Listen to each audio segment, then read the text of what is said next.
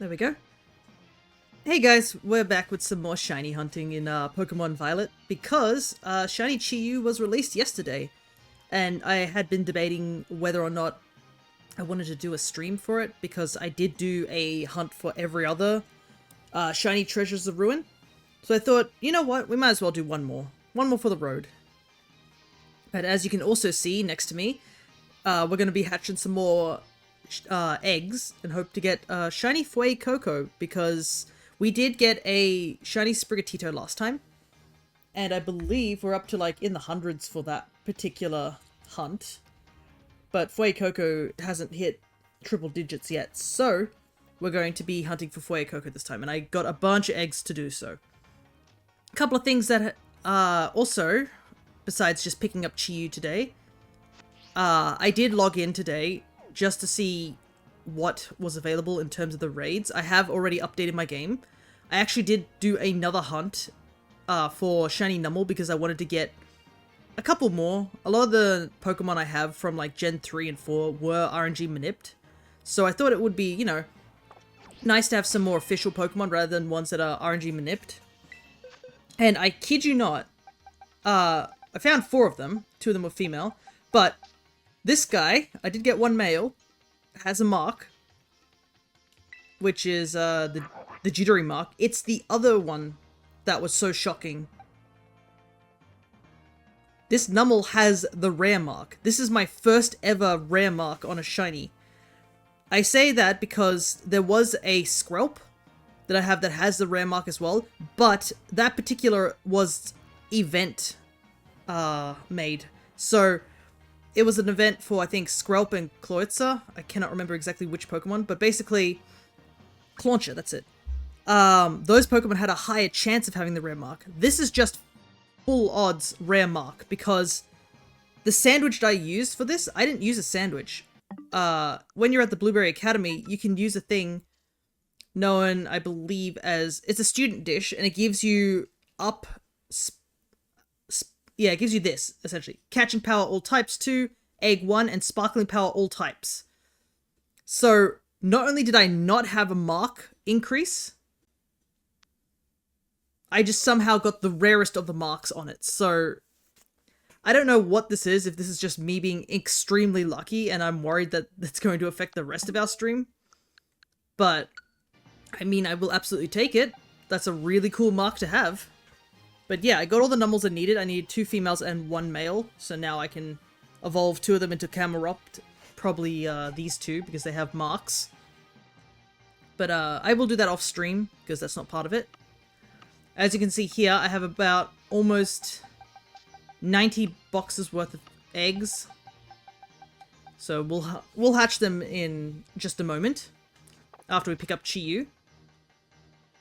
But another thing I wanted to show off is, as I was looking around for all these outbreaks, I was curious to see what I had.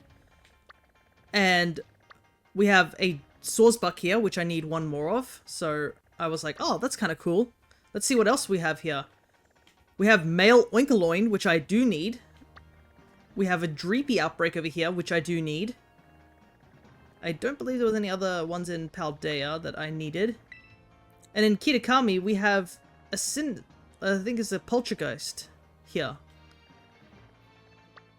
And I don't know what type this one is. It could be the synth. I have to check if it's the authentic or the phony. I actually need the phony ones. So if this is the phony version, I can hunt these as well and get that completed, because I already caught 2 authentic ones. So yeah, massive amounts of outbreaks that I do need the mons for. But for now, I'm going to head back to Paldea, and we're going to do our usual egg hunt real quick. Just at the start of stream, whilst people are slowly making their way over to the stream. Get the boring stuff out of the way first.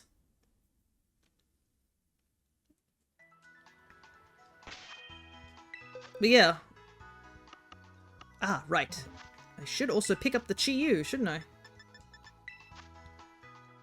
I assume it's via internet.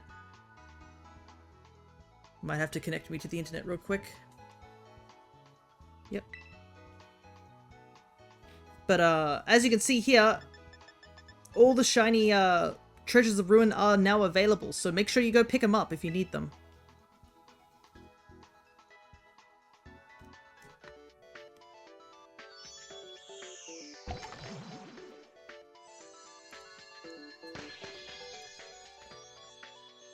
First things first, we're going to pick up all those Terra Shards that we got. Fire, Electric, Psychic, and Fighting times 100. Pretty solid amount. Electric's a pretty good one to have.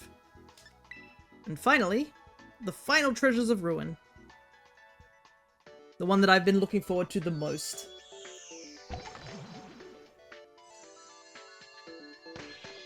Yeah, look how good it looks!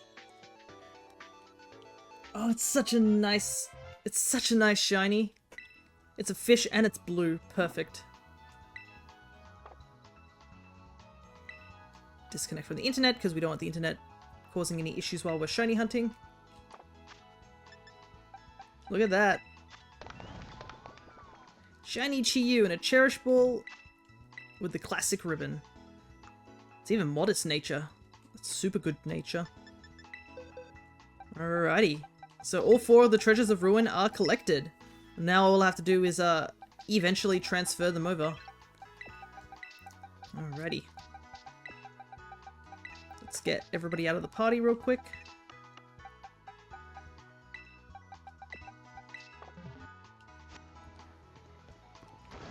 And do some sandwiching. But yeah, the Oinkoloin one is a really massive one, because as you can see, I believe this one's the female one. Yeah, so I already have the female one, and they do have a gender difference. And unfortunately, the one Lechonk I have is also female, so I can't even evolve that one either.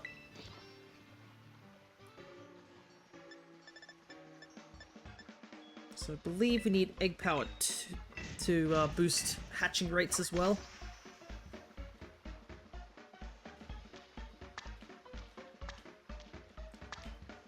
I probably should be doing this more often when I'm doing the Masuda method, because I was using just buying ice cream to get a power 1, and it takes forever to get eggs.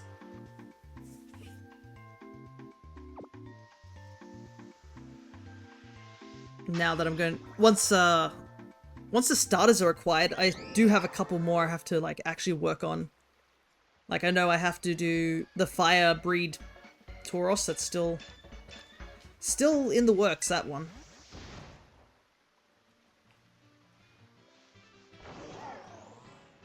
Because I still don't have a copy of Scarlet. The problem is the one person I know who has Scarlet that's like close enough to me to actually trade it, or like if they wanted to. He's got the virtual copy of it, so that doesn't really help. So I can't do anything about that. Alright, I need to open up my page for the hunts. Alright, let's get started. First egg for today.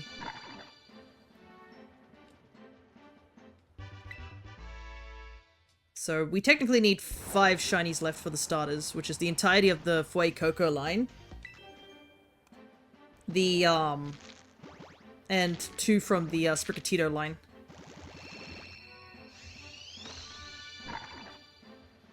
I haven't decided whether or not I want to Masuda method the Hisuian mons, because I am only missing like a couple from Hisui, which is Zorua and Sneasel. But the problem with Sneasel is I need 3 of them.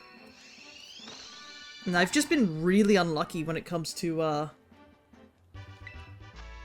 the Sneasel line. Like, I'm pretty sure I've perfected the entirety of the line, and yet have not seen a single shiny Sneasel. I've even considered whether I should, like, also perfect the dex entry for Sneasler, just in the off chance that I do get a shiny one of that, because now with the massive mass outbreaks, you can actually get fully evolved mons to show up. So, I mean, if it means getting a Sneasler, I probably should. Because I do need it. Thankfully, that doesn't have a gender difference. It's only Sneasel that has a gender difference, which is really handy. Yeah, these eggs hatch way faster when you have an egg power on. The difference between 2 and 1 is kind of staggering.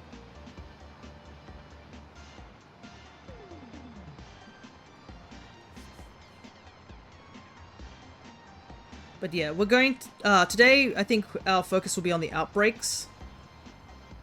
And then I guess I will decide what I want to do after that. The thing is that we're kind of getting down to the wire of how many mons we need, and a lot of them are specific mons that we need. So, for example, when we were hunting for the Squawkabilly the other day, the one we needed for that one is just the yellow one now. I mean, I'll take a green one as well, but I just need the yellow one specifically. The green one I have, but it was traded to me. So I wouldn't mind getting a, another one, per se. That's under my own trainer ID. The problem is that the location we were hunting, you saw, we ended up getting 2 of the same color. Because they just spawn in randomly. It's just a random chance of what they spawn, so we'd have to use an outbreak for that one. Because there is no way I'm going to be doing Masuda method for Squawkabilly. I don't see any purpose for doing it that way. It'd be much faster just to do an outbreak. I want to leave all Masuda method to, like, mons that, like, I, you know, need to do Masuda method for.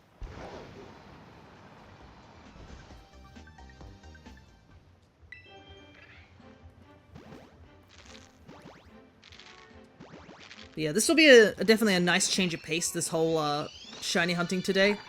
If we do get even like a couple of shinies, just because our luck over in the Dynamax lair has been so atrocious. Like, not a single shiny from that, and I mean, we're still hunting for type null, and that's going to take a while. Like, I've even considered doing it off stream, considering how long of a hunt that's going to be.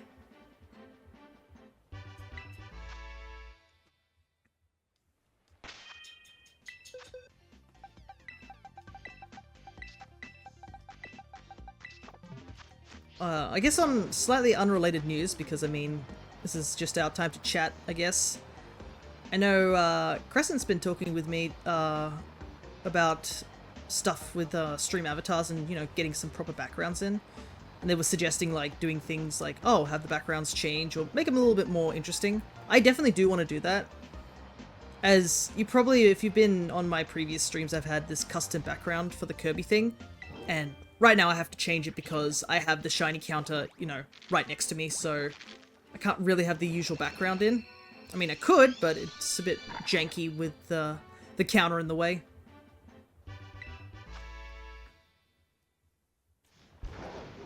But, they were suggesting to just do a bit of an overlay change, and I honestly agree with them.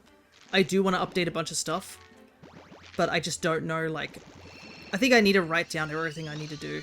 If I just,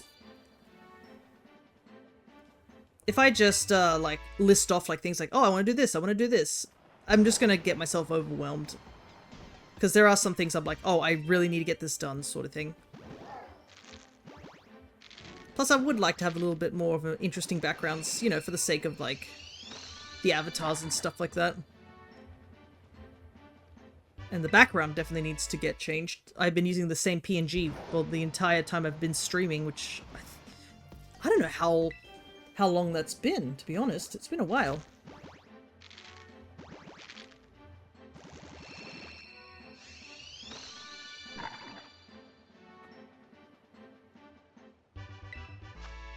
Is it 3 years at this point? It might be. But yeah, that background's very outdated. And it's definitely a lot more noticeable now that I have, like, a slightly different overlay since, I guess, back in the day.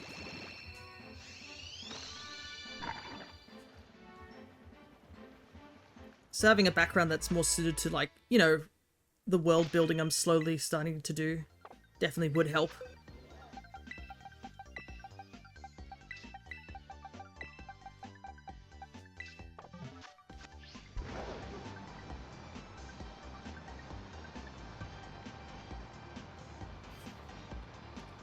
So yeah, I don't know when that's all gonna happen. Probably once there's an art competition that's happening at the moment. I know I've been doing a lot of drawing for that. Hey AJ, good to see ya. But I definitely do want to start updating things. A part of me is like thinking it might be done by next year because of just how slow things have been, but I think I just need to get the motivation to like focus and, you know, lock down on things. Oh, this guy's really small. Because I know these guys can be different sizes, I believe.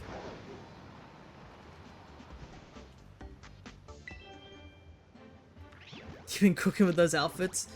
Ah, yes, there's outfits that if you don't go to the holo, you have no idea what those are. Probably when the competition is over, I'll probably like post them all onto the blue sky. Be like, hey, check these all out. Hey, Cryo, good to see ya. We've just started hunting, I guess you can say. But we're going to be doing some outbreaks because some really good outbreaks have popped up on my in my game today. Of like specific mons I actually need to finish certain dex entries. And we also picked up the shiny Chiyu as well. So now the hardest part, which is definitely could probably nail a good amount of commissions. Yeah, speaking of commissions, I've got commissions I need to do as well. Except I keep getting sidetracked by this contest.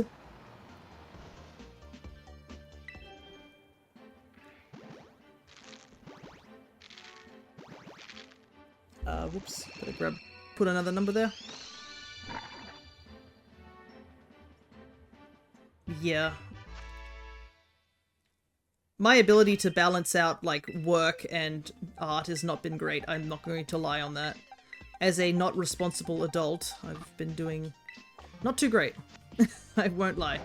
But doing this drawing thing has actually helped. I've been using it as a means to, like, get back into like drawing again, because I took a huge break from drawing altogether. So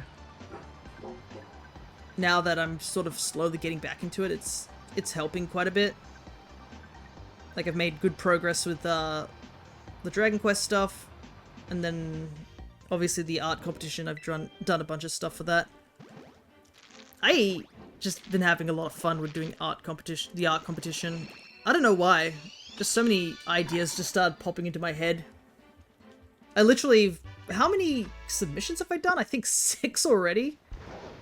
And I feel a little bad because I've just been, you know, having fun doing it. And then I saw one of the comments, which was from Perry, and Perry's like, I'm still struggling to do one. And I was like, oh no. I've probably put so much pressure on all the other artists. Because I know one other guy has done like, I think 6 outfits, but I think he did like... Most of them were for Cress and like a couple for Noctis, whilst I've been focusing on making sure that the outfits like match the two of them.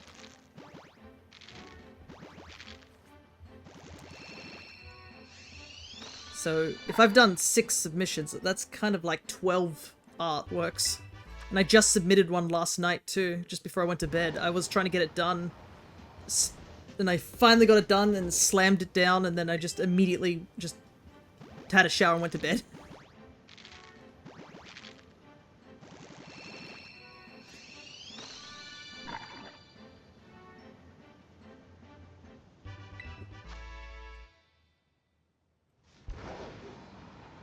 But yeah, once this art competition's done, I'm gonna probably get those those actual things I need to do done.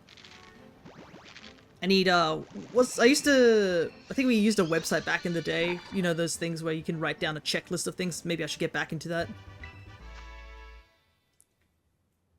Write what I need to get done so my brain doesn't forget things, because I definitely have, like, had moments where I've been scrolling back on things, and then I'm like, oh wait, I forgot that I needed to do this sort of thing. So I do apologize on that point. Especially Cryo, because I know you have requested stuff from me. So I need to get those done.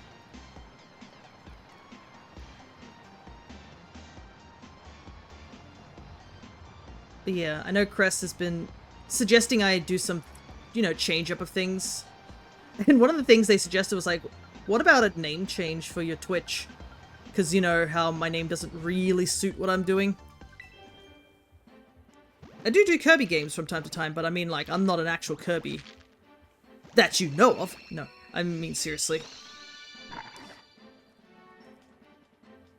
But, I don't know if I would let go of my, name. Because, I mean, it's already hard enough to, like, get a name without it being, you know, countering someone else's, like, that person also has a name. Would you like to add a couple of numbers to the end of it so you're not the same as that person? That sort of thing. And I have been using this particular name, Flower Kirby, for like the longest time. So it holds like a lot of sentimental value to me.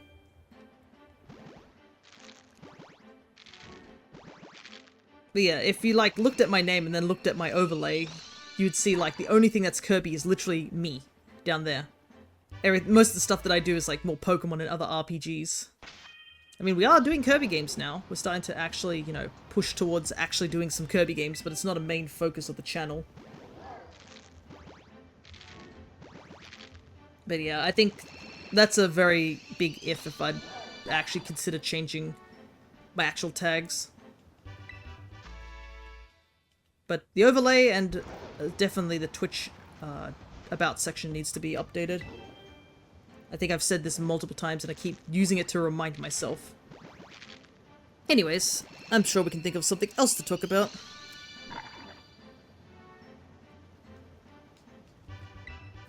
It's kind of crazy that this month is actually almost over. It's supposed to be like...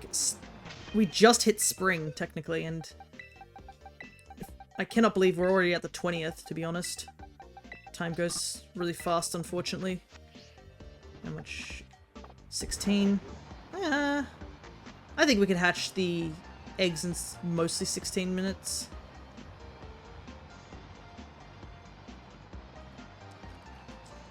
But yeah, the weather's warmed up like considerably. And it's a really good day today. I know my dad wants me to help him out mowing the lawn. We hit fall and it's still too hot. Yeah, like it takes a while. The first month of like any weather change is always... takes forever to be a weather change. Like, it's only just starting to warm up now. Like, we had a couple of weeks where it was still the cold of winter. But, yeah, now when I get up in the morning, I'm not like shivering or anything like that or struggling to get out of bed. So that's already like a sign. But I'm probably gonna have to start changing up my, my bed stuff because it's all winter based.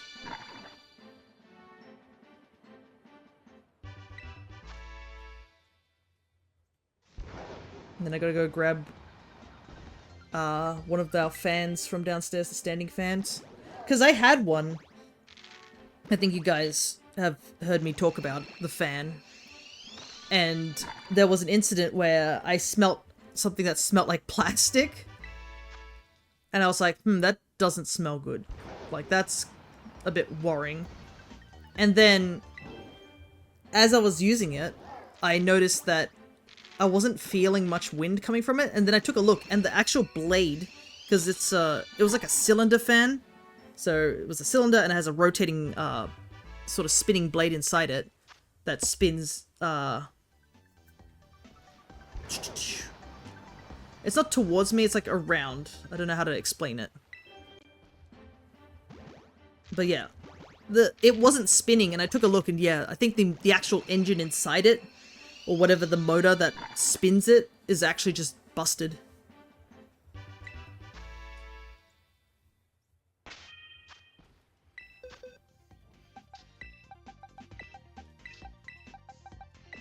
I also don't think I pressed the button for that one, so let me quickly do that. Honestly, I'm not great at keeping track of these eggs. A rough estimate's good enough, right? As long as I keep on pressing the button. So, thankfully we had another fan from downstairs, but yeah, I had to throw that fan away. Which was annoying. But, with now how hot it's getting, as well as my computer acting like a heater, I really need some sort of fan in here, or I'm just gonna melt.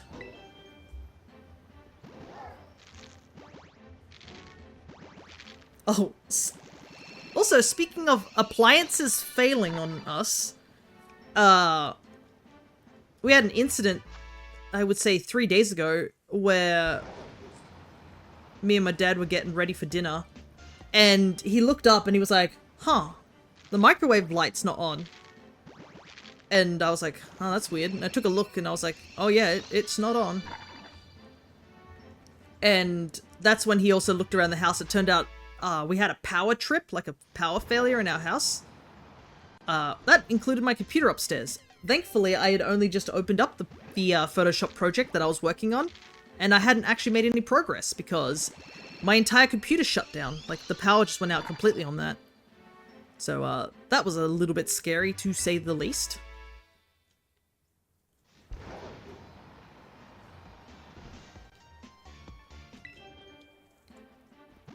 And I was like, well, I used the microwave just a moment ago, and it was working fine, so I don't know why it, like, you know, failed like that. So, thankfully it was a quick, you know, turn it off, turn it on again sort of moment, nothing big.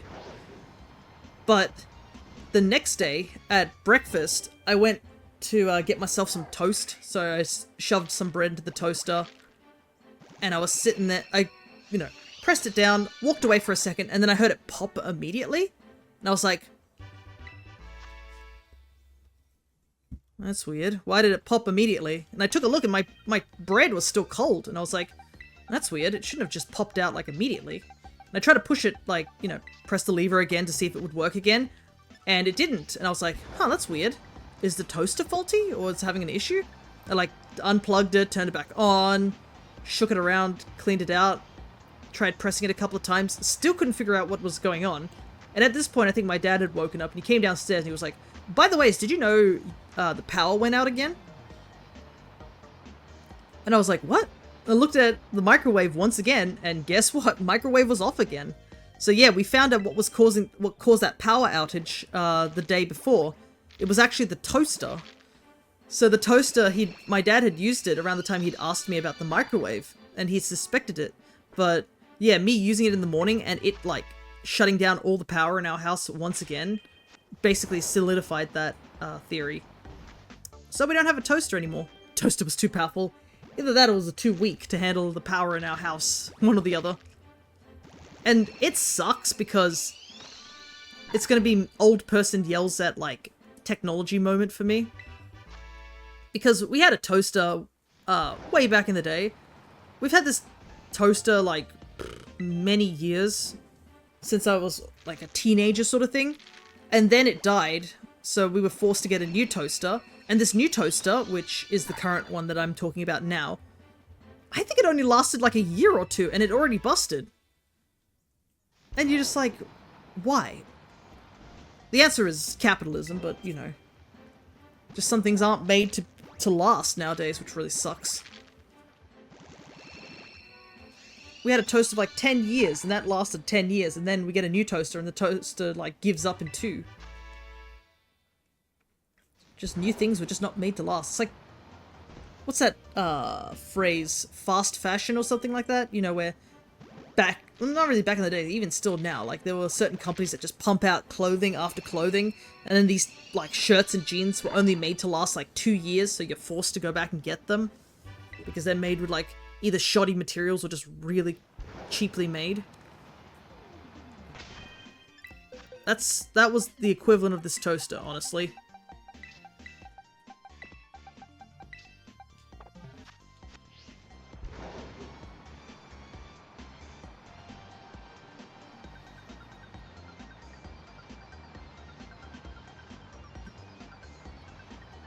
But I guess, yeah, now we're just without a toaster. We haven't gone shopping to get a new one yet, because my mum is still out of the country at the moment. So my dad suggested that we just wait until she gets back, so we can get a toaster that she likes, because I know she would complain about it. Plus, it's not urgent. It's not like the microwave. If the microwave was the actual issue, then we would have been like, oh crud, we have to go get a new microwave. But a toaster just does only one job. I think the only thing I've used a toaster for was frozen waffles. Yeah, I've seen people, like, put waffles... I know you Americans do Pop-Tarts. Like, Americans do Pop-Tarts and stuff like that. I did buy some Pop-Tarts when I went over to America. They were strange. They were tasty, but they were very artificially tasting. But I was really nervous putting them in the toaster. That was the bit I didn't like, because I was like, this has chocolate on the outside of it. A toaster, you know, heats up your thing. Wouldn't the chocolate just melt into the toaster? It doesn't seem very efficient.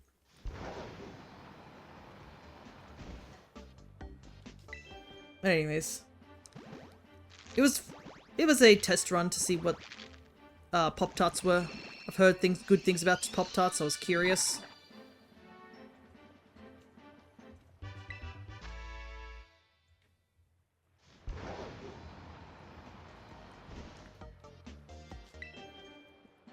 Pop-Tarts are fun. Yeah, they come in all sorts of flavors, don't they? I don't know why, but I love when he said you Americans. I mean, I don't know where what other countries use Pop-Tarts. Pop-Tarts look American. Like, if you ever asked anybody about Pop-Tarts, some person would be like, ah, yes, that one American thing that the Americans use. You know? They do loves the small ones with coffee in the morning. Ah, yeah, I think I picked up the one I grabbed. I think it was the small one. That was not bad. But then again, the issue is that I do a lot of baking, a lot of confectionery stuff, like, you know, cakes, biscuits, and whatnot. So you have to have a pretty high standard to, like, make me really like a baked treat that's from store-bought. Because I know some store-bought biscuits, you can just taste the commercialism. You're like, ah, yes, I can taste that artificial flavors. Like, I'll still eat it for the sugar, but I know I can do better than this.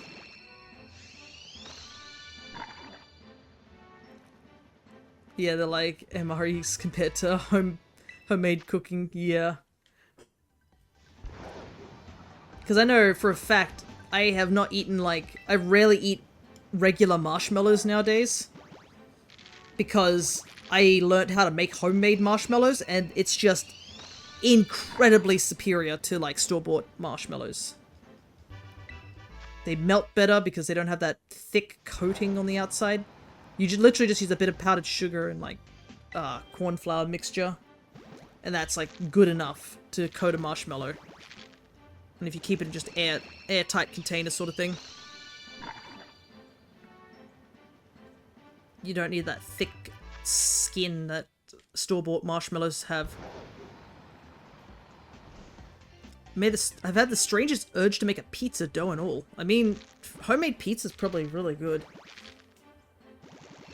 And, I mean, you get to make the toppings yourself. You get to choose what you put in that pizza.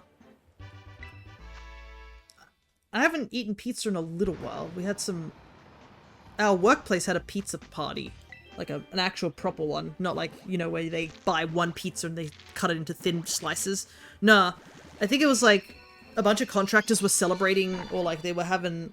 They made a big milestone in the work, and I guess they decided to have, you know, pizza for lunch. And I swear there was like 15 boxes of pizza.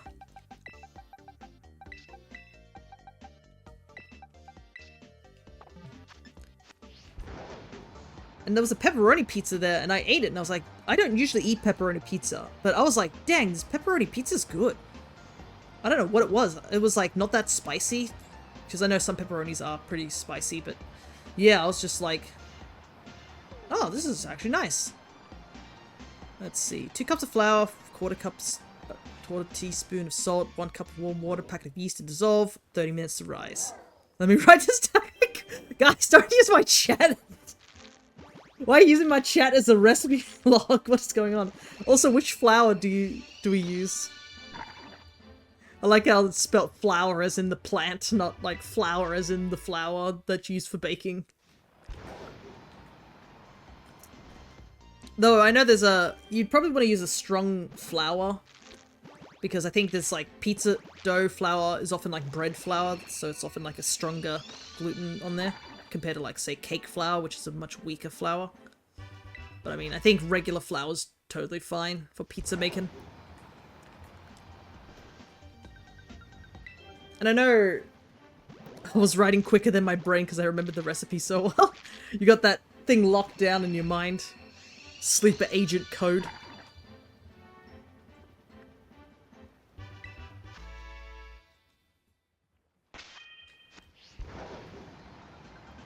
I also need to buy a pizza stone, or at least something to hold it. Yeah, that's the thing, like, I know there was, because you need, like, one of those pizza disc things that you can put it on as well. You can put on one of those things. But I know there was a recipe I saw online, which, it wasn't exactly a pizza per se, but it was, like, somebody made a recipe where it was, like, more of, like, a bread pizza, where it had a thicker, sort of bread-like consistency, but they made it in a pan, and you could just cut it into squares and just eat it. Not a pizza, but I mean, it's pizza-like. Still tasty, I would assume. A pizza I kind of want to try, is a deep dish pizza. I've heard rumors about it, and I know that some places apparently make some really good versions of it. Yeah, my recipe's more like bread, but hey, season stuff well enough and anything's good. I mean, can't go wrong with some good bread as well. I need to go this way.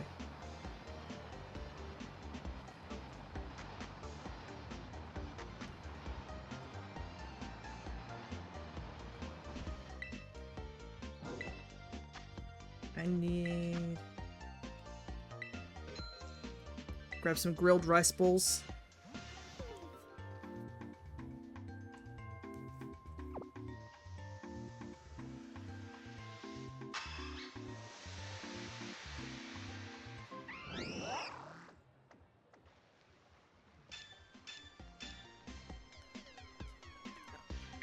I'm gonna want to eat grilled rice balls at some point. I know Crescent said that they had grilled rice balls over in Melbourne when they went to the trip there. And they said they were very delicious, and I'm like, yeah, I can imagine. Nothing so good about cracking rice. Rice cracker skin. Alrighty. Well, since that sandwich was about to run out, and I don't see any need to make a whole nother sandwich for just for another box of eggs. We're just going to use egg power 1.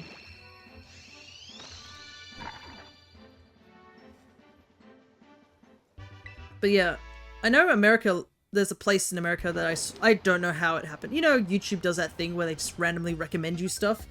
And one of them was like of this deep dish pizza place, which apparently is like very legendary in its area.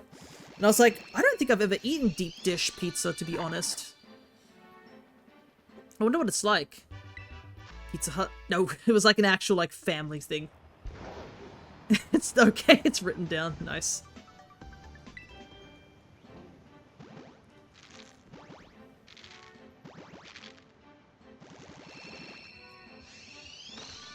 We have Pizza Hut here, it's just like...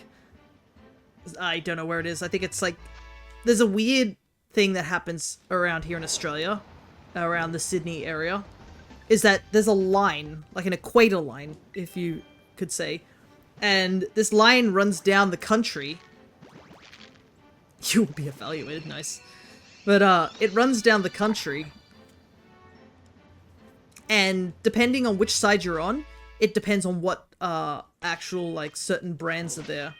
So, for example, KFC and Red Rooster, two examples of like chicken places where on one side of the equator you'll find more KFCs, and on the other side of the equator you'll find Red Rooster. It's a strange phenomenon. I think it's similar with Pizza Hut. You don't really see Pizza Hut around here, but it exists. You see it more frequently around with the Red Roosters, whilst you see Domino's more on this side. I don't know why that's an occurrence, if it's just people's tastes that just slowly made this like this sort of like boundary, or if it's a culture thing. I guess I'll never truly know. But yeah. You don't see many Red Roosters unless you cross to a certain point. I prefer Domino's more. I do too, but we've been eating at a different place recently. Called, I think, Mad Toppings over here in Australia. It's actually pretty good, and they have a lot of like crazy different pizza types. One of our aunties got it for, I guess, I can't remember exactly the reason. I think it was just for a dinner together. And a lot of us in the family were like, hey, this is not too bad. And there were some pretty interesting toppings. Like there was one that had sour cream and like chilies on it. There was a seafood one that I didn't mind too much.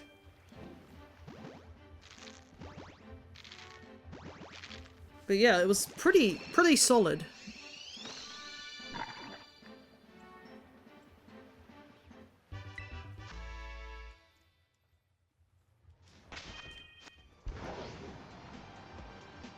I fiddled so much with that dough recipe.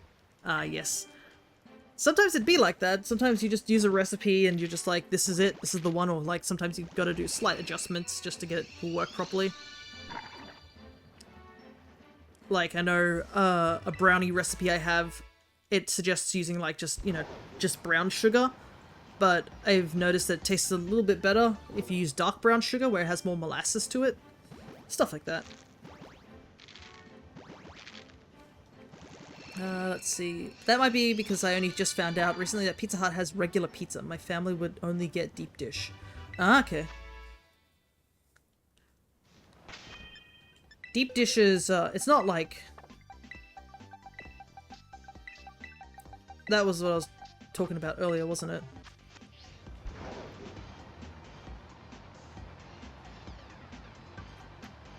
Because it's...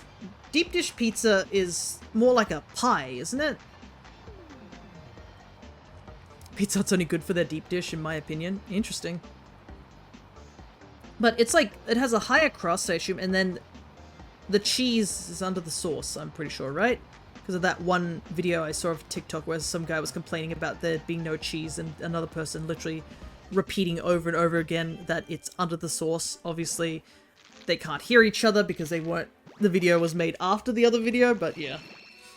Oh, that's Chicago style? It's different? Okay, interesting. I'm learning more about pizza, you know? So, yeah, but if it's the only thing they get from there, it gets annoying. Yeah, I can understand, like, you just get the same pizza over and over again, you get sick of it after a while.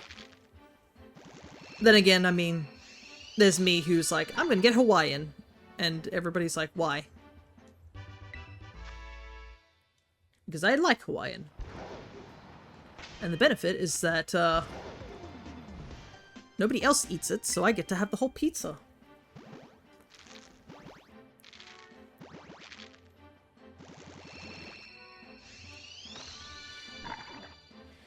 I could see someone disapproves immediately. I'm used to it at this point. As long as it's not like that one image I saw of someone putting peas on a pizza, that was weird. Oh no, there was that, what was that, pear pizza that I heard about, where they put pear on it? That was strange. And it's not even like it was a sweet pizza or anything like that. I'm pretty sure I saw a picture of like a pear pizza. And people were like, we found a common enemy, we should unite with the pineapple lovers and just like take out the pear lovers. It wasn't even like one of those chocolate pizzas where you know, make it intentionally sweet, like more like a cookie. This was like, I'm pretty sure, like just a regular pizza with pear on it. I don't know if it was a hallucination I had, but I'm pretty sure I saw it. I'm almost sure I remember seeing it. Let's see. Yeah, here, pear and prosciutto pizza. It is an actual pizza that you can get. Balsamic pear pizza. Yeah. It's a real pizza. Still better than someone ratting their significant other out mushrooms, pineapple, and olives. I'm not much of an olive liker. I think they're a bit too strong for me. I know my dad loves olives. But I'm not... That's not for me. Also, there's no point ratting out people about what they like. You know? You know, like, mushroom, pineapple, and olive doesn't sound too weird. You add other stuff and it becomes like a supreme pizza. As long as you're not, like, mocking them for eating pizza with their weird toppings, I think it's fine.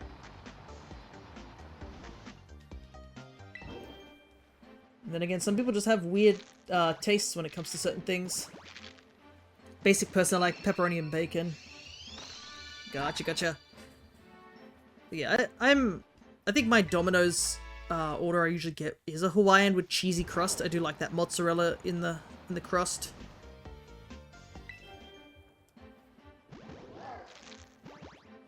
But yeah, it's been a long time since we've made homemade pizza. I remember we made it years ago.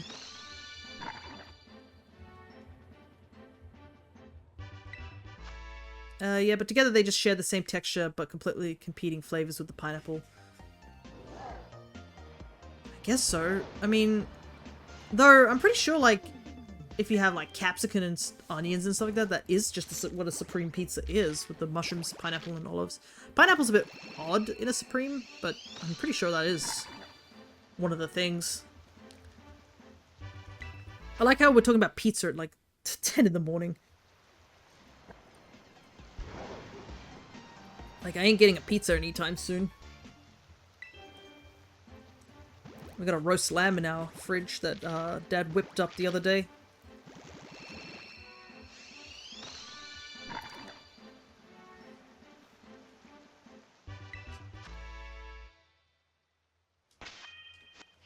Oh, a female Fue Coco.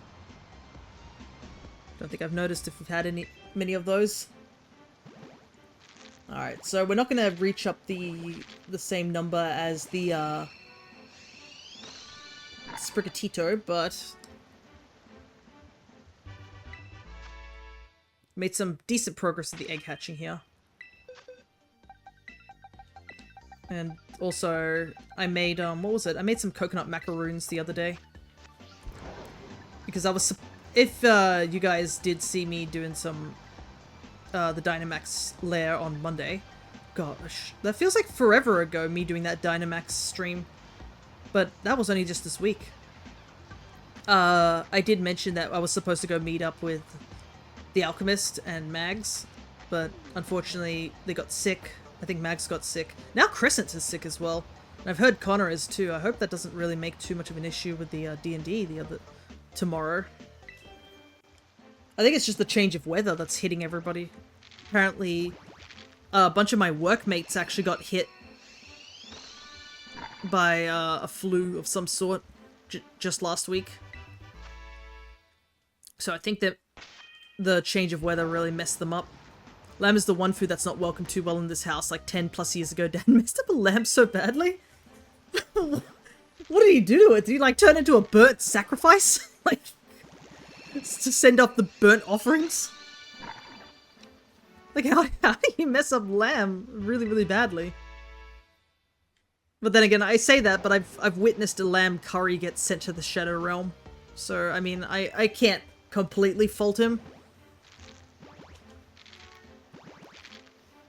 That lamb curry, I'm pretty sure that will haunt me for the rest of my days. I have no idea how it ended up like that. I think the reason it also haunts me a lot is because I had to clean that pot that burnt lamb curry was in. I forgot it was so long ago, but it was so bad that my mom is completely against having lamb in the house. Wow. That must have been traumatic. I can't... You gotta get the details on that at some point. Love to hear what happened to that lamb. But I guess, to fill in the gap about the lamb story, I also have a lamb curry story as well. Thankfully, it wasn't me who cooked it, but it was at TAFE when I was doing that yearly course for commercial cookery, and we were asked to make a lamb curry. And the whole idea was that to make the lamb curry in the oven. So make all the ingredients in a pot, cover it up with aluminium, and have it cook properly. That was kind of the idea. And two of the people who have the worst cooking skills in that entire course were paired up together, which was probably a bad idea in hindsight, but you know, hindsight's 2020. Like, one of them talked way too much. That was definitely, like, it was extrovert times 100 on him.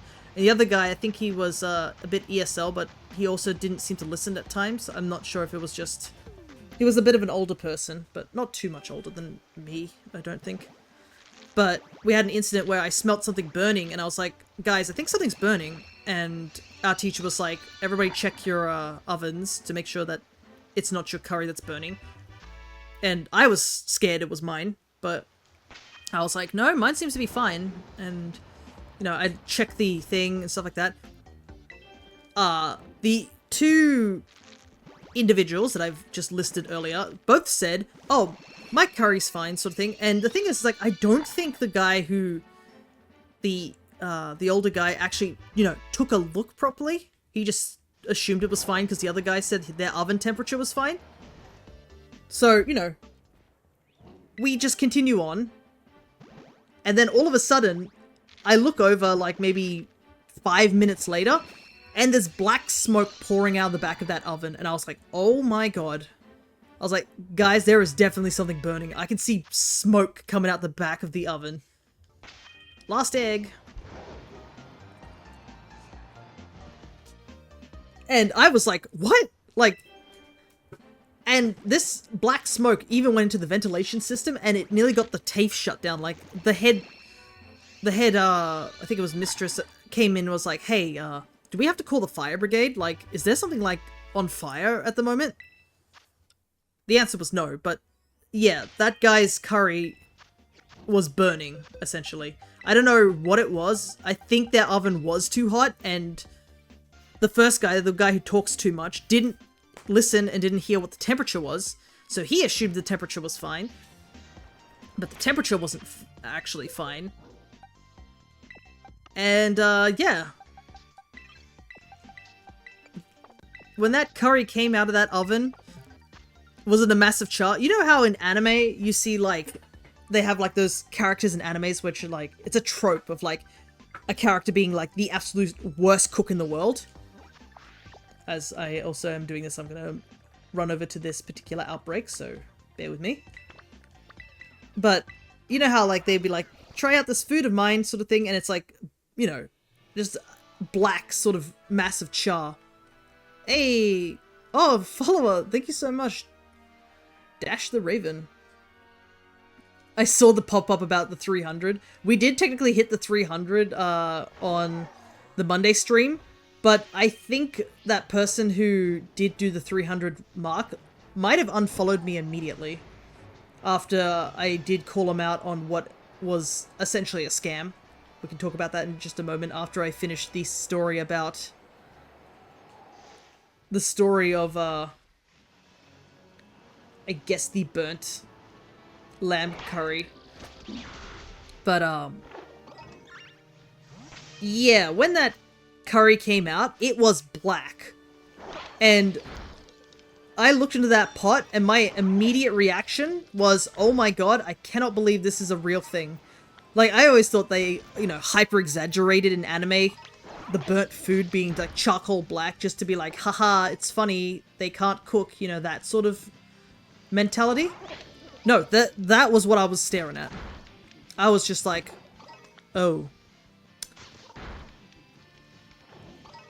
Well, I promise no scams here. I found you on one of Cress's retweets from Blue Sky. Happy to help support people they know. Thank you so much. I do feel a bit funny, like, thinking about just, like, you dropped in as I was telling about a burnt lamb curry situation that happened at my TAFE a couple of years ago. But yeah, it was charcoal. It was literally charcoal. We had to soak that pot, like, multiple times. We had to, like, scrub it just to try and salvage something out of it. Oh, man. It was a rough time, to say the least, getting that thing cleaned. But, anyways, thank you so much for the follow, Raven. I'm glad that, you are not having any scams. I can actually tell that story here because,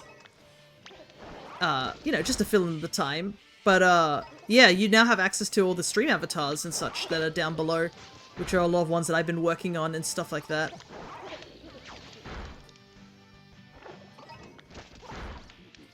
Which is, I think, the Tamagotchi ones and the Pokemon Mystery Dungeon ones are the ones I made. You can use the Kirby ones as well. But, the thing I was talking about, just a moment ago, with, I guess, a scam, was we were Dynamax hunting for Solgaleo, and we were also doing a hunt for, Type Null in Ultra Moon. And somebody came in and was like, hey, would you like a shiny Deoxys? And I said, oh, is it from, I assume it's from Pokemon Go, because I doubt somebody who is, I know how to RNG manip Deoxys. I haven't attempted it yet, but I know how to do it. I think that's enough oinkaloins for now, and we'll pop a normal type sandwich. Quickly save the game. But, they were like, oh, would you like this Deoxys? And I was like, can Deoxys even go into Pokemon Sword? Because that was the game that we were hunting in at the time. And the answer is no, Deoxys can't move to that. So they were like, oh, would you like type Null? And I was like, not type Null, do you want a Zygarde? That's what they said. And I was like, Zygarde, the Pokemon that's really hard to get in this game, and you can only get one of, per save file by the ways. That's Zygarde. Just want to double check. And they were like, yeah, I have multiple. And I was like, uh-huh. How? And they were like, oh, well, I just make new files to get more Zygarde. When, I know Cryo was there, and Cryo was like, squinting their eyes at that comment. Even I was just like, that's a bit odd to say. Do I have any, bit? Okay, I do have spicy and bitter, so we can do that. But I was like, huh, that's a bit odd, to say the least. Why is this image that I grabbed an image and it's so scuffed that I can't even see what's on the image? Why is it so scuffed? It's like not loading. Oh, it's just on a Facebook thing. It was copy pasted. Give me a second. I gotta find this this recipe.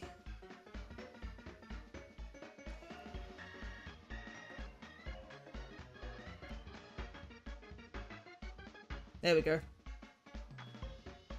But yeah, it was weird to say the least. So I was like, okay, look, I'll take a look, you know, just out of curiosity, I'll take a look at it, like after we do a raid. And then we will, you know, go from there. I was lurking at the time because I had a weird feeling about them wanting to immediately trade. Yeah, so I was like, this is weird, but that's why I was gonna like play it absolutely safe. So when they showed the Zygarde like showed up, it was the dog Zygarde, and it was called Gift in a Luxury Ball. It had Pokerus, which honestly, Pokemon can have Pokerus, nothing weird about that, but it was just so like, it's so rare, Pokerus. Like, I believe in some of the older games, Pokerus was even harder to get than shiny Pokemon. But I was like, okay, that's a bit odd. And I was like, it's odd that's called Gift. But, I mean, you can rename your own Pokemon, no issue. And the thing that was the big major red flag was, as I was, like, looking at it all its stats, in the section where it's supposed to tell you where it's met, there was no location. And I was like, okay, that's probably a big red flag there. And I was like, huh, I literally said out loud, I was like, huh, that's weird that it doesn't have a met location. And I looked at the trainer ID, and I saw the trainer ID was Mitsuki. And I immediately knew that that was a big red flag. Big reason being is I've done a lot of home trades on Pokemon Home's Reddit, and they actually have a page which you can use a blacklist page, which you can type in a person's trainer ID, the name, or the certain things. I think they have the SID, so it's like the name, the trainer ID, and stuff like that. But I looked up the name Mitsuki, and it's the most common name used for genned or hacked Pokemon. And I was like, that's why I remember this, because I do remember somebody mentioning that being a thing. So I was like, oh, before I go hunting more. And I didn't immediately say, you know, out loud that that was the thing that already, like, put me on the sort of thing. It was, I think I said, that's weird. Is this your name, or is it someone else's name, sort of thing? And I believe they were like, oh, that's, what did they say? Wasn't they like, oh, that was my name from the old file?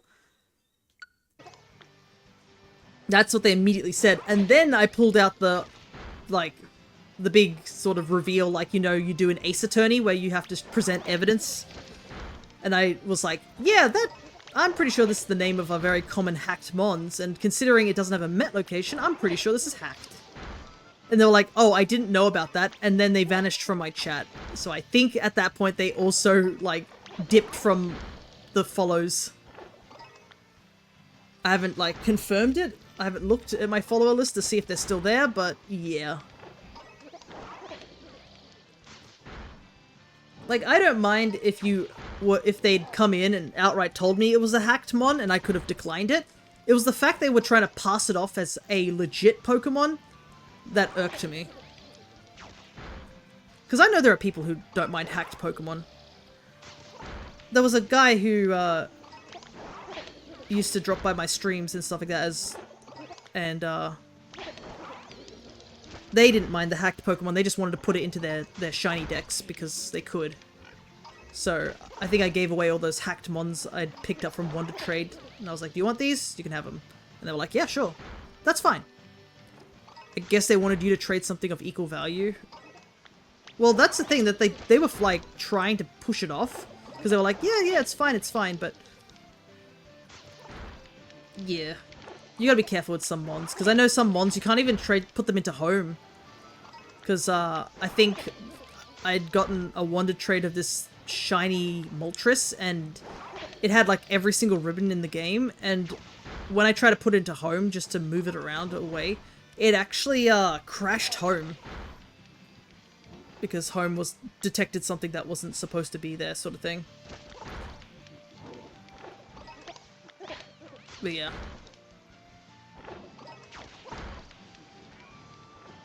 It definitely was it was definitely a scam, but I was like, man, it's been a while since I've seen one of these. Thankfully, I had a similar incident where somebody did give me a hacked, I think it was a hacked Mew or something like that, and I politely declined and sent it back to them. At least they were a good enough sport to be like, okay, and took it back. But yeah, I am in no condition to want any sort of hacked mons. I may do RNG manipulation, but that's not hacking. These Pokemon are legit, they're just on a specific frame.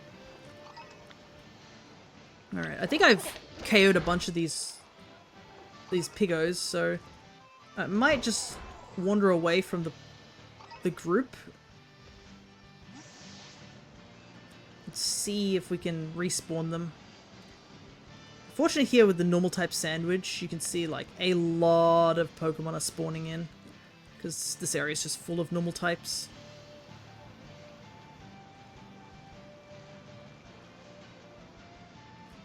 But yeah, that's my story of how somebody attempted to try and give me a hacked mon. And I guess another reason I'm just like a bit bummed that was hacked was the fact that I do need Zygarde.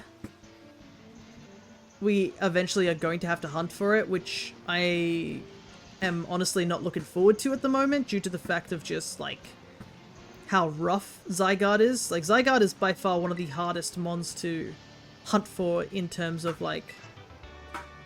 I've never picked that up. Okay. It's one of the hardest mons to just do the Dynamax layers in, especially if you are with a bunch of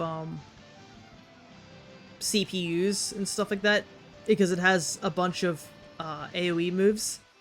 So a lot of people, I think, for the Zygarde hunt, what they'll do is they'll find a path that has a lot of has Pokemon with wide guard, at least one of them, and then they just quit and go in and out of the match over and over again, sort of thing. You know, check these dealings as well, because they are normal types, so they should be affected by the sandwich.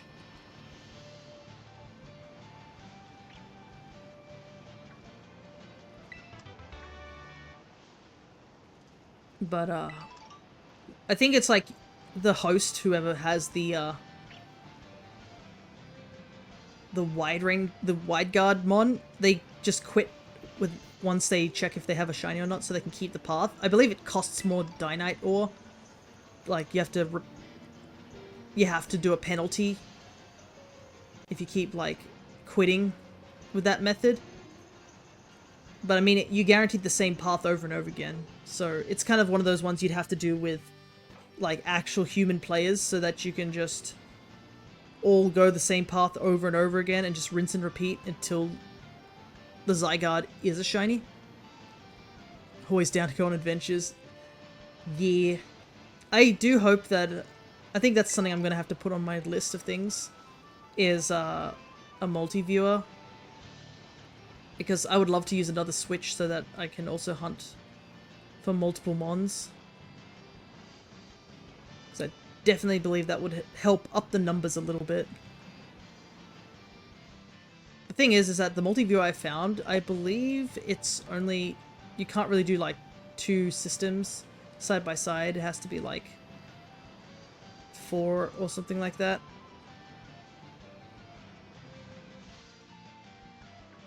I do not have... Well, I do not have access to 4 switches at the moment.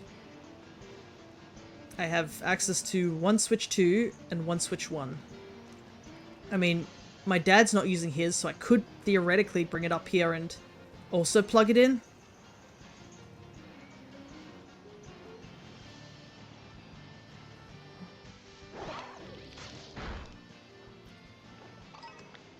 But yeah. I'll probably still make the Dynamax Adventure stuff like every... maybe once a month or something like that. Not too frequently. It's not a big hunt that I'm going for.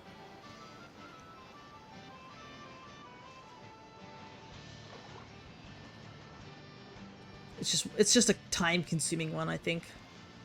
For a second I thought that was the shiny, but it's just an orange... the orange face of the female. The shiny would be very obvious. It's just gotta... I just need it to pop up.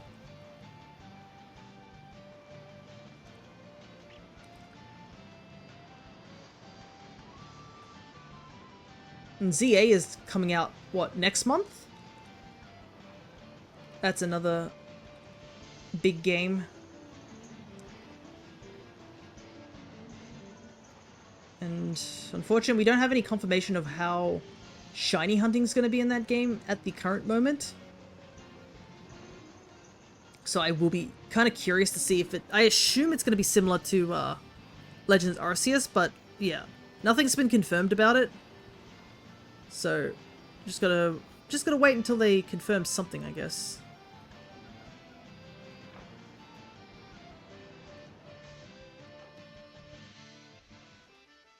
I'll try a picnic reset real quick. See if that helps.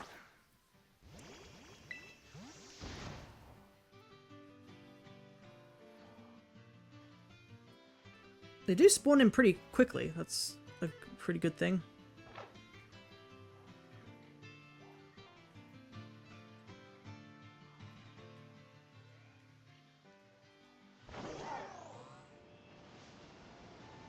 I'm so worried that a female one's gonna pop up and just, like, ruin my day.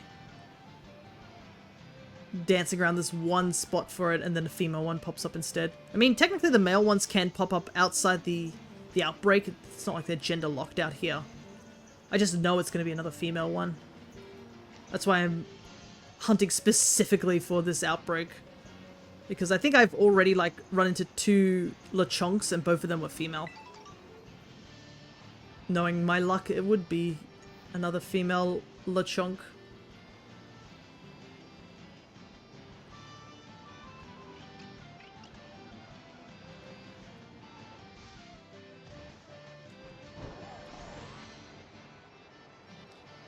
But yeah, I haven't actually decided what I want to do this coming Monday, actually.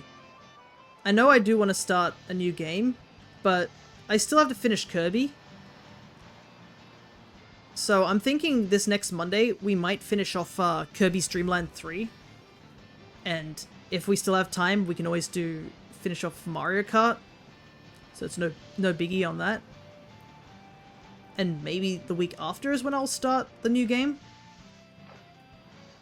I think that's probably for the better, because I know there's... With ZA coming out soonish, I've got to decide, like, when I want to get this... Because I know the new game I want to do will take a while. So, once I've committed to it, we're kind of, like, stuck with it for a little while. It's not a short game. So I'm wondering if we'll do the same thing as we did before, where I did it fortnightly, like 4 different games.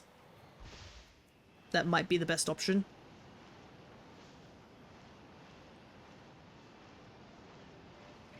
Yeah, I do not know. I am very excited for ZA, like a new Pokemon adventure. We haven't had one for a little while, have we? I mean, we did do Ultra Moon, so that was technically a newish adventure because I hadn't played the Alolan games in so long. But that game also was filled with suffering because that was not made to be monograss run.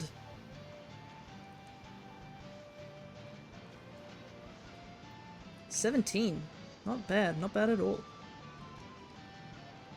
I haven't had a D&D session in a little while. Because my other DM is out of town at the moment. So that's why I'm looking forward to this D&D session that's coming up tomorrow. Though I believe we're taking a longer break for D&D. Because our DM Mags needs to take a bit of a mental break. As well as gives him time to like reorganize stuff.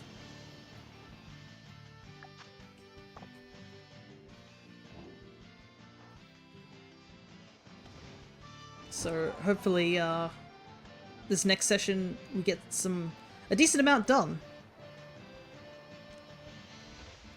I know we're still in the middle of a dungeon, so I feel like a good chunk of it's going to be dungeon crawling.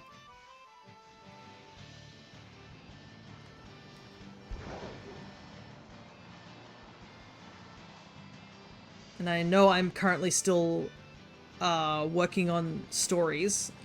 I know we've technically finished Monster Hunter Stories, but I'm currently working on getting the last of those monsters genes. I'm actually getting closer. I did grab 2 more recently, but I've taken a little bit of a break with it because I've been doing some drawing instead. But how far can I go up this cliff?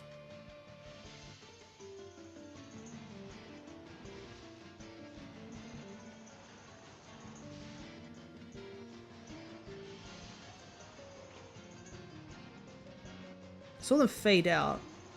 Okay, so they were still there. Unless like they literally pop into existence, they haven't despawned. Oh! Let's go!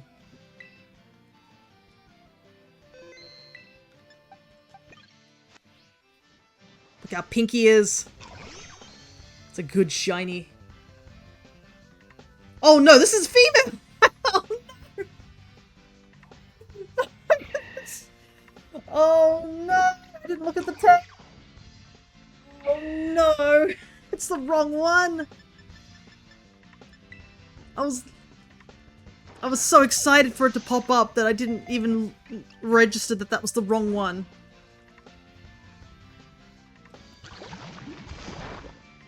Ah, that's...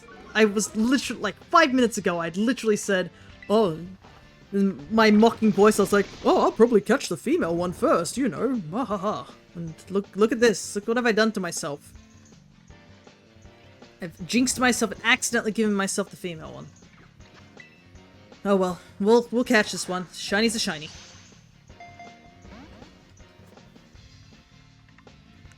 They look so similar. It's because they both go the pink color, so they don't have that brown spot at the front.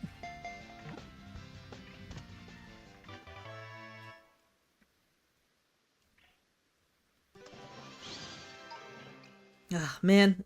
I was so excited.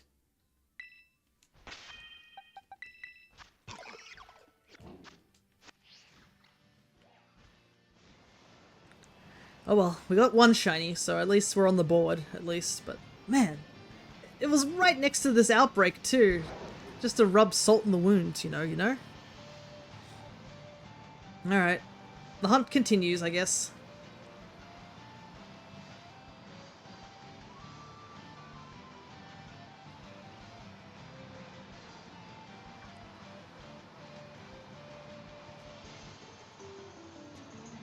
Also, I think before stream I had, like, I considered whether I wanted to do, the hunt for Tandem Mouse. Because I technically still need the regular mouse hold, and I haven't you know, gone and grabbed it. But I need another tender mouse. Thankfully, with the tender mouse hunt, I don't have to stare at tender mouses. I can just KO them until eventually one of them shows up. And that will save my eyes a little bit.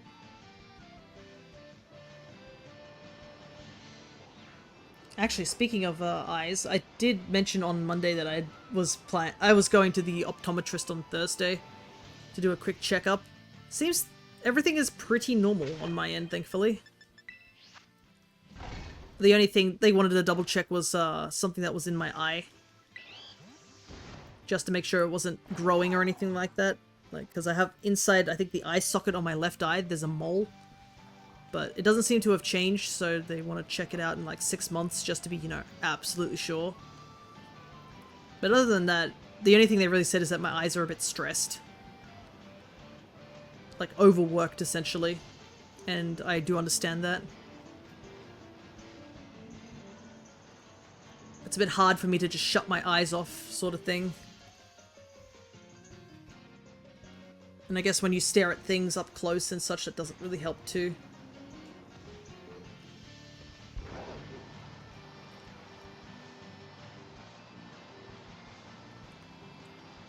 But other than that, they seem to be doing okay.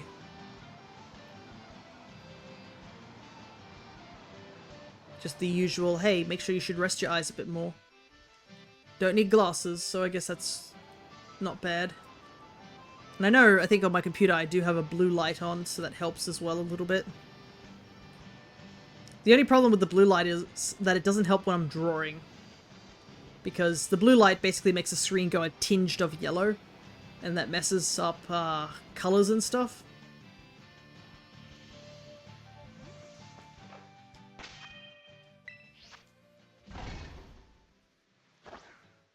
And I know, I think when I was, I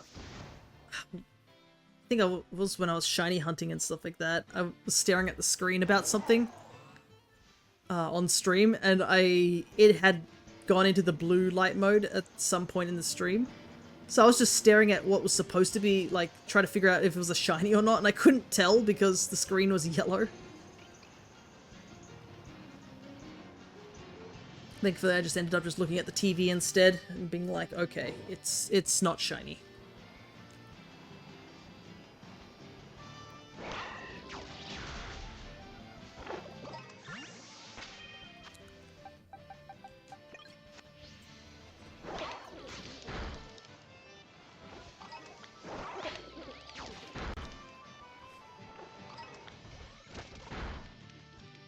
Let's see. I'm just gonna KO a couple more of these guys to see if that will help raise the odds a little bit.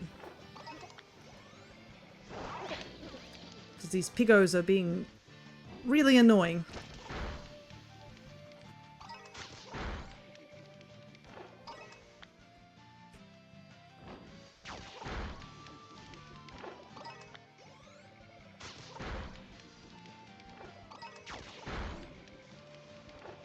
I did see the message that the group was thinning out. And I don't want to do too many to the point where it's like not many of the original horde is remaining. Because I think at that point it actually lowers the number that actually spawn in.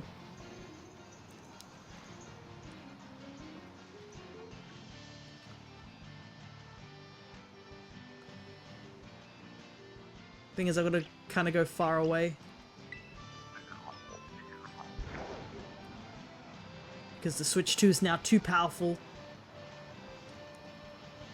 You're not far away enough, it doesn't despawn them.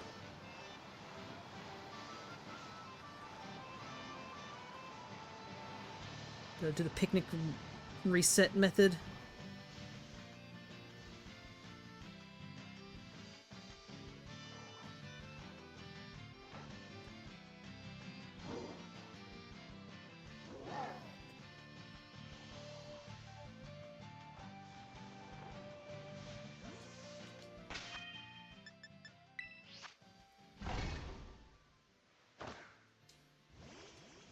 Quick stretch.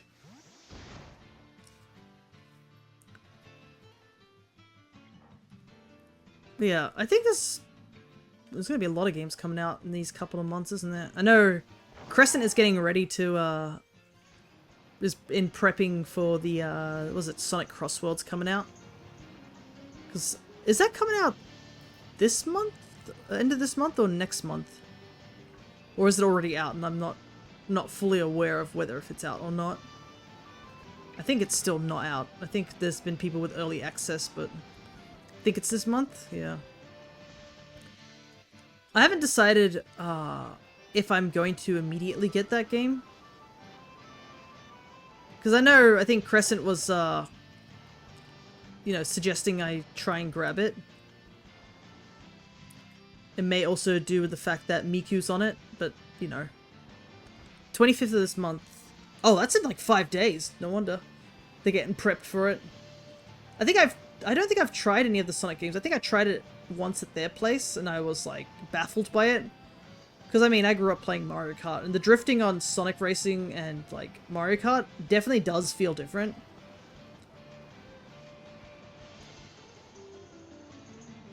So, I'd have to play it a little bit more religiously if I were to, like, actually get somewhat good at the game. I mean, if I get a copy myself, then, yeah. It's quicker and I love it. It's like, the one I played, was it Team Racing? I think that was the one I demoed. But yeah, I mean, watching the gameplay footage, it definitely does seem like it focuses a lot on the speed of things. But yeah, I don't think I'd be any good at it, I'm not gonna lie. What do you mean there isn't enough room? Is it because this piggo is standing there?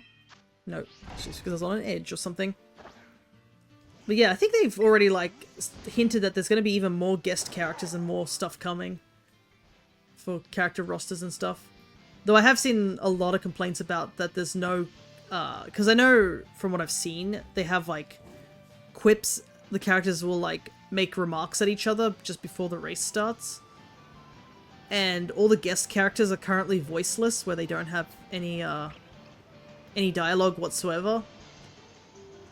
And that does kind of suck a little bit. Even if they don't interact with each other, I feel like they should have some dialogue. But I don't know if it's a licensing issue.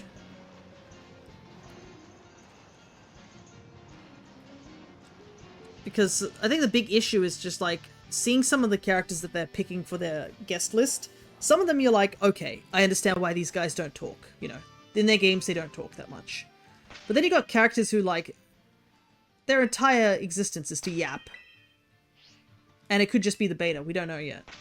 So, I guess in 5 days' time we'll find out if it's, like, they actually have voices and stuff like that.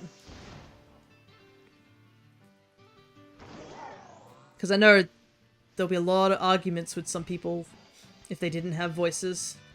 Also, bold of them to assume that modders wouldn't put in weird voice lines.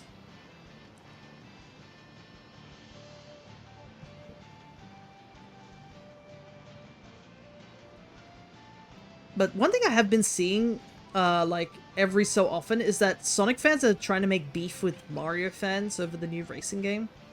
Like, it's a big competition that Sonic is doing better than Mario in terms of, like, racing games. And I'm just like, I thought we left this behind. Like, yes, I get a little bit of rivalry, but outrighting hating each other is not on.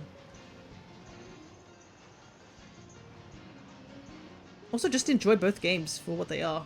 I never understand that logic of people hating on a game because they can.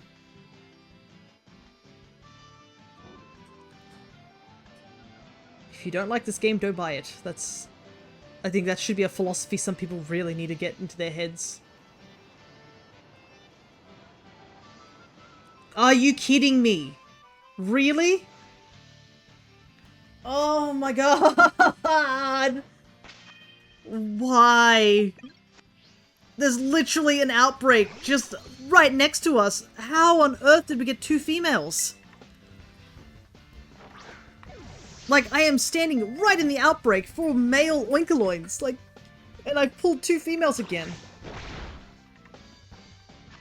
Is the female percentage just a lot higher? Like, what is this?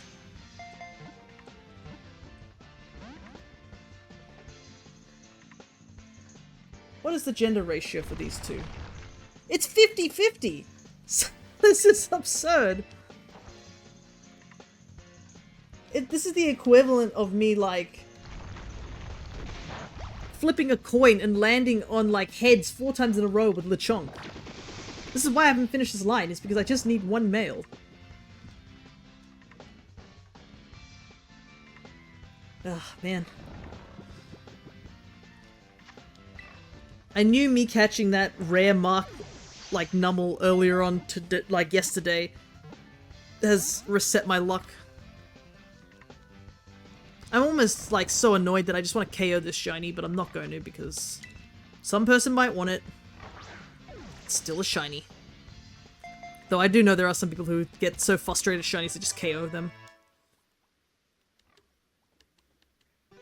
They think Ida's Kermit. Oh, goodness. Maybe. It's not like even what is it?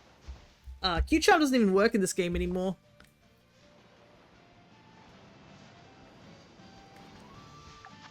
Oh, man. The sandwich was such ass. Like, we got the entire sandwich finished and all we have to show for it are 2 female oinkoloins. I didn't even get to go anywhere else.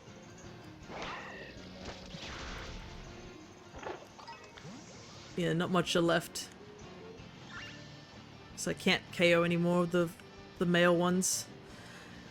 Oh, man. That's rough. I guess we'll just have to leave this outbreak behind and come back to it later. There's plenty of other outbreaks to do, after all. Got plenty of sandwich to work through. So I think, where will we head? Because there's a Dreepy one as well.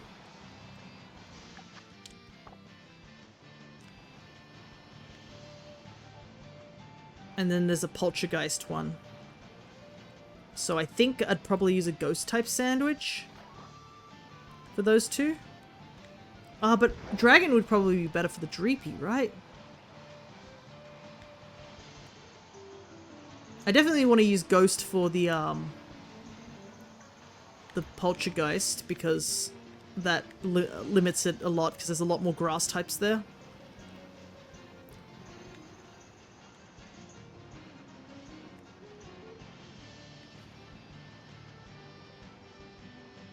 I think that might be the play.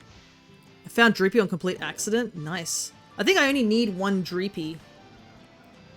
Because I think we have Dreepy and we have Draklock. We just needed 1 to evolve it all the way to Dracopult, I believe. Let me double check though. And yeah, we need just Dracopult, so us finding Dreepy last time definitely helped.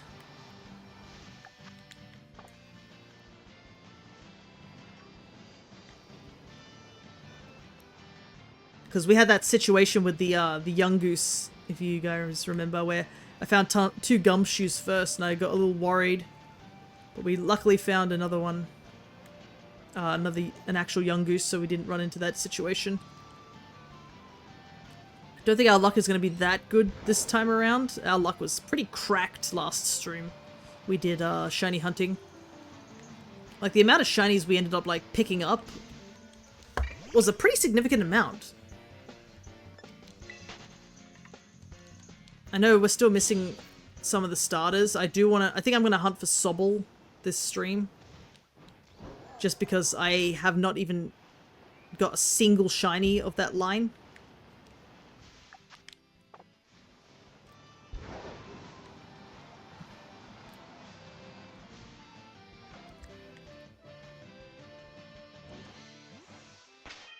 We'll do 1 more picnic reset, I think. We'll only have enough time for 1 more picnic reset after all. Sobble should be one of the easy ones. Yeah, it's definitely one of the easiest ones to see. But, yeah.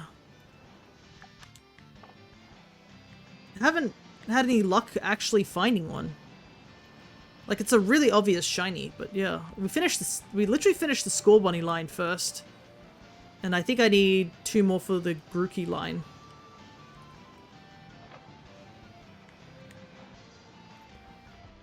Okay, sandwich is up. So there's a Dreepy down here. And there's a... I'll actually check this one first because this might be the wrong type. If it's the authentic, I don't need it. I legitimately need the phony ones. And you can... It's nighttime, so that might not be great because I think Haunter and Ghastly also show up at night.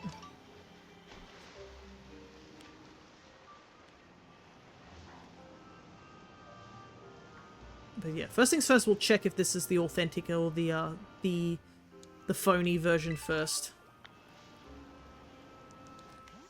Alright. Here he is. Here's one. Gotta get up really close to it without actually battling it. No, these are authentic. Wow, the everything went so still. So you can tell it's... I guess you guys might not be able to tell on my screen. So if you look at the right hand, just underneath it, there's a tiny little stamp there. It's a bit hard to see, I think, on stream, but yeah, these are authentics, I think. If I go find another one somewhere around here.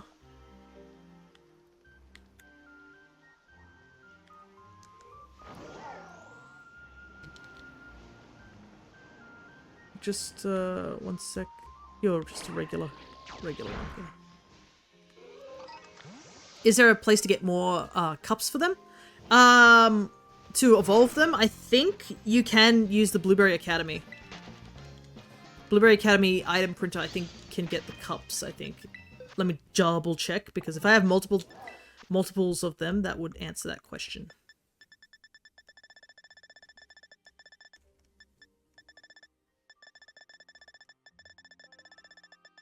If I don't have them, then that... Yeah, I think you can... Originally, you could only get them from, the Ogre Ousting, but I believe you can now get them from the Blueberry Academies, like, when you max out the item printer. Why are they so rare? Where are all these Sinistures? There's one here. Okay, there's another one. Pretty sure this is a different one, right? Let me just scoozy up to you, please. Yep, this is authentic. These are all authentics.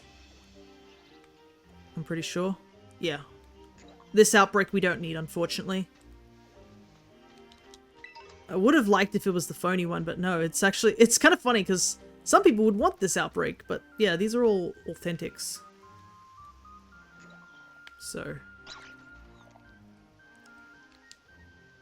Don't need this particular outbreak. But yeah. If you do find an authentic a poltergeist outbreak, definitely would be best to do it, sort of thing, because finding authentic ones are very rare, so now that they actually fixed up spawn rates for those. I guess we can come here and do this Sawsbuck. That's also another normal type. So if we do find a Sawsbuck here, we could just double back over to the Oinkoloin. But I think doing a normal for the sandwich here would be better.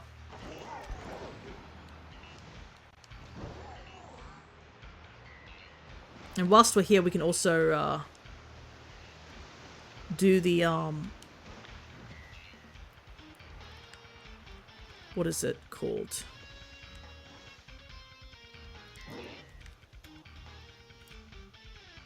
I'm blanking on the name. We'll quickly save here. The Sobble Hunt. We can do the Sobble Hunt as well. Alright. Get ready for this image to become really big. Because this was Gen 5.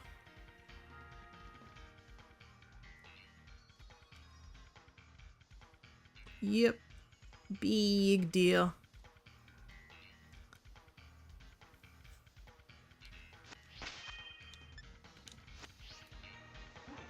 So we're looking for a bright yellow deer. I think this is going to be our first actual hunt for Sawsbuck. We hunted deerling before, but I don't think we've ever hunted actual Sawsbuck. The two Sawsbucks that we have were from... Well, one person traded it to us, And the other two we got purely by full odds. Though I am also running out of Herba Mystica. That's something I gotta do at some point, is just harvest a bunch of Herba Mystica.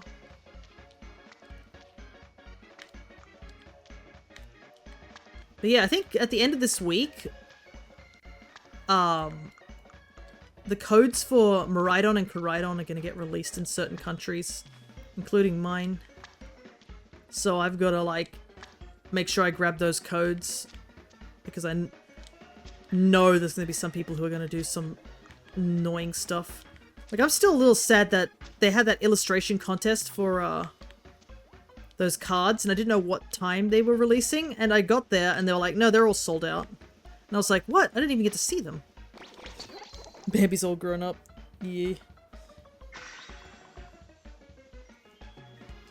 What's everybody's favorite Sawsbuck design? Because they're all very distinct. I think I'm torn. I think I like the autumn one the most out of the three. Spring might have been nice, but I think it needs more pink on it. You like winter? Winter's a good one too, because it gets a winter coat, doesn't it?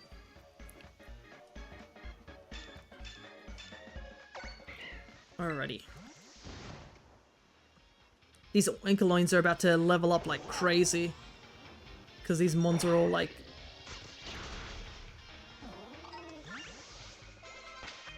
they're like levels 50 or something.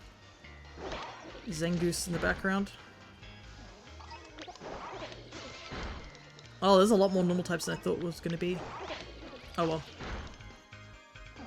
Normal type's a bit hard to, like, balance for.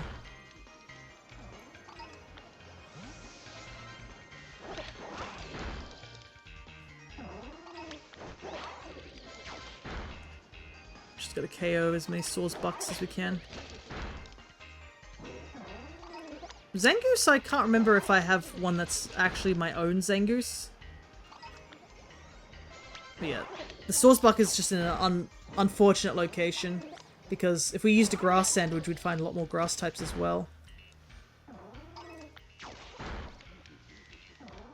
At least with these guys, they're big, so I can see them.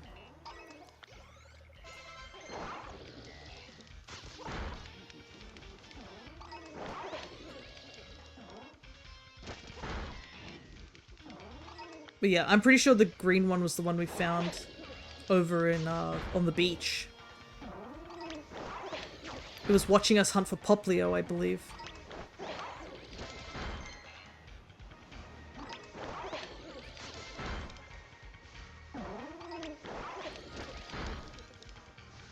So I think the only one I haven't really hunted for might be the autumn one. Their shiny should be quite noticeable. Yeah, I think it'll also be noticeable because I'll be actually shiny hunting for them, and I have like the reference of looking at the other ones and being like, yeah, you don't look like the right color, you know what I mean?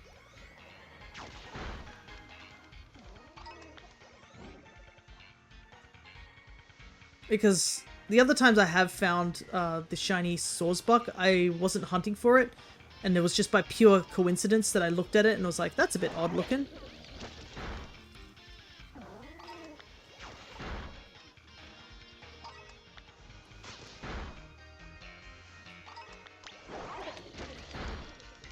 But it will be a lot more noticeable than, say, Deerling. We still need a Deerling.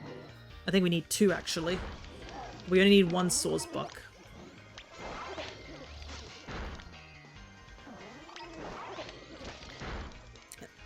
And we'll get these done, I guess. It's kind of funny that I do like this line. It's not the most, you know, competitive line or anything like that.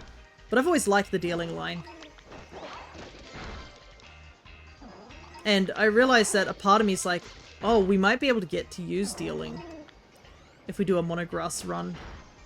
I don't know if we'd use it during our black and white run because of how far along in the game you have to go to get Deerling. You know what I mean? Cryo. Don't attack AJ. AJ's chilling here. And this is the point where you type in being like, oh, you didn't see anything, what are you talking about?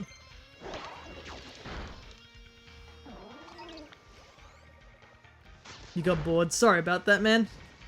I know I'm not doing the most entertaining thing. Though there is something I've been thinking about is asking Crescent about putting a bot into the stream avatars so that it can occasionally like challenge people and stuff like that for points. That's something I've been thinking about. Just to keep people a bit more entertained. Because I know she has this thing where it can do things like, oh, random attacks happen, you gotta write in a command to get, like, avoid certain things, or a roulette sort of situation. I know I haven't attacked anyone in a while. Yeah. That's okay. I just saw AJ fly across my screen when I saw that prompt, so I was like... I know AJ's lurking. He does lurk a lot more. And I don't mind.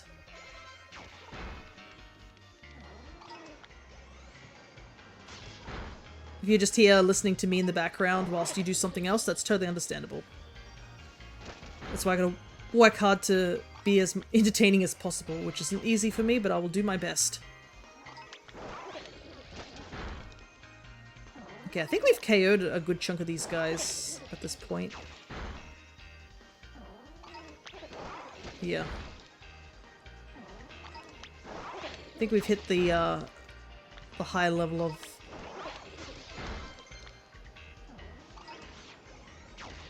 before they... I think we're at the best odds at the moment. I think 60 is the best odds.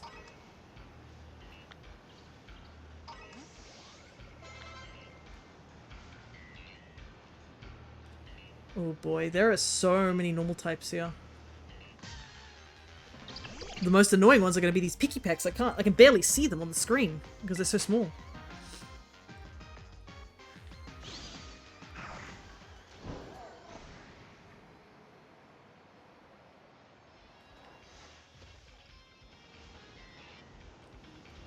But yeah, I don't remember where dealing and such like that spawns in say like Black and White 2, because it's been a long time since I played those games.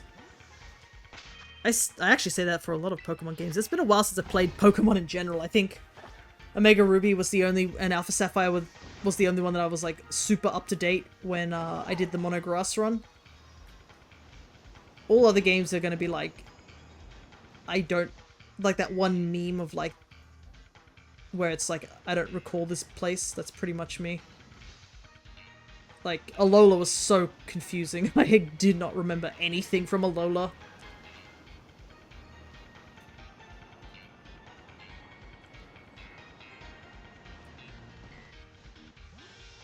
Yeah, we got time to take a break until the next redeem for that, I guess. Though I do want to start updating things. Because I do have another redeem I'm supposed to do, which was Stardew Valley. So I do want to get back into Stardew Valley again. Though I don't know how I'm going to play Stardew Valley, in a way. Like, I know I said I was doing the Joja route.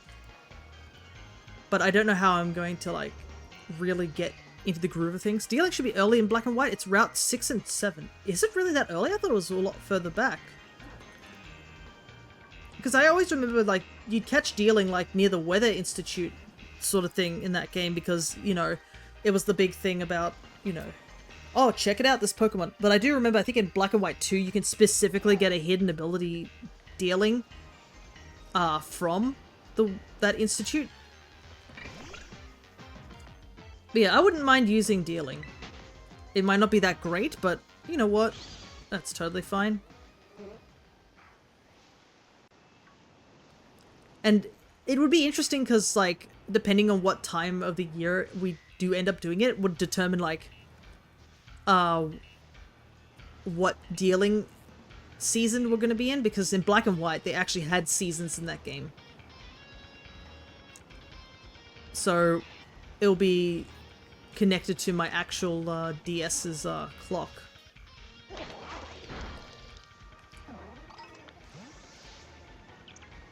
So I would be curious to see which Dealing we end up with.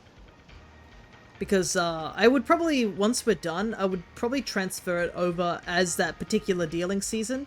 Because once it's in home, it sticks to whatever season you sent it to. That's why I have to get every single version of the seasons in this game.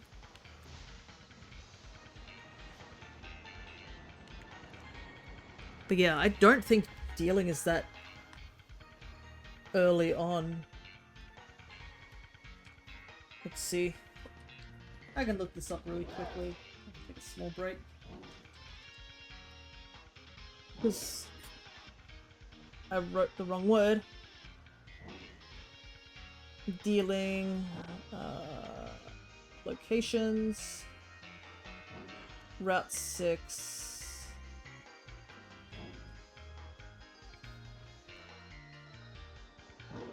Shows up in black and white too, but I feel like, doesn't it go, isn't black, like, Route 6 and 7, like, further into the game?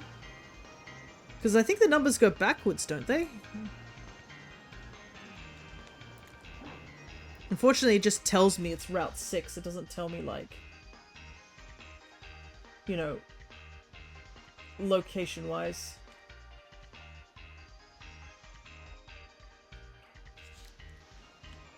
Yeah, I could not tell you the same. I'll have to look it up a bit more after we do this sandwich, when I'm not on a time limit. But I vaguely remember it being, like, mid to late game.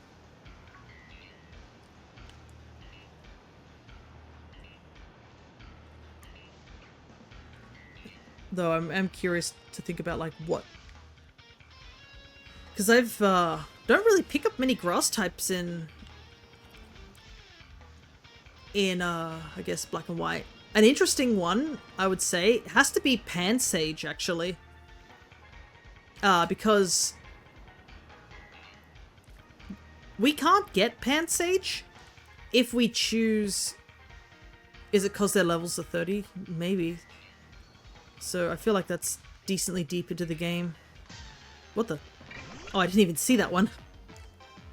I need a visual of it, and I'm not getting a visual of its location, so if I had a visual of it, it definitely would help.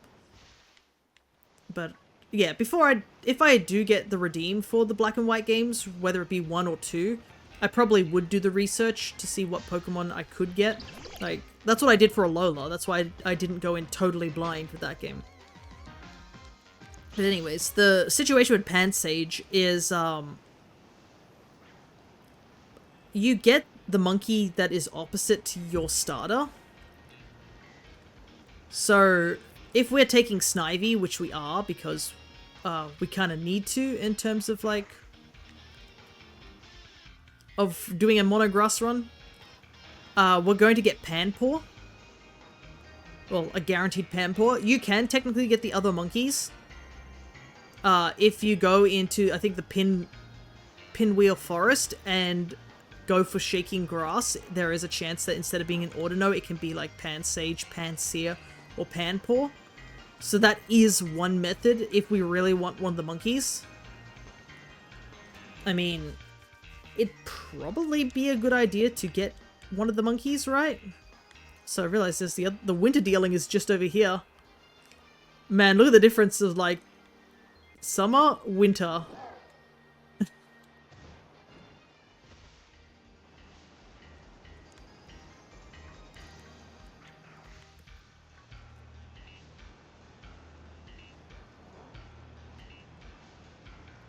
But, yeah, the monkeys are not available in any other game.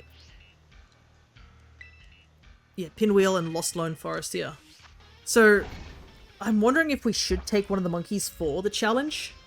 Just because, yeah, the monkeys aren't going to be back until, like, what, ZA?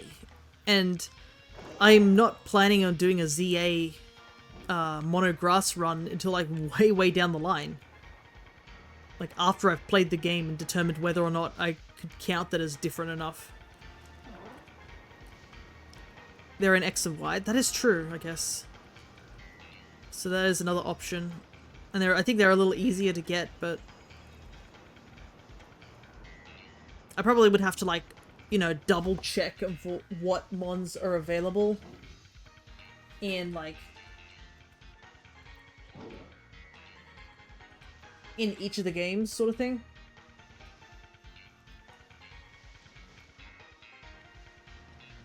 Yep, in the second route. Yeah, I do remember the monkeys being in the second route. The moment you mentioned that they were in the game again, I was like, oh yeah, that's right. Because I think they're like one of the few areas you can actually shiny hunt them using the Poke Radar in X and Y. I was watching, was it Johnstone, I think his name is? I was watching his video on him catching all the black and white Pokemon. Or from Gen 5 Pokemon, and him having to hunt the monkeys in those forests because it's a pain to hunt them anywhere else, like, and how he was using the Poke Radar, and the Poke Radar is... Poke Radar and X and Y makes no sense. Like, I was kind of baffled when I heard about, like, all the extra features of the Poke Radar. Because it definitely changed it from Diamond and Pearl. Apparently once you find a shiny, the shiny odd drops back down to its full odds. Yeah, and a lot of people forget that the Poke Radar is actually even in X and Y.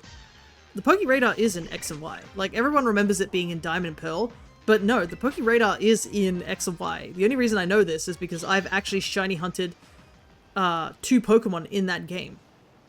A Skiddo and a Flabebe. So that's why I know the Poke Radar is a thing.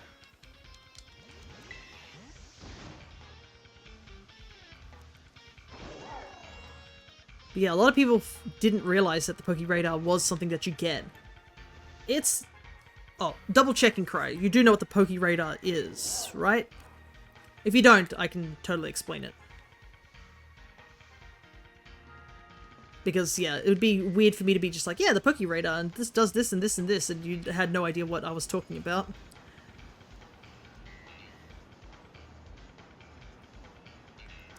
A little bit. So you sort of know what the Poke Radar is. So, in Diamond and Pearl, they introduced the Poke Radar, which you got from Professor Rowan, and essentially what it was is that the idea of it is that you go into a large patch of grass and you activate it and a bunch of grasses start shaking. And the idea is you want to go to a patch of grass shaking of a certain type and encounter the Pokemon there. And most of the time the best odds are to just catch the Pokemon. And if you do successfully catch the Pokemon, you don't want to run away, that ends the chain. You can start a chain, and the idea is that you need to go 4 steps away from where the Poke Radar activates. You can reset the shaking again. There are definitely guides online on how to use the Poke Radar effectively, but the idea is that you would basically make a chain of seeing the same Pokemon and catching the same Pokemon over and over again. That was the idea of the chain. And once you hit a chain of, like, I think 40, your odds of getting a Pokemon that's or a shiny patch of grass is like 1 in 100 or something like that. Like, the odds go up like crazy once you hit 40. And you can literally, once you hit a chain of 40, you can just reset and like re-roll the shaking grass over and over again because you've hit the max odds and you don't need to extend the chain any further. So it's a method of shiny hunting that some people really like because it's guaranteed on terms of like the Pokemon you're hunting for. Like, whatever your first Pokemon you encountered is, that's what the chain will be for. But it can be a little bit fiddly, and you kind of need to like watch an actual guide about it with visuals to understand it. And there are chances that the chain will break. Brilliant Diamond and Shining Pearl also brought this back, but they made it that there's just a higher chance for it to break, but they made the odds a lot different. Getting the different Pokemon ruins the chain, right? Yes, so we'll use the example that you're hunting for Bidoof on the first route. We'll just use that as the example. You want to keep running into Bidoofs, and you also want to run into the Bidoof from the same type of grass.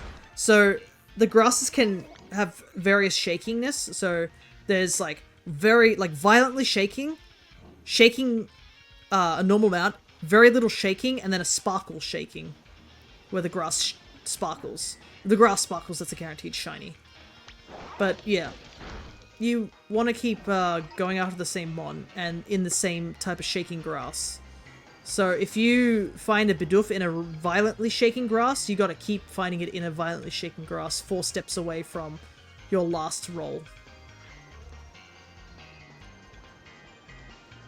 And I wish I could show you how it works visually, but yeah, it's only in X and Y, Diamond, Platinum, and Pearl, and then Brilliant Diamond, Shining Pearl. But Brilliant Diamond, Shining Pearl, I don't know what they did with the Poke Radar. They just made it that there's a chance that the chain breaks randomly. And I do not know. Sounds fun. Yeah, it's a strange one. Like, I'm no good at it, I'm not gonna lie on that. But I have actually caught shinies with the method. And it is rewarding to find shinies that way. And some people do swear by it that it's a really good method. In Diamond, Pearl, and Platinum, if you did find a shiny in the right amount of grass location, you technically can continue your chain. It is, like, it actually is, like, feasible to continue the chain even after finding the shiny. So you could keep chaining and keep getting shinies of the same type. So some people find it as a very reliable method of shiny hunting. Huh? Oh, there's one in the grass here.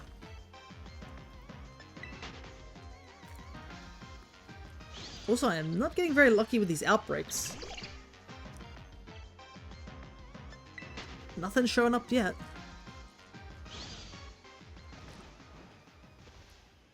Luckily we were saved in front of this sandwich, I'm pretty sure.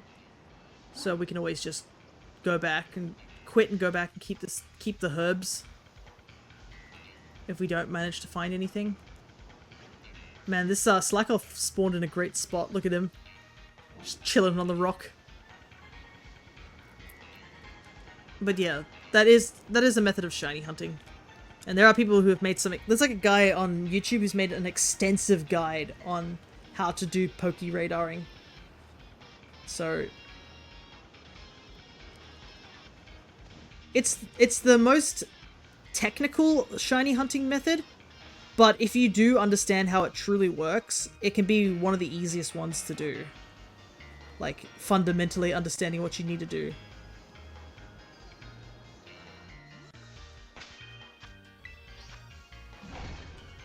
It's just all a matter of perspective. And it's, I guess, for some people it's more entertaining than certain hunts.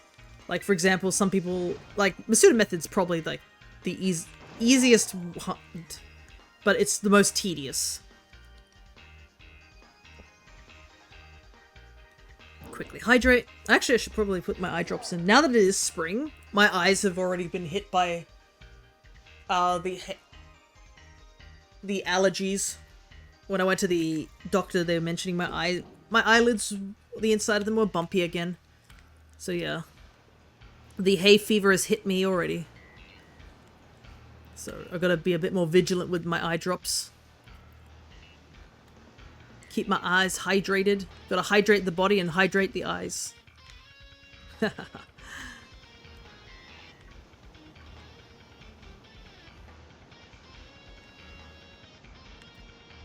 yeah, there have been times where I've been thinking like maybe I should try and do other types of hunts besides just obviously Pokemon Violet. But then again, I mean, we're getting very close to like catching everything here in Pokemon Violet, so I don't mind that I'm still hunting in Violet. There's not many Pokemon left for me to hunt here. It's just all the tricky ones at this point.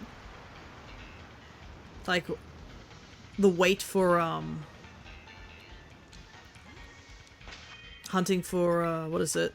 The starters has been a bit long. I think if I am going to do the Masuda for the starters, I've just got to keep doing it every so often.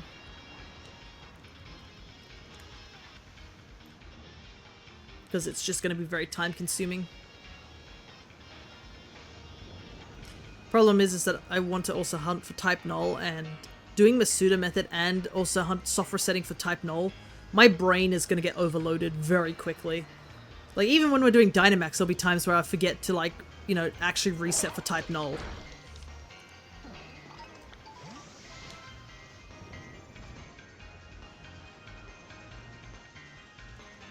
Ooh, nearly ran into those. But at least if I did do Masuda method, I'd actually be getting more encounters, unfortunately. Because getting to Solgaleo takes a while.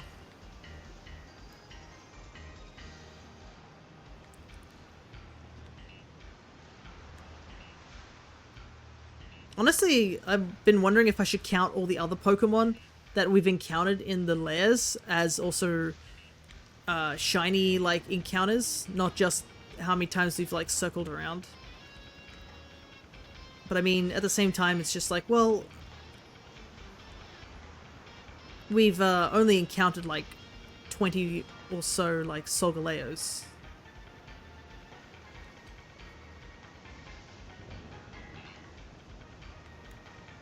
So maybe if I do find if I somehow find a shiny that's not Solgaleo, I'll just multiply it by how many runs we've done. I think that might be the best way. Like 24, I think it is. Actually, I can take a look. I literally have the hunt thing on the side. 26 at the moment.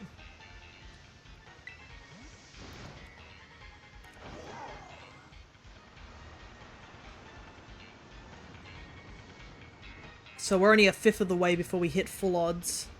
Then again, if you guys remember the Lunala, it almost was full odds as well when we did that hunt.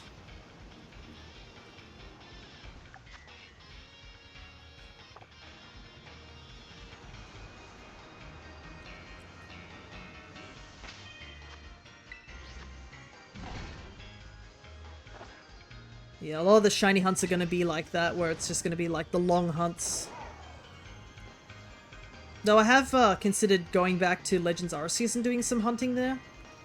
The problem with Legends Arceus is that I have found almost every Pokemon in that game. There's only like very few, and Zygarde won't be any easier. I know Solgaleo's been a bit tricky just because it's a steel type, so I already am dreading when the Zygarde situation hits. I don't even think I have Zygarde even saved to like look for him either. Maybe what I need to do is like wait until there's because I know there's a guy who holds DA weekend where, you know, he does, everybody hunts on a weekend for just shiny Dynamax Pokemon. That might be what I want to do. Might be a good opportunity to hunt then. So that I know there'll be a lot of people hunting for certain mons. Whoa, look at that slack off go. He is bolting.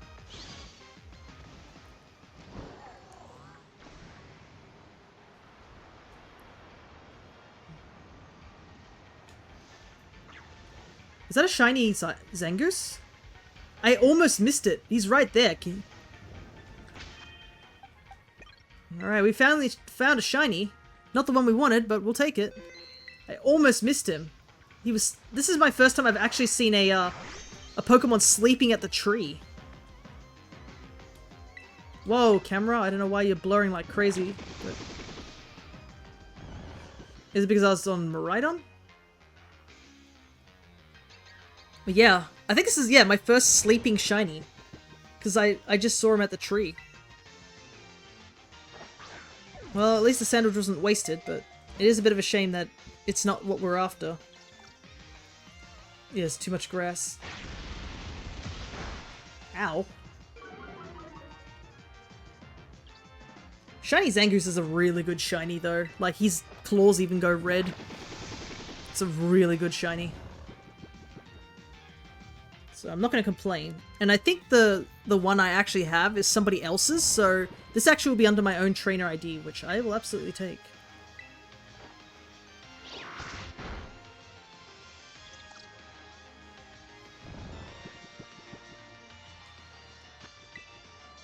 Alright.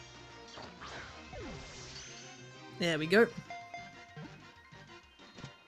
3 shinies! None of what we really need, but you know what? We'll take them. Look at that. Oh, what the heck? His claws are gone. Wait, do they just... oh my goodness, the claws are extendable. I did not know that. Do they only just come out when they're battling? Oh yeah, look at that! Yeah, look. When this guy attacks me, the claws come out. That's really cool. I honestly didn't know that was a thing. Alrighty, I've learnt something. Zangoose's claws are, like, retractable.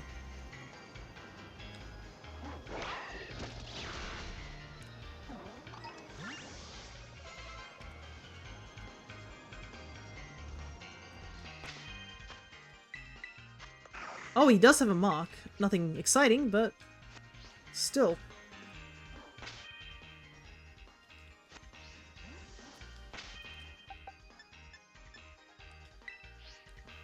Alright, we only have like 3 minutes on the clock here, so I guess we'll do Sobble next. Grab some, Nope, I didn't want to actually go into the raid. I just wanted to grab the LPs. Because I was running a bit low on them. Alrighty. But yeah, we'll do the Sobble hunt next. At least we can use the full sandwich time for that. But yeah, these normal types are not want to play nice, that's for sure.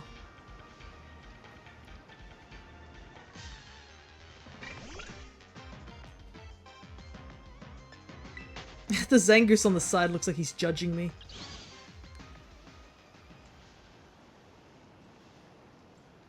Alrighty.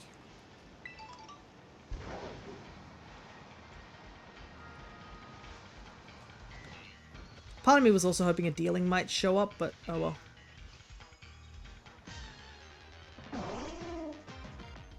Unfortunately, the lighting right now, because I think it's like dusk or something like that, it's making it a lot harder for me to tell what these Sawsbucks are. Because the light's sort of reflecting off them. At least it's finally becoming nighttime, so I can actually see them a little bit better.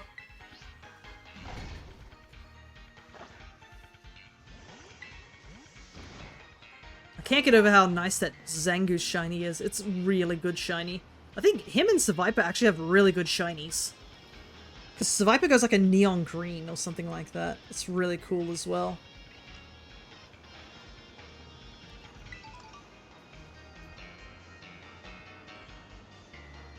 There's a Pokemon that two Pokemon that need a bit more love. It's those two, I think. Because I think they're really solid looking mons. I think we can do one more picnic reset and then that's it.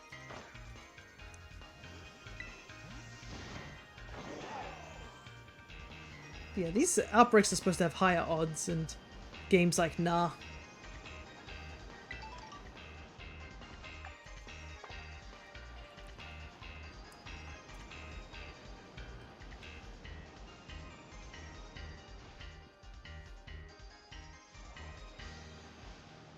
Alrighty.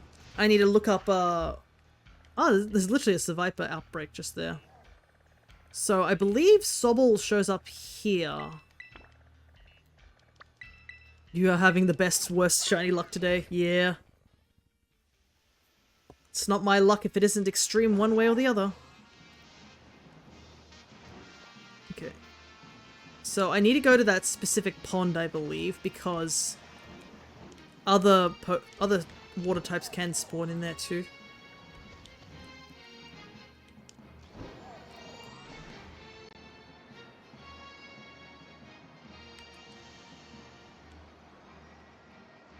This doesn't look like it.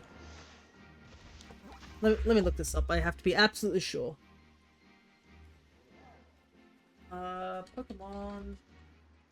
Spell properly. There are some other water types I do need to look for as well. Like, Choodle and, the Arascuda line. Okay, this person says that they have an exploit for... Whenever they say an exploit, it just means, like, it's a decent area.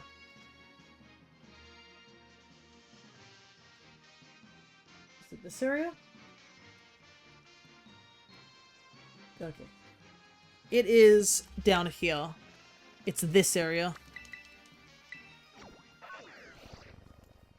Alright. I need to open up the water sandwich. Oh, actually, we'll heal up too, real quick. And put these guys into the box. At least the Zangoose I can keep, but yeah, I don't need these Oinkoloins. Oh, what the heck? Oh my goodness! There's a Pokeball stuck to my hand!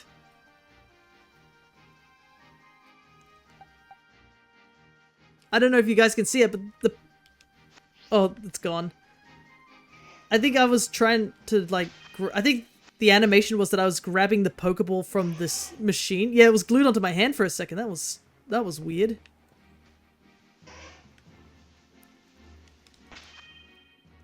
I don't even know how that happened. And I can't replicate it, so I guess that was just a strange thing. But yeah, if you looked closely, it was like the Premier Ball. I think Eda's in that Premier Ball. Yeah. Ah, I must have pressed the ZR button or something like that. And it somehow got stuck to my hand. Okay, so apparently it's in this water puddle here. I think it's too shallow for any other water Pokemon. So it should be fine. Because I know Totodile, Dewpider, and Bruxish can show up in some of these water piles. Water piles? Water puddle. Pile of water does not make sense. What am I saying? This is my last spicy and bitter, and now I'm gonna have to use the any type of Herba Mystica sandwich recipe. Honestly, I probably should because I have so much of the other types. Wormadam. What type of Wormadam?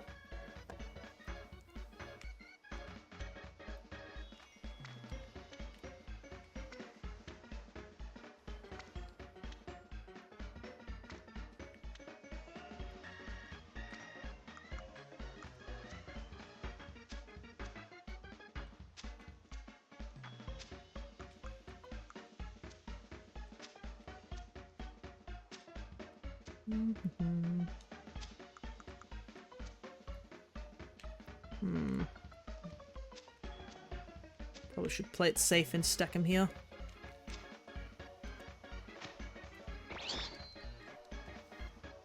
Alright. Whilst the sandwich is being devoured.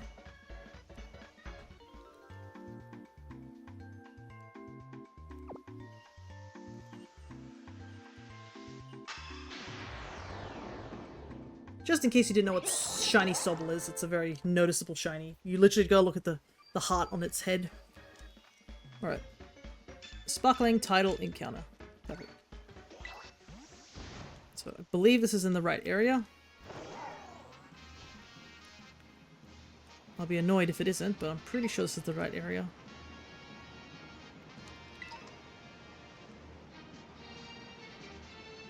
Okay. There are some Sobble... Okay, there are some Sobble actually spawning in. Yeah. Don't know why it took so long for a moment, but yeah, there they are. Alright.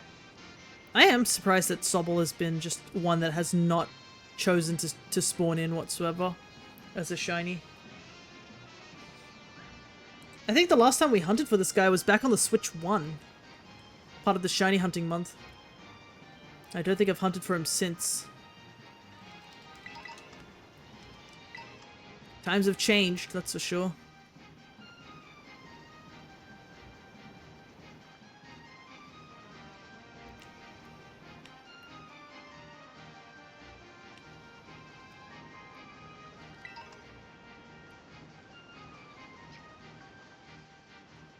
My god, there's a baby Volbate bee always in that nest.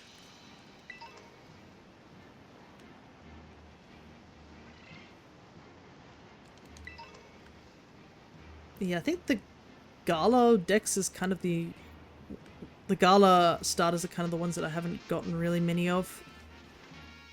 I think everything else I've gotten everything of. Because I think Fennekin was the last one I needed for the Kalos region, and that is done. Obviously I still have to do Paldean, but I probably wouldn't count it normally with this group because of the method of shiny hunting.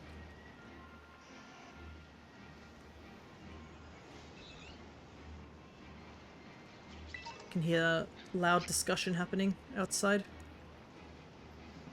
I can't understand it, but there's definitely discussion happening.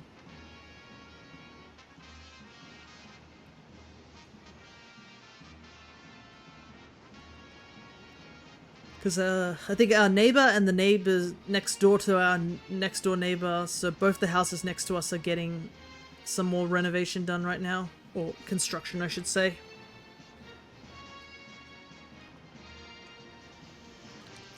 Because it was already noisy enough, so they needed to add another house to the mix.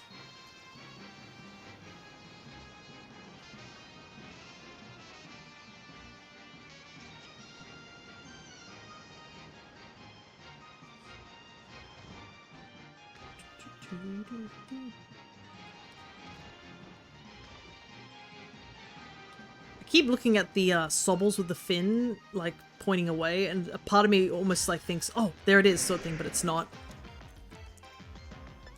I'm also worried that I'll run into another shiny Venonat somehow. Like that time we accidentally ran into, like, a shiny gnat into moth. I guess they are despawning if I get close enough to them, because I think they're the fleeing type, so once they start that flee animation, I think they just completely despawn after a while. So at least it'll help for me not accidentally running into the same guy over and over again. Wow, look at how many there are. Look at them scatter.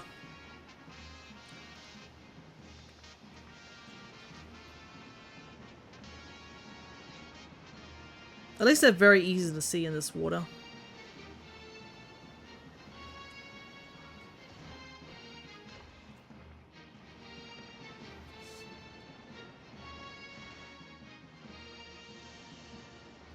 Yeah, now that I've looked at most of the outbreaks, it's what, the Dreepy one is the last one to take a look at. And now I'm getting a little bit worried because every outbreak we've been to, we have found nothing. Like, Oinkoloin found the wrong gender, Sawsbuck found the wrong Pokemon, the Poltergeist one was the wrong type as well. Outbreaks are not really living up to expectations, to say the very least. Because, I mean, they did help us for when we did the Fennekin hunt, as well as when we did the Tinkertink hunt. So I can't knock it as being a bad method. It's just like, yeah, I don't know what it is today. Today is just like the day that the game decided to fight me.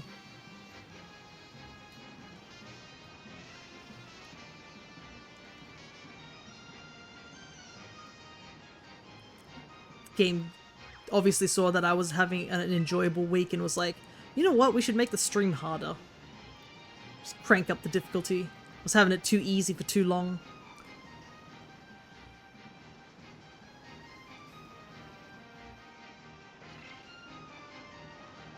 But yeah, this week has been a little on the boring side. But I guess boring means that, like, nothing's failing. Like, the only thing that I think they had an issue with was something totally out of my control, so it's not like I can do anything about it. I think at work, they were having a lighting issue, and it turned out that the lighting issue was caused because somebody crossed the wires. So I think they put the wires the wrong way around or something like that, and once they just fixed it, it was all back to normal. You're having fun, not on my watch. Oh man, the game does feel like that right now. It's probably a bad time to mention that I did some Monster Hunter yesterday and ended up pulling like 4 gems from that game, and I'm just like, uh-oh. Now as I'm doing this one, I'm like, oh, I see where all my luck went.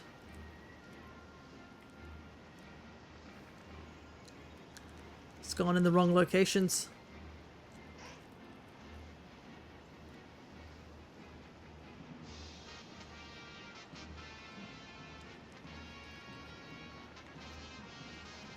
And I think it's also going to make it a lot worse because we did a big hunt like last time when the Chi-Yu event was happening and we found like a ton of shinies, so the expectations are decently high.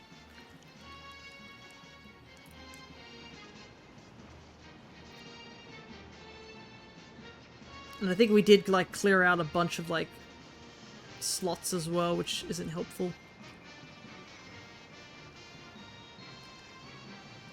That's fine. Eventually we're going to get these mons as shinies.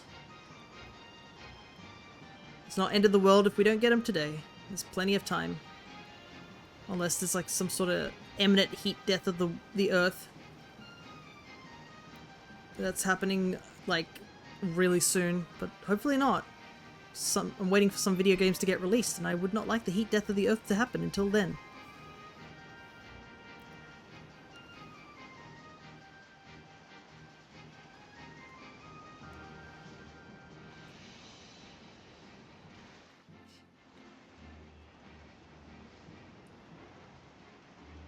Though, I mean, there's that big controversy happening on Twitch's end, so I wonder if that would affect us smaller Twitch streamers.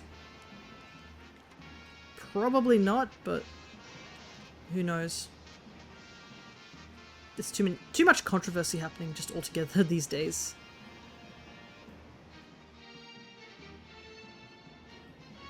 And heck, I mean, there's a bunch of political stuff happening, which I'm not going to talk about on stream because, I mean, it's just a really tragic thing that's happened. I don't think this is the time and place to talk about that sort of thing.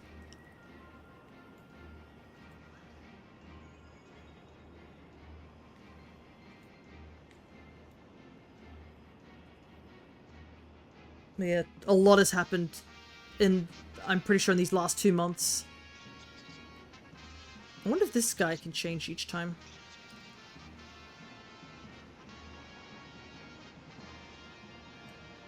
Okay, see it. If I see that a meme of like, man, what a year this has been, and it's like, we're not even at the end of the year yet, sort of feeling. Like for me, this year has been pretty tragic, to say the least. Like a lot of not so great things happened this year for us.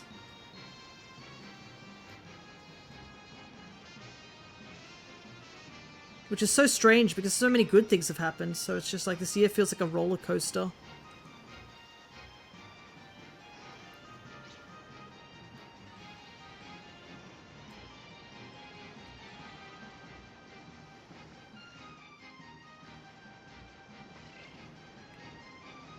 Anyways, I feel like I've sort of, I do apologize, I feel like I've slightly brought the mood down, I'm not gonna lie. The rambling got a bit too sad. Start off the beginning of the stream talking about pizza and pizza flavors, and this is where we've ended up. What not getting a shiny does to somebody. It is alright. Thank you, Cryer. I just don't want to be like, what's that thing they say, trauma dumping? I don't think it's really trauma dumping, but I wouldn't want to be like, hey guys, do you want to hear something depressing? And then just immediately like tell depressing news. That wouldn't be fun. We're just chilling, shiny hunting, looking for shiny mons. And just chatting about things that can happen, I guess.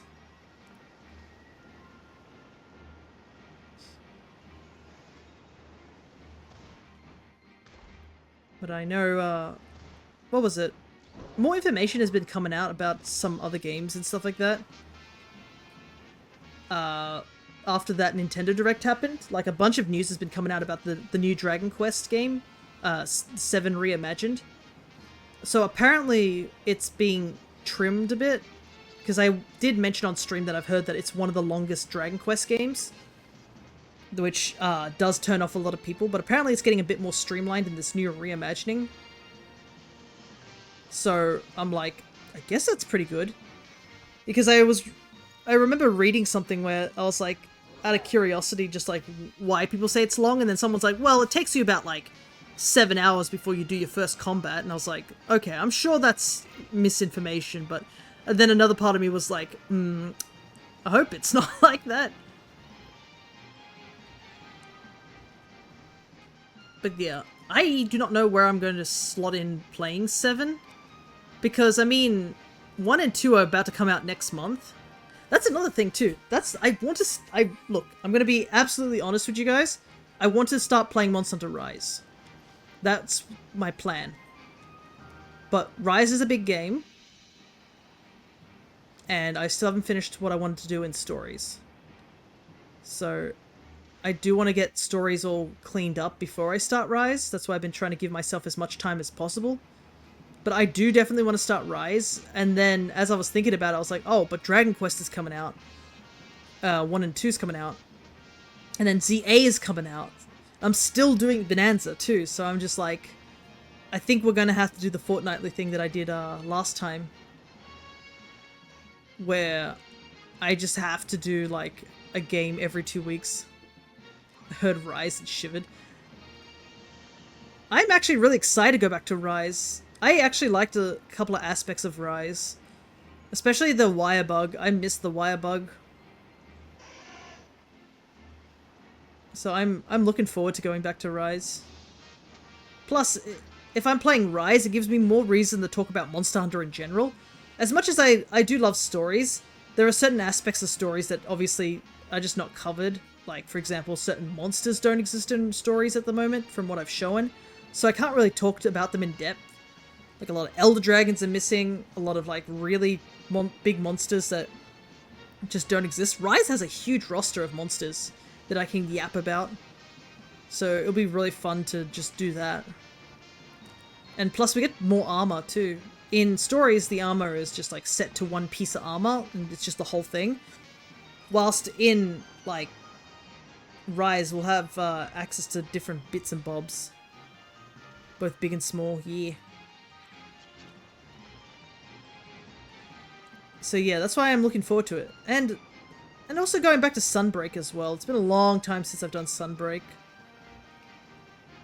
I don't know if I'll get too far in Sunbreak because it is very multiplayer towards, because it is Master Rank. But you still can do it like single player. So all the story mode is done single player. And plus you do get access to partners.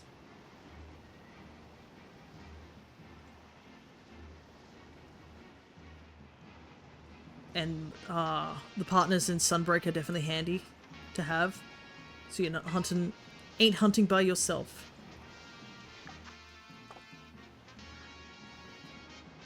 But yeah, there's like a lot of big games coming out where it's just like, these are going to take a while to complete, sort of thing. Like, for example, when I use the example of like the Kirby game we're playing, we're almost done. Like, that's almost done in 2 episodes, or 2 streams. Comparing to something like Dragon Quest, which, like, 3, which is smaller than 11, I think, still took us, like, what, 11 streams to get done? Like, Dragon Quest games are bulky, especially if you want to do post-game stuff.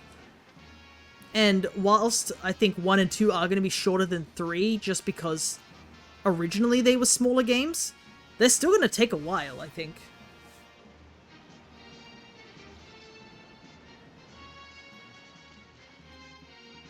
Most RPGs are. Yeah, it's a big reason why as much as I'd love to play Xenoblade, I'm very worried about streaming Xenoblade, because those games are beefy. Like, they could take forever.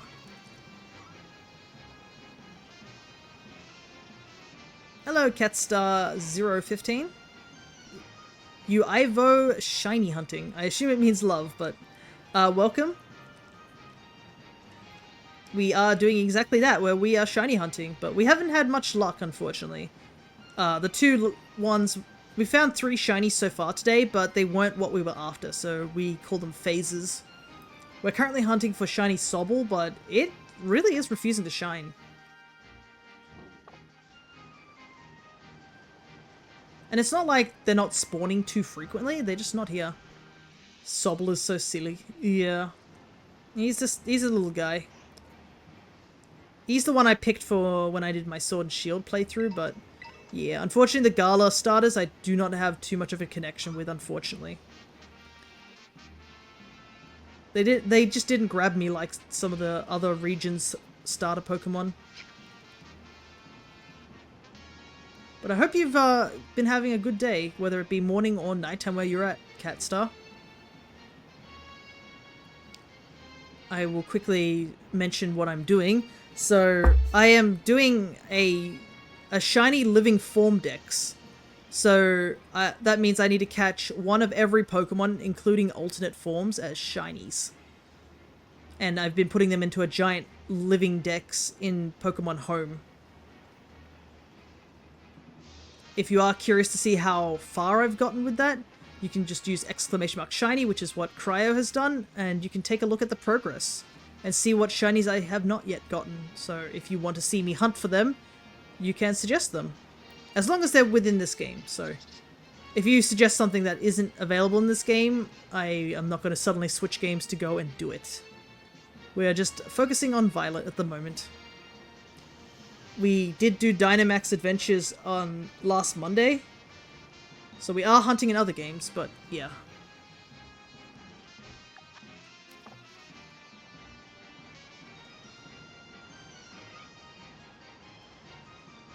Might do a quick picnic reset because I feel like I need to just refresh all the mons real quick. Because there's just nothing. No Sobble. Little lizard doesn't want to shine for us.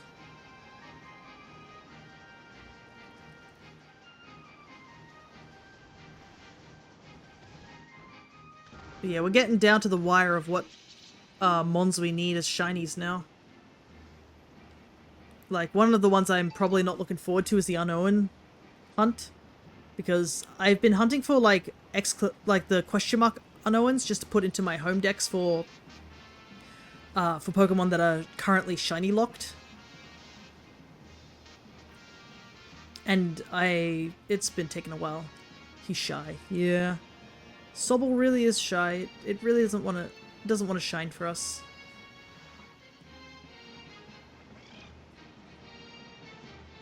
I keep seeing like a singular Sobble just swimming away from everyone else. Wouldn't it be a little funny if it was like the shiny was actually just a singular Sobble, like away from the rest of the group? Then he'd be the true shy Sobble.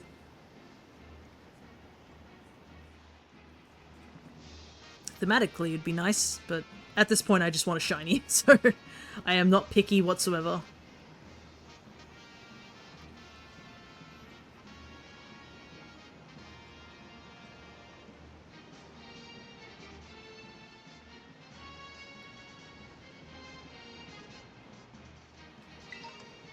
But yeah, I found one shiny Unown, but like, that's one out of what, 28 letters and like symbols? So it's going to take a very long time to do Unown. And it's pretty much at the perfected dex entry too. Due to the fact that it's... If you've caught all the letters just in general, that's the only way you can get them to spawn in the ruins. But you have to like reset the game every time. It's like, I think 5 spawn every time you enter the Crimson Mirelands. So you gotta go in and out. And thankfully on the Switch 2 the loading is a lot better, but yeah. Don't say that, they're gonna give you Doduo. Yeah, I know. I'm gonna get a full odds shiny elsewhere. Or some other water type's gonna spawn in randomly.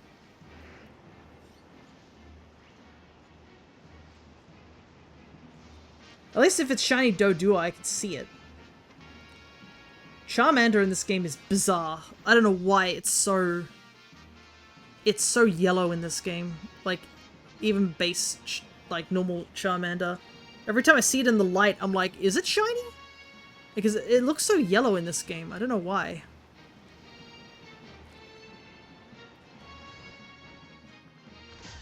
Whoopsie. Landed on that one.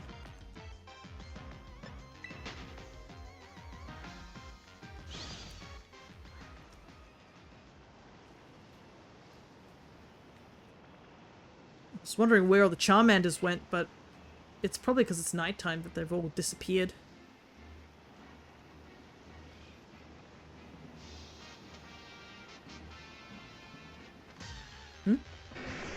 Oh, I didn't see that at all. Fully camouflaged.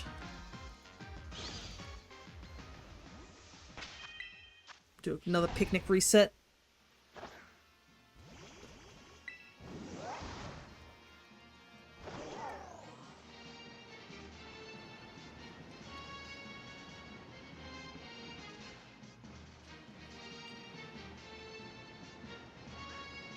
Yeah, here we go. Here's a Charmander. Like, he looks so yellowish in this game. You have to get, like, really close.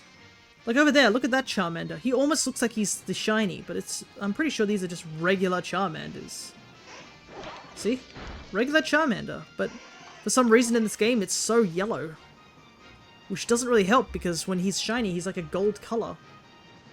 And he also blends in with the grass here, because the grass is all yellow too.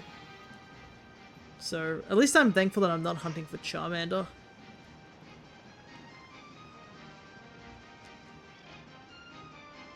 Though I am curious to know if there'll be any more events, like, outbreaks, because all the dragon outbreaks are done, all the starters are done, all the treasures of ruin are done, so, like, my only thoughts is that they might do an outbreak for the fated,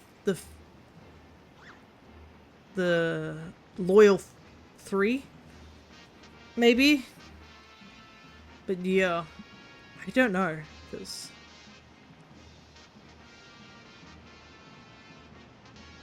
it's just like them, the Paradox legendaries, Ogerpon, Pecharunt, and Terapagos, I think, are the only mons, and I don't think we're getting Pecharunt anytime soon, let's be real. With the big reason being that that's a mythical Pokemon, and it was tied to its own event. Sure, that event's like, I believe you can get it no matter what. But at the same time, yeah, it was its own event, sort of thing. So I don't see shiny Pecharunt happening anytime soon. What's a female Sobble?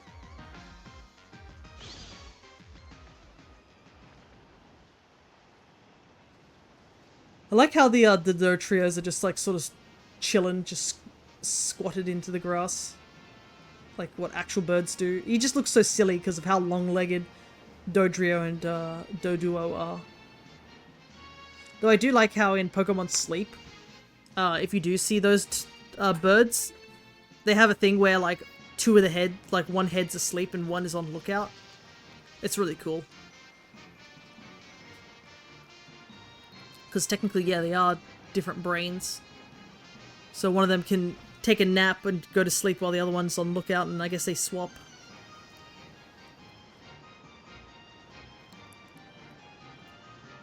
Though I wonder what would happen if like only one head got enough sleep. Would the other one just pass out? Can it still function if one head was just like knocked out? Guess we'll never know.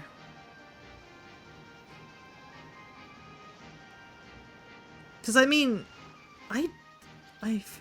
there is like, in our world, there is a thing known as like conjoined twins, but like it's usually like more than just like the head. Usually if someone's born with two heads, like one of them usually doesn't have any functionality and such. And usually conjoined twins are like joined like quite a bit, but even they are like, have their own functionality and brain, so I guess it would be the same for Doduo. I don't know how I got into this conversation, I'm not gonna lie.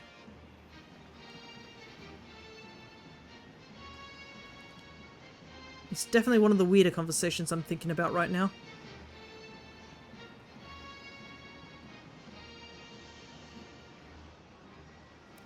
I guess, the quick pivot in this conversation is just like, I know one of my workmates was talking about how he ended up finding a video that made no sense of why it just showed up on his feed.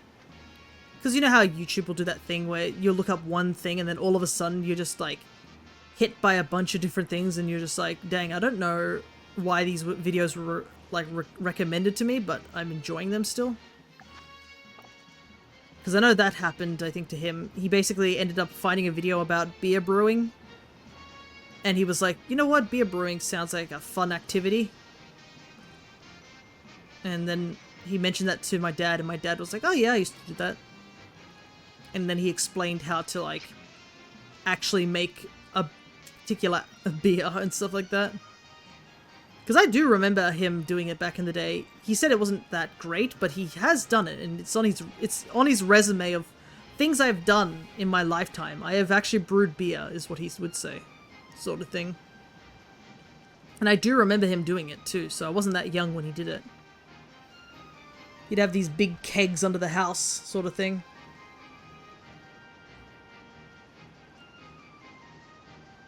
But yeah, I'd had a similar incident with a YouTube where they randomly recommended me this video about a guy eating pine needle ice cream. And I was like, that's weird. I'm going to take a look into this, sort of thing. Just out of curiosity, because it baffled me a bit. And no joke, he really did eat pine needle ice cream. It was obviously, like, he got the little fresher bits off the ends of a pine tree. And he actually went into, like, big detail about how he, like, prepped it, how he made it, and, like, what parts of the pine tree you want, which trees you need to keep an eye out for, because each tree has its own taste, so you don't want to get a bitter tree. And it doesn't even matter if the tree's, like, growing next to another tree, you have to check both trees, because one could be good, one could be bad. And then he proceeded to make, like, I think he made a lemonade out of the pine needles. He made an ice cream out of the tiny fresh leaflings, I would call them, of the pine tree. And then with a piece of pine wood, he carved out a bowl and a spoon and ate said pine ice cream in it.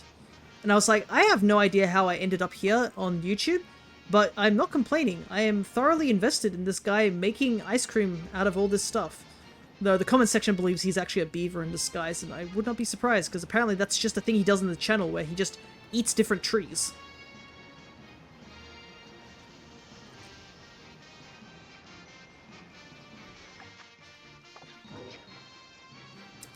Yeah, it's not looking good, boys. I think we found no shinies this sandwich.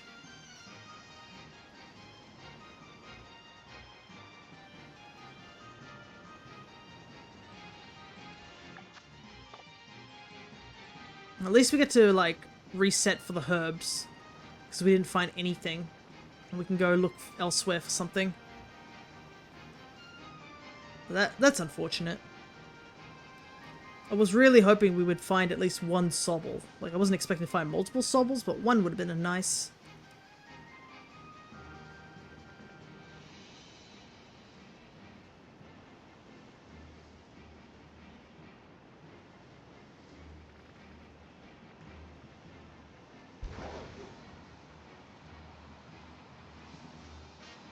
Do one more quick check and then I'll have to decide what we should hunt for next.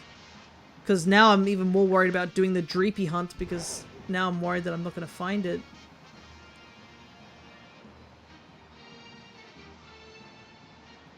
I think that's all the sobbles we can look for. Yeah.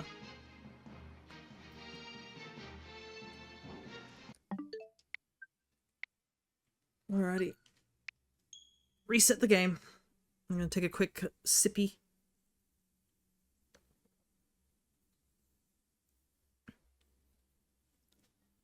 I might as well do a quick stretch since we're close to the 3-hour mark. I'm just going to stand up and stretch so that my legs don't cramp up.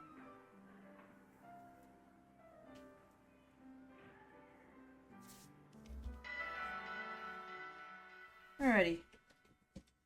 Honestly, this is me standing up like this gives me more reason I should get an actual arm for my microphone so I can play standing up. Probably would help a little bit. Alright.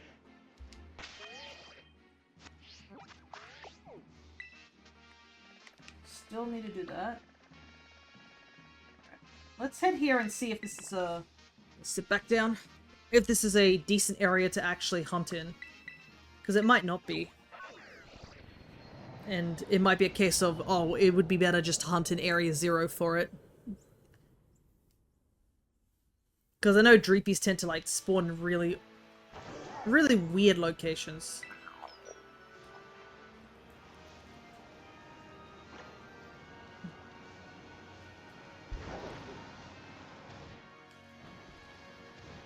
Another hunt I need to do is, Sinistea here.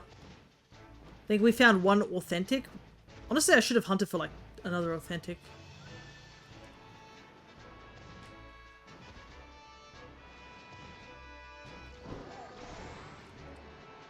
But then again, the benefit is that, the authentic ones always, like, spawn, or have a higher rate of spawning here than they do anywhere else. No! Let's see. Oop, get off the wall. Like, I know this lake's actually pretty good for hunting things, too.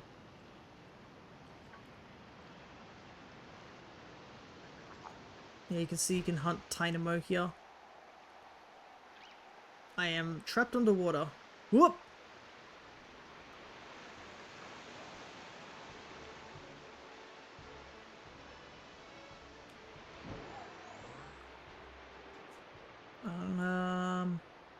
They're probably going to spawn in the waterfall, actually, now that I think about it.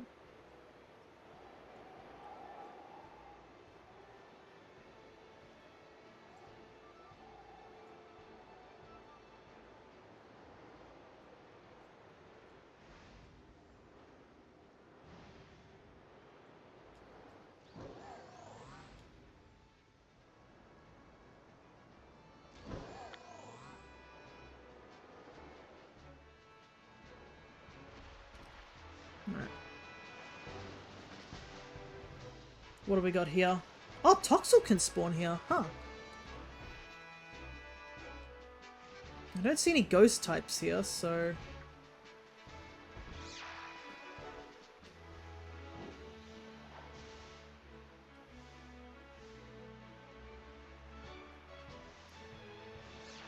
Okay, yeah, they do spawn more in the water.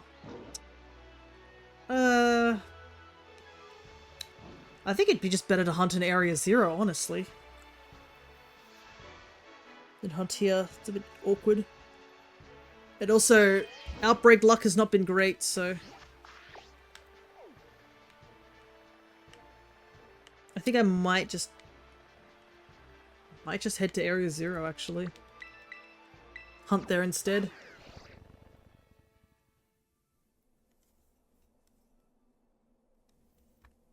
Alrighty, switch up this thing.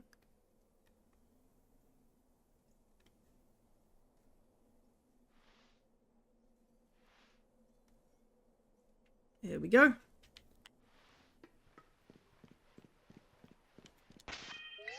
Quick save. And hopefully our luck will be a bit better here. I'm going to keep saying that every single time until we find a shiny. At least this hunt is a lot more isolated. Especially for us Violet players.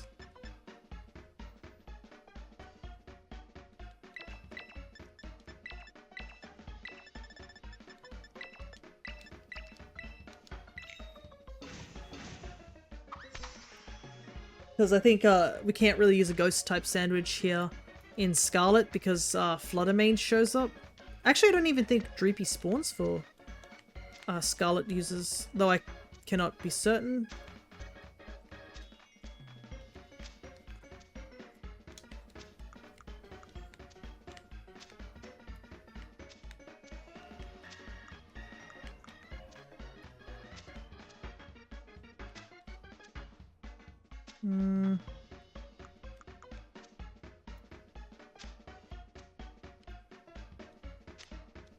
Bit suspect.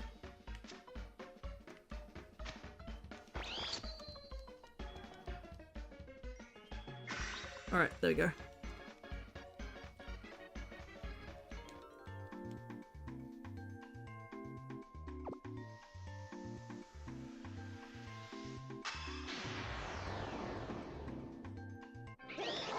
I guess we could still hunt for Poltergeist. We just have to go to a different location than where those authentic Poltergeists are. So there are a decent amount of ghost types we can hunt for. It's just whether the game decides to give it to us or not.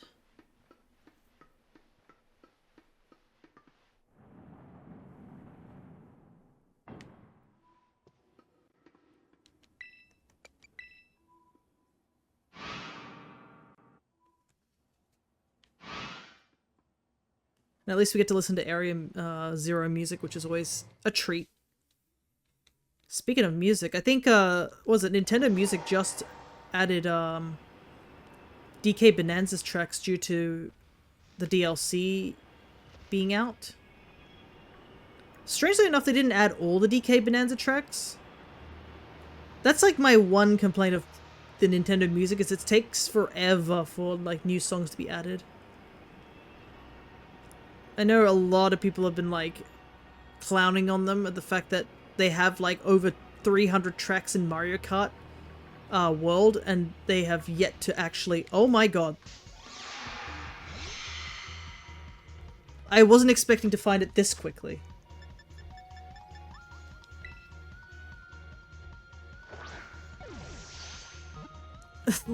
we just started the sandwich and it already showed up.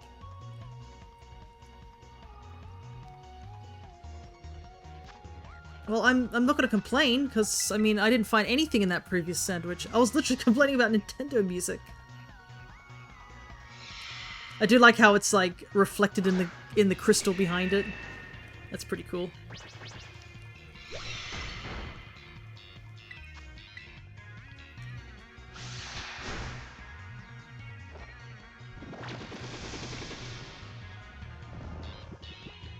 So we can actually evolve this guy all the way to Dracopult.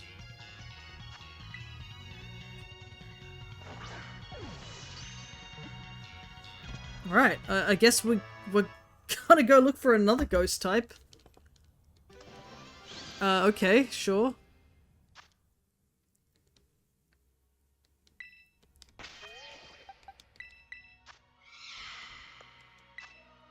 Creepy the Sleepy. Nice. Right.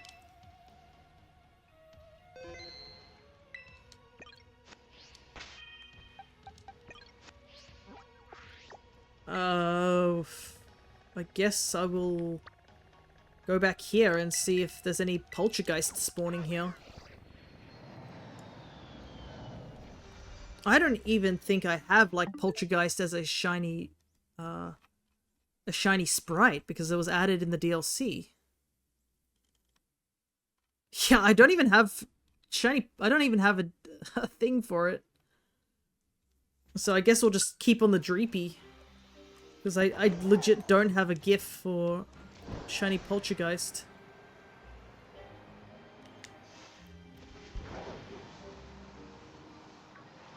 But for those who don't know, it goes a green color.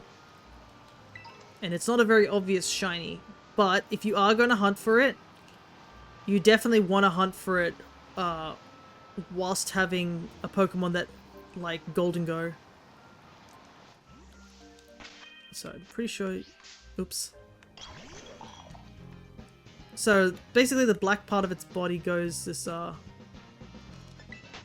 goes a dark green. What I was trying to do was trying to see if this was the authentic one. No. It's not.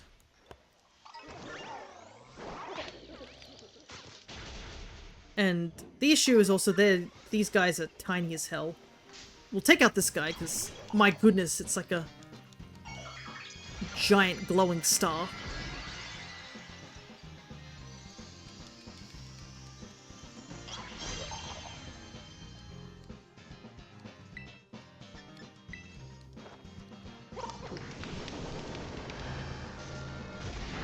Wow, it's level 71. That's pretty impressive. It's not that dangerous, though, because it is technically unevolved.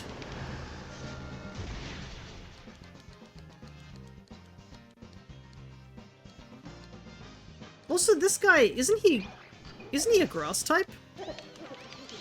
Just off vague memory of this guy.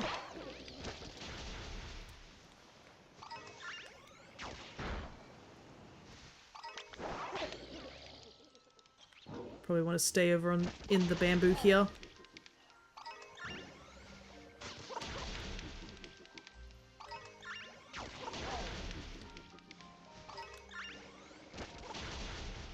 I'm just KOing them because they're really small to see, and it'd probably be faster for me to just KO them. Because it's not an outbreak, so it doesn't affect the numbers.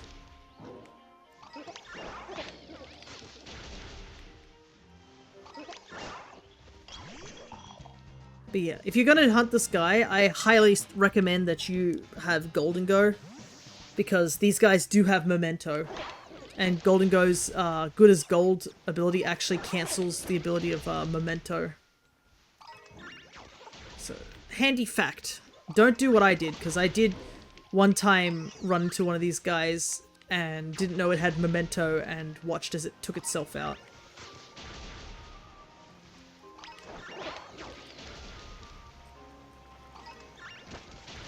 But yeah, look how small they are. They're so hard to see.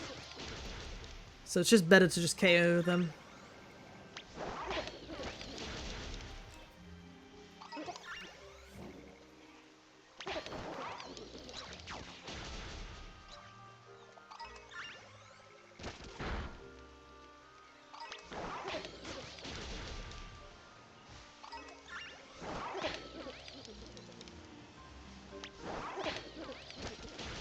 Does suck that it's not nighttime though, because I think that that would have actually increased their spawn, but I mean, I can't complain. They're still at least spawning.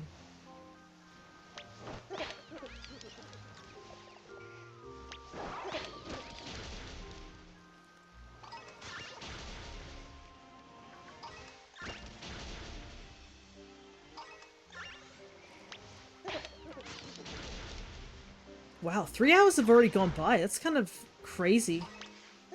Time flies, I guess, especially when you're shiny hunting.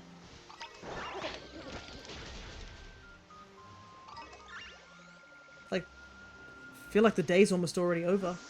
Ah, look, Pansage, the guy we were talking about earlier. That is something I need to look up about, was it the Black 2?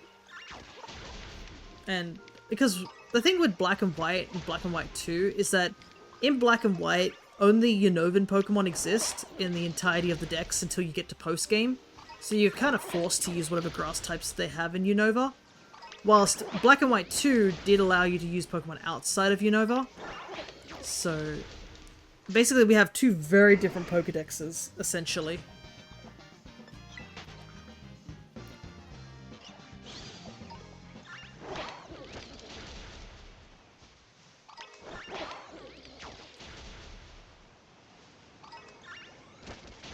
So I would be curious to see, like, when that Redeem shows up way down in the future, like, which game we end up getting pulled into.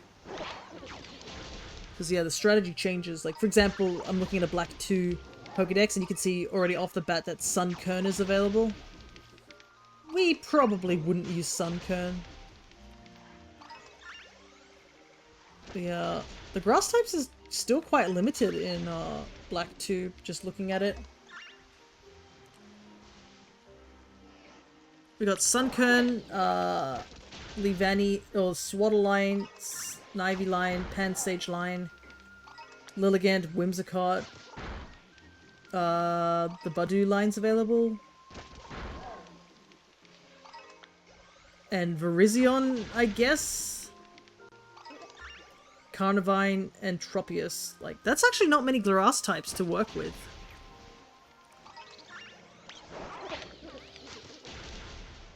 I don't know if that's definitely less than the Alolan Dex. And we do have the downside of like, fairy types don't exist. So we can't use like Whimsicott as a fairy type this time around.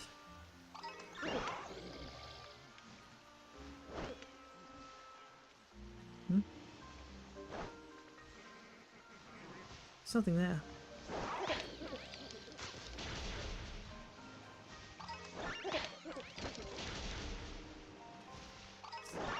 Yeah. It's just because we're aiming at the wall by accident.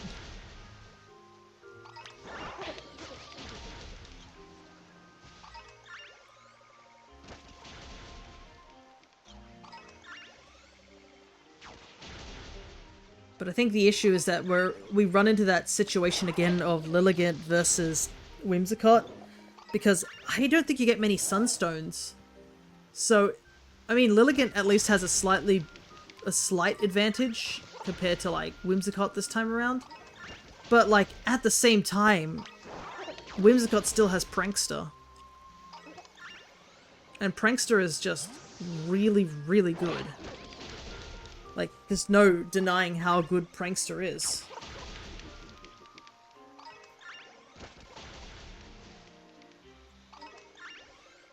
So it's hard to, like, every time I think about it, I'm like, it's really hard to consider Lilligant. Like, if it was, like, Legends Arceus, yes, I would consider Lilligant, because it's the only fighting type we would have in that game due to the fact that Hisuian Lilligant is a fighting type. But base Lilligant is just grass, so it brings nothing to the table. But at the same time, Whimsicott doesn't bring anything except its ability this time around, because we don't have access to things like Moonblast.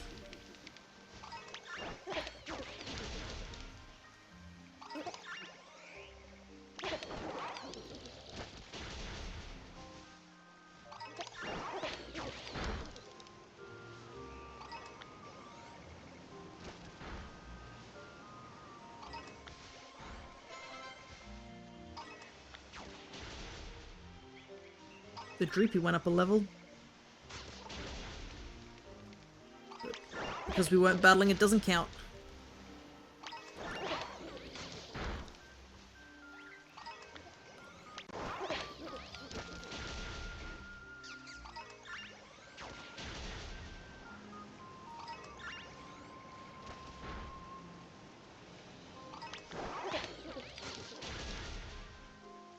Man, it's been a long time since I've hunted Poltergeist, I must admit. The first time I hunted it, it was not fun. Because they didn't spawn as frequently. It definitely feels like they spawn in a lot more frequently in the Switch 2. So the hunt is not as tedious as I remember it being. Still tedious, because, I mean, I still have to, like, stare at a screen trying to figure out whether it's a shiny or not. But it feels like it's a lot more obvious for me to see them.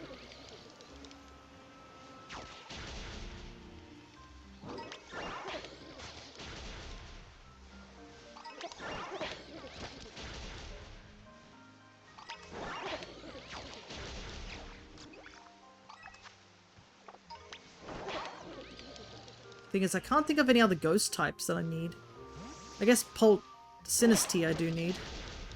Maybe after we, if we stay here for a little while, I might switch locations.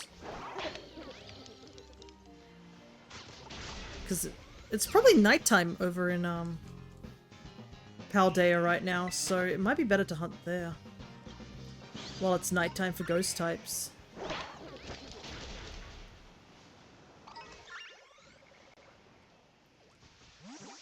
Only one way to find out is to give it a check.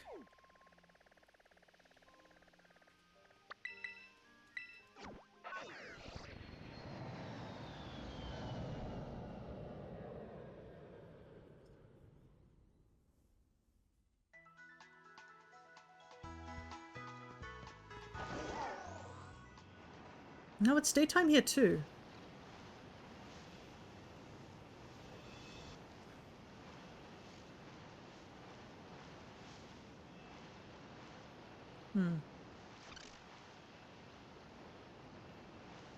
Where is the music? Oh, there it is. I was gonna say, the music took a very long time to get started. A little worried it was glitched.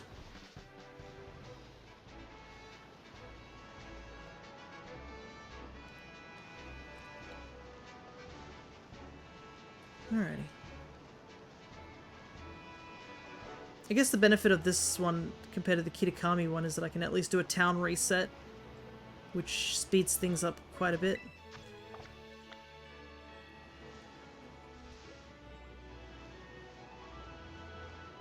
But I thought it would be nighttime here, I'm not gonna lie. Because it's the middle of the day over in Kitakami, right?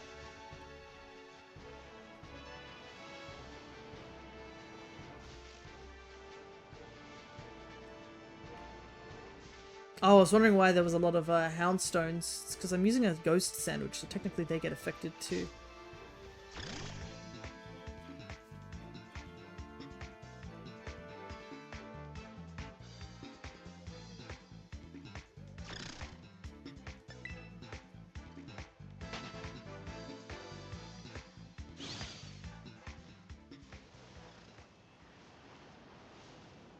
Couldn't tell if that was authentic or phony. I guess it doesn't really matter, I need both.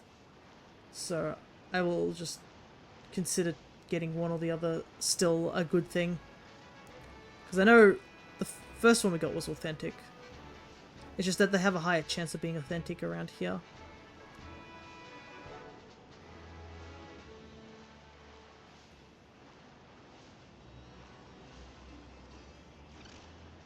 Ah, I see why the music takes so long to start up. Because Alphanada's startup music is very, very long in sound. So it takes forever too.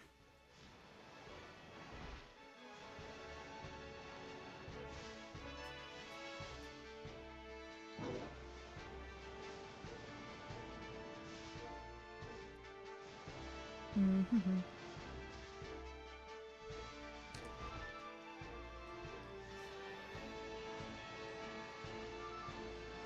Probably best not to go over to that side because of the houndstones.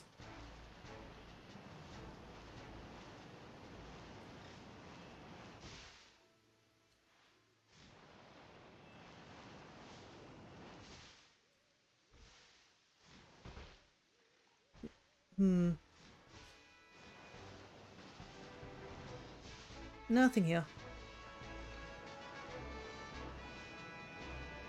Thing is, I'm trying to think off the top of my head if there's anything I can think of in terms of conversation, but I'm really kind of not sure, to be honest. That's the downside of a week going by relatively, like,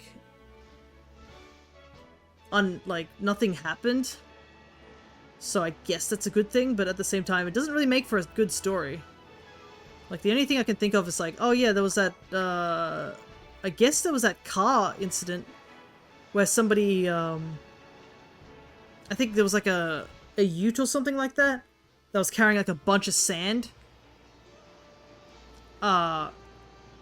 It looked like the wheel like exploded or something like that, and it was pulled up on the side of the road. Thankfully, it didn't look like whoever was driving it was hurt, just it was like blocking the road. But that's kind of like the only thing I can really think of at the top of my head, like, of interesting things that may have happened to me during this week. Besides just that everything is starting to blossom and stuff like that, all the flowers are blossoming. Like, all our orchids are blossoming. Which,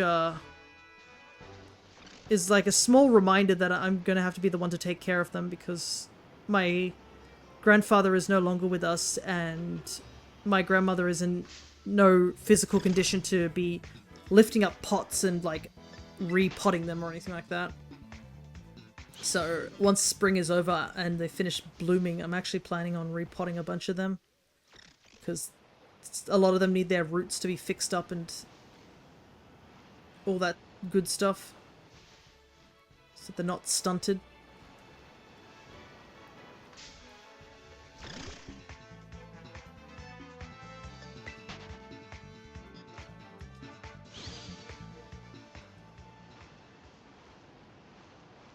But other than that, I can't really think that there's any other things I need to do. I do need to do mowing the lawn, so... I mean, without how bad our luck is for shinies today, it might actually be a good idea for me to just finish early. Because, I mean, this is pretty abysmal, the luck right now. So, a part of me is like, maybe I should just like cut my losses and be like, okay, we're not really doing much shiny hunting today, maybe we should just throw in the towel for today. Because we're almost at the 4-hour mark, and we only have like one shiny to call like, oh, we got something that we needed to add to the Shinydex besides Chi-Yu.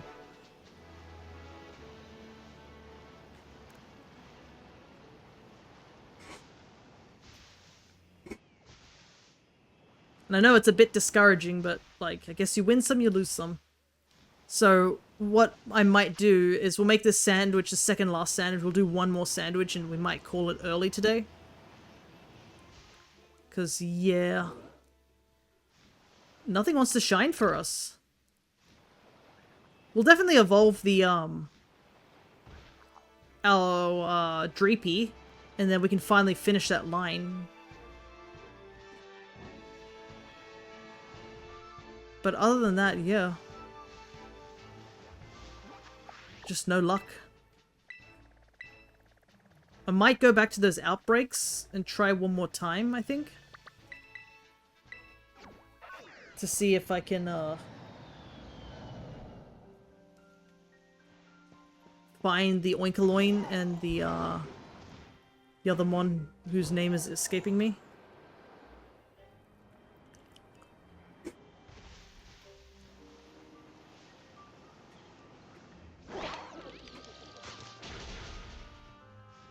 Yeah, a bunch of big noises coming outside. Must be doing more construction. Because I know they were up really early this morning, which unfortunately it meant I was up early this morning. That might also explain why I'm starting to, like, really feel the energy drain.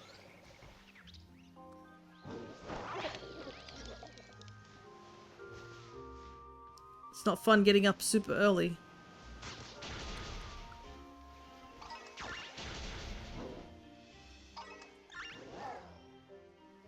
I'm gonna take a quick sip of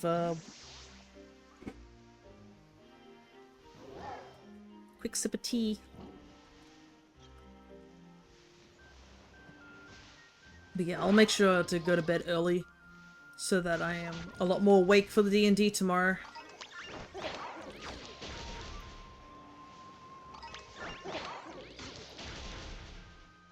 Because if everybody is sick, then me and Jaxie might have to, and Dre might have to carry, because I know if Mags isn't feeling well, and then Cress is not feeling well, and Connor's not feeling well, I don't want to force them to be, like, doing a lot of talking if their bodies aren't in the right state. So it might be a good idea to cover, if possible. But I mean, if we're doing more dungeon-related stuff, then maybe that won't require too much talking. It's usually when we're taking breaks is when the big things are happening.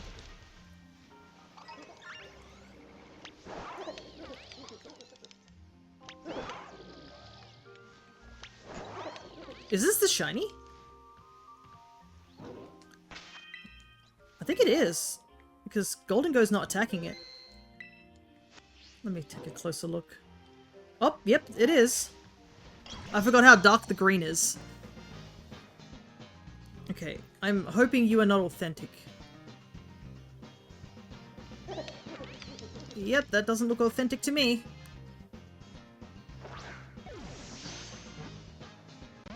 Now we just gotta catch it, which is the hard part.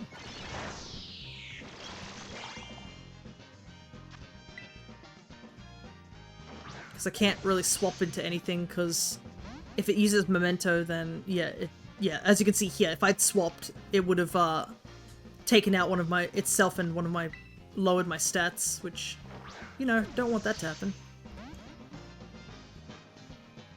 I don't also know how much Memento it has.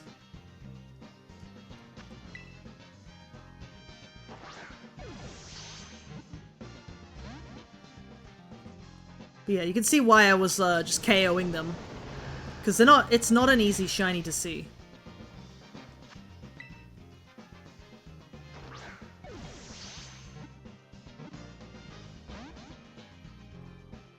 Oh, right, and we can't actually use, we can't even use Spore because it's a grass type.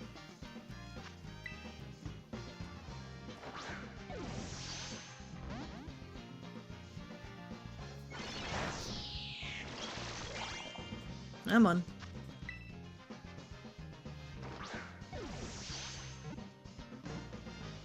Man, the crit capture just doesn't want to happen.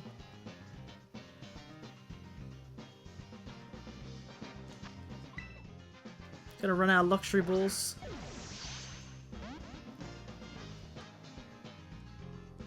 Problem is I'm worried about that shadow ball because, I mean, it has lowered its stats with Leaf Storm, but yeah. Also, I don't think I'm throwing crit caps because I think you can tell if you throw a crit capture just by the fact that the arm, the toss is a lot faster. Yeah, it does not want to crit capture. Oh my goodness. This is gonna be fun in the compilation highlight of me just trying to capture this one guy.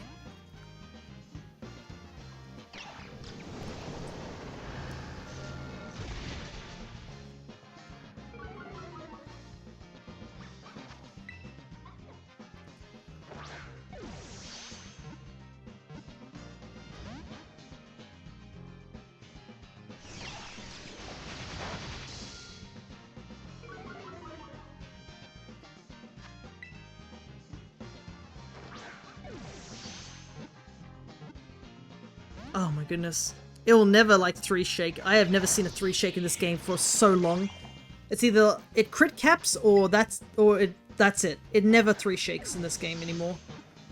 If it doesn't crit cap, it is not a capture. How many power points is Memento? It has Leaf Storm, Shadow Ball, Giga Drain, and Memento. Like, it could start struggling. I mean, if it starts struggling, I can at least bring in Golduck and try and put it to sleep. It does not want to get into this Luxury Ball. That's just it.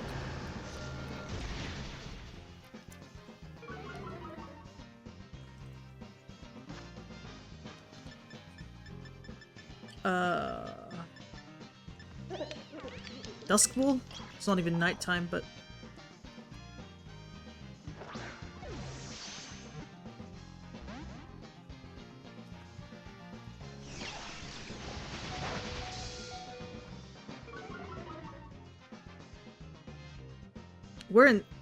We've taken so long, the weather is changing.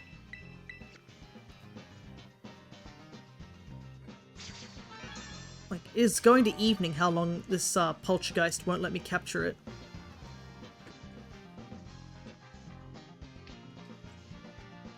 Maybe the Dusk Ball will actually work now because it's starting to get into dusk.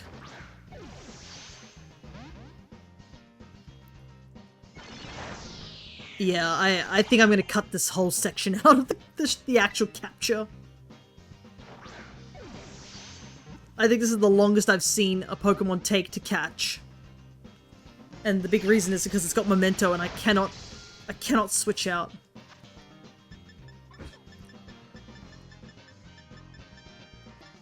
It's used up all my Luxury Balls.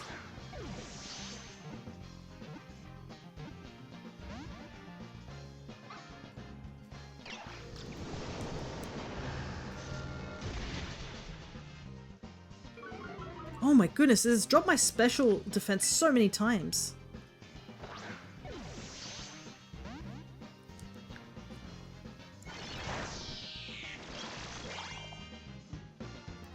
Please, just go in a ball.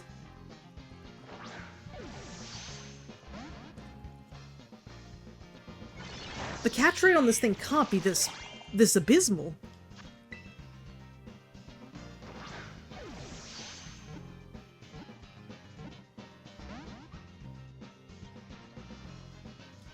I'm gonna look up. Like, I cannot wait any longer. I need to find out how many power points Memento has. Because I really can't be just sitting here. 10. I do not know if it's done it 10 times. I've used up all my Luxury Balls. Finally, last Luxury Ball. Oh my god.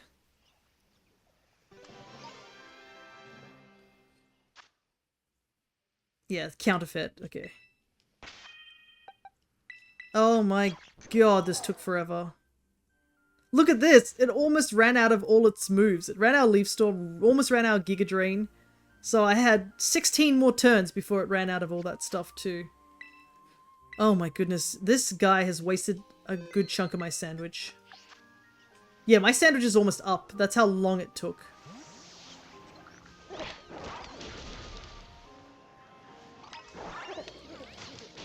Well, at least we got one, so I'm not going to completely complain.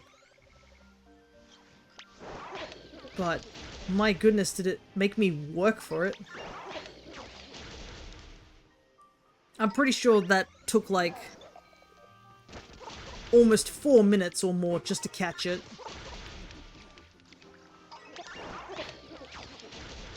Well, at least I guess it's a good thing that we're done, because I can see haunters flying around, so... I guess it isn't a good thing to hunt at nighttime.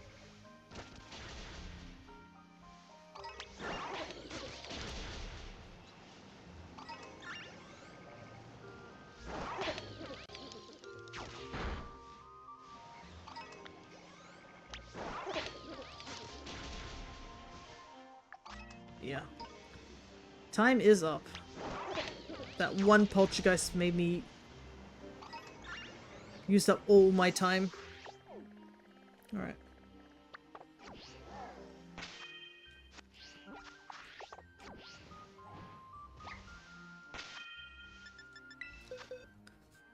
Okay. Dreepy needs to stay in the party.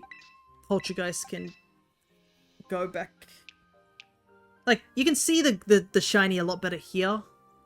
But yeah, it's a pretty hard one to see.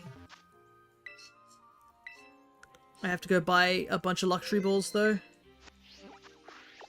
Because it made me use up every single one of my luxury balls. And then we'll do one more sandwich and we will call it.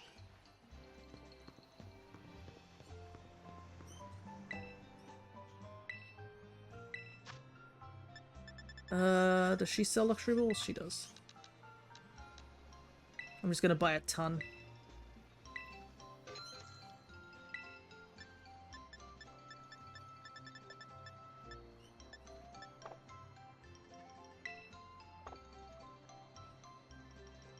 Pikachu chips. Got the little gacha machines here too.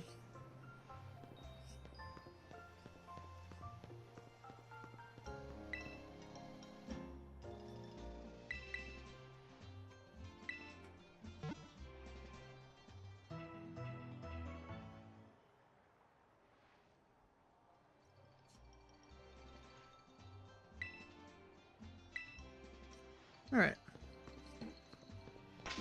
I guess we could go back I said I was gonna go back and do those, normal types again. Might as well.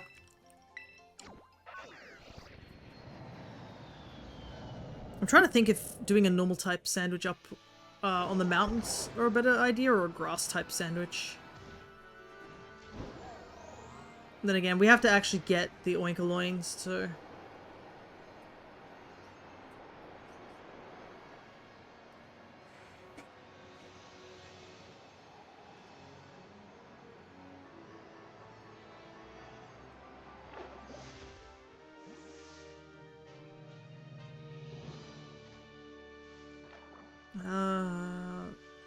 trying to think if this outbreak is worth it anymore. Because, yeah, we KO'd most of them.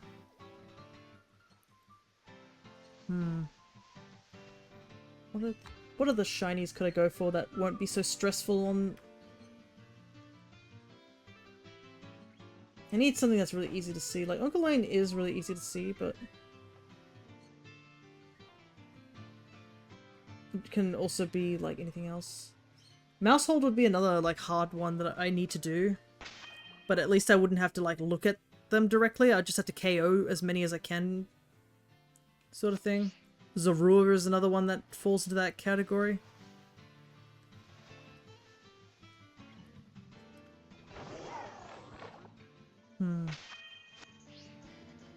I'd also have to, like, I need to pull up the other... sandwich.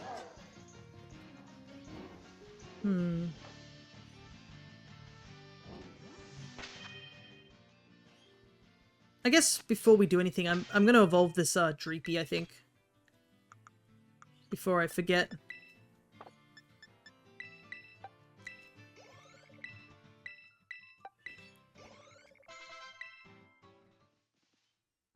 Alrighty.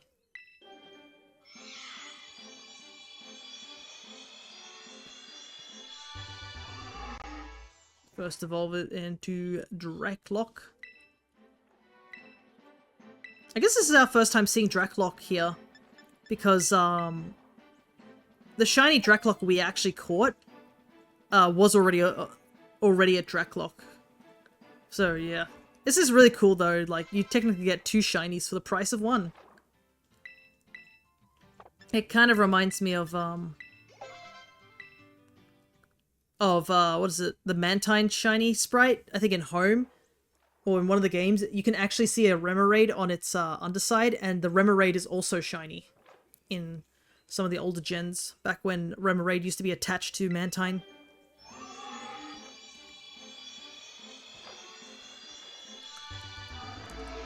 There we go. Shiny Dragapult, with its 2 shiny Dreepies inside its head as well as its shiny yellow nails. This guy is a very common one that was like shiny hunted back in the day. I know a friend of mine had this guy because they found a shiny Dreepy by accident.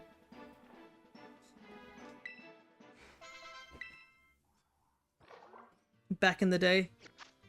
And I remember seeing the shiny Dracopult on their team. Alrighty. Shiny Dracopult. The entirety of the Dreepy line is complete. Okay, what do I want to hunt? Like, a part of me is like not too keen to do Oinkologne again because I've already been burnt twice by it.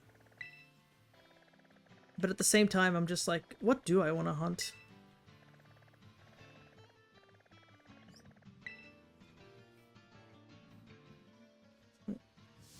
I'm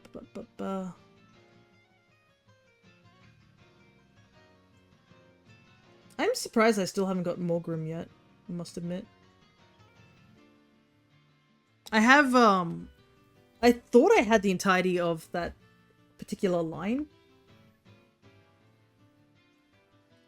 The Grimmsnarl line, but no, I don't.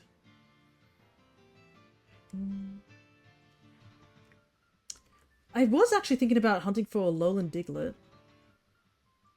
Lowland Diglett's steel type as well, yeah. That wouldn't be a hard one to hunt. I think you can find them around in here. I actually might look it up. Because I've actually wanted to hunt a Lowland Diglett and I've just never had, like, never gone looking for it.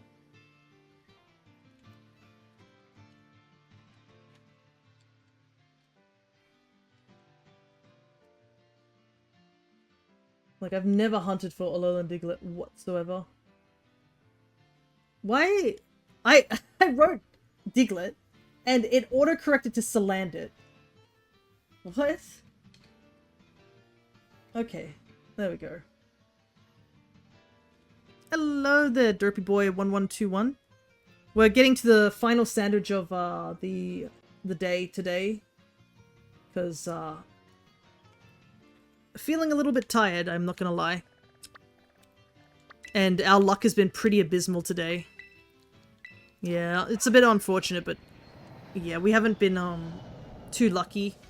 In a previous stream, we found a bunch of shinies, but in this stream, we've only found 2 that we needed for our shiny living decks. So, the motivation is very low, unfortunately.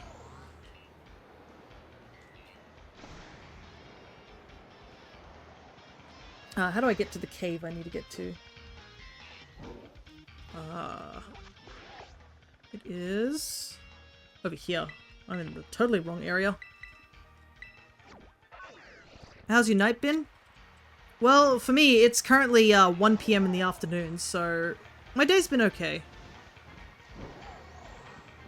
Just been a little on the tired side, because I got up early due to the construction as well as other things. Because my neighbor's house is getting some construction done. So it's this cave. We need to find somewhere to eat the sandwich. But I'll show you what shinies we do have. We got today.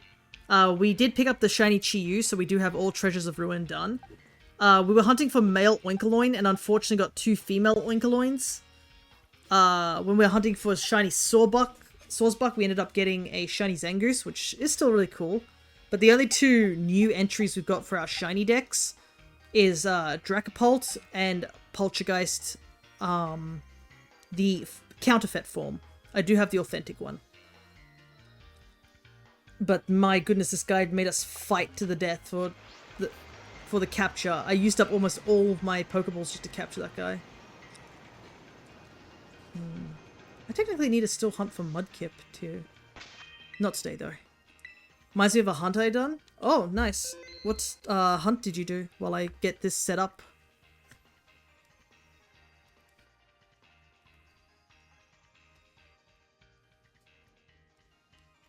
Just doing that.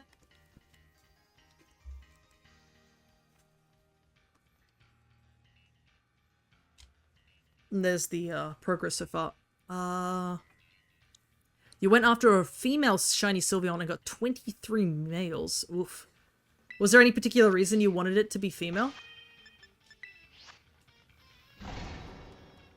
Or it was just a, oh, it's a bit rarer than the others, so this is the one I want to try going for. Let's see what the person's sandwich type they go for. I assume they do a steel. Steel's probably the sandwich type here.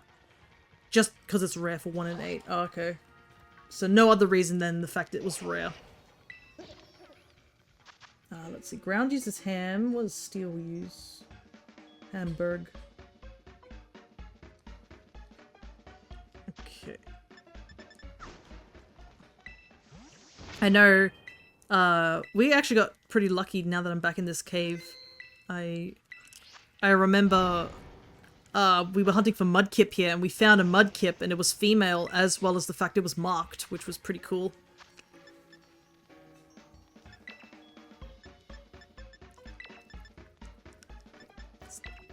And we had a bit of a dry streak for a while, so it was really cool to get something out of it.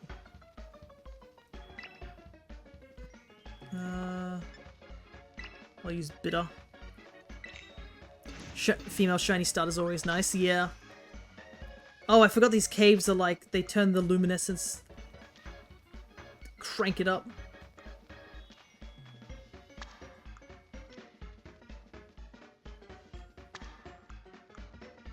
I know, my eyes hurt too. It's good. We gotta make this as quickly as possible so we don't burn our retinas out.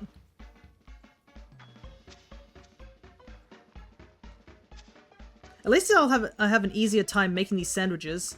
Last time we were making sandwiches, for some reason I was having difficulty moving the controller and it turned out I had stick drift in my controller.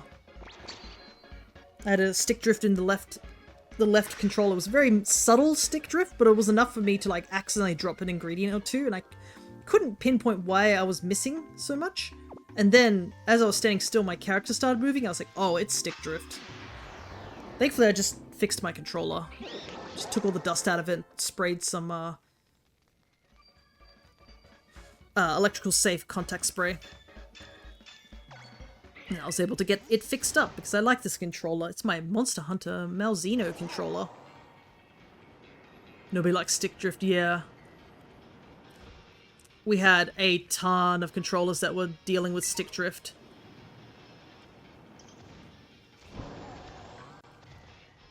And I got so sick of it because we were just getting another pro controller every so often. I was like, we can't keep getting more pro controllers, sort of thing. Unless you're the company, you get more money here. So, I was like, I don't want to, you know, I don't want to keep buying new pro controllers if we kept getting stick drift. But I didn't know how to fix them, so I ended up looking up a tutorial on how to fix it. And whilst I found out, I went through 3 sets of Joy-Cons. Oh, I see. I don't really use Joy-Cons, so...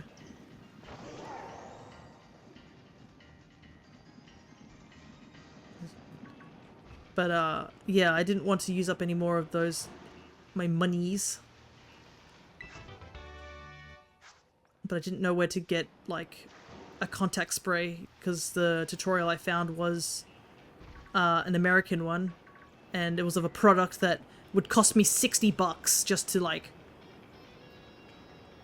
purchase a whole bottle of this spray that I would need, like, maybe two sprays of. The Pro 2's been serving me well. Nice. I didn't bother getting a Pro 2. I've been sticking with my current Pro 1. It does have a little bit of a jank that you have to, like, turn the switch on, the switch 2 on, and then turn the controller on. But besides that, it's still pretty functional, so I saw no reason to get a new one. But where I work, there was an electrician there, and my dad suggested to talk to him because he might know something about a way to fix it. And the answer is yes, he did.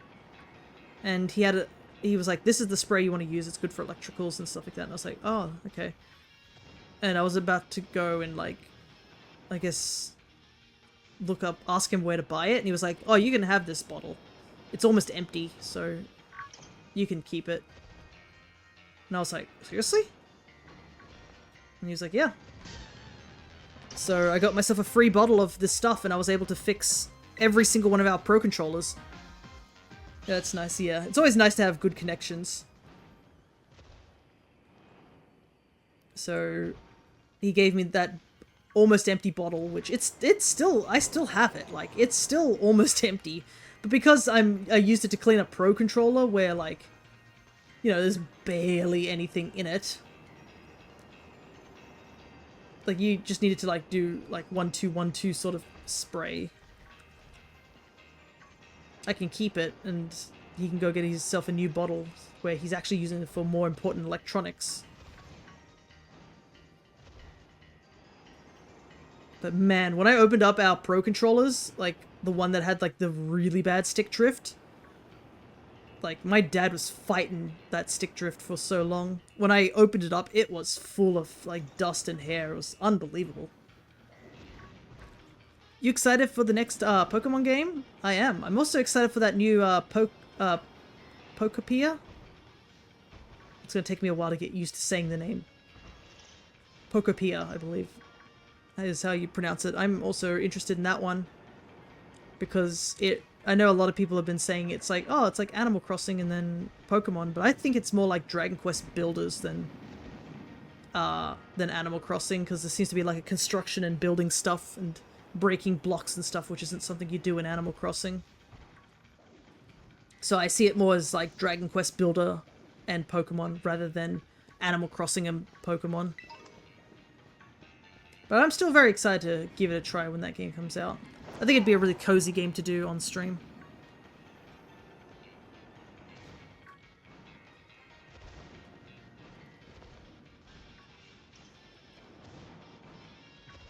And ZA is obviously ZA. I am looking forward to it. I just hope that Game Freak doesn't do that thing, which my biggest worry, like the one fear I have as a shiny hunter, is about Furfuro.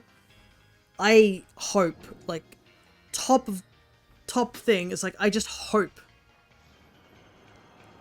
that they don't make it that when you transfer Furfuro over to home, it resets the haircut. I need it to keep the haircut so the Pokemon Go Furfuro's market could plummet.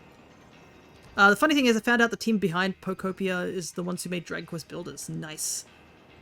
Because I played 2 and I enjoyed 2 thoroughly. And I'm actually planning on streaming 1 and 2 of Dragon Quest Builders at some point. But I'll probably be streaming those 2 after I've played Dragon Quest 1 and 2 when it comes out. Just so that we have a bit of story coherency. But yeah. Is that why they haven't made Dragon Quest Builders 3? Ah, it makes sense now. They're too busy making this Pokemon game. Though, to be honest, Dragon Quest has been really popping off recently. They had 3, they're having 1 and 2 coming out next month, I think. Then they have 7 Reimagined coming out. Like, there are so many Dragon Quest games coming out. I'm all for it, because I'm starting to really get into the Dragon Quest series now.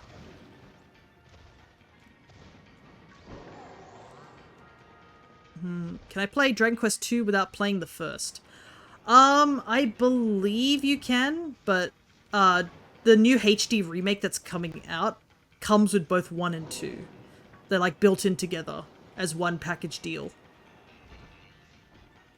And I believe the new HD 2D remake is also gonna have extra stuff, so it's expanding the story of 1, so adding more story elements as well as characters. And with 2, I believe they're just adding a whole nother section, which is apparently an underwater section. Because they showed off a boat traveling underwater, and then somebody was like, oh my goodness, we're getting something that's not... We're getting new stuff for 2. So I'm like, oh, okay. Because I've not played 1 and 2. So what you're saying is I should wait. I guess, yeah. I mean, obviously playing the originals of those games is possible, I think, on the... I think you can get the like, you can buy them on the Switch, technically, the originals. But, yeah, I probably would suggest waiting, because the HD 2D remakes seem to be really good. And the fact that these ones that are coming out next month are adding a lot more content, especially since 1 and 2 are probably their least fleshed out of the Dragon Quest games due to the fact that they were the originals. Probably, yeah, waiting just a little while would probably be better. But, yeah, what I know is that Dragon Quest builders, like 1 and 2, are linked to Dragon Quest 1 and 2. So, Builders 1 is related to Dragon Quest 1, whilst Builders 2 is related very slightly to Dragon Quest 2. So, that's the reason I want to stream it afterwards. Just so that, I guess it'd make more sense. Because there are some elements that, like, reference those. And back when I played 2, I had no idea. I had to look this up, like, later. And I was like, oh, okay, that's what the thing is related to. I see. But... oh, is that the shiny? I think it is, over there.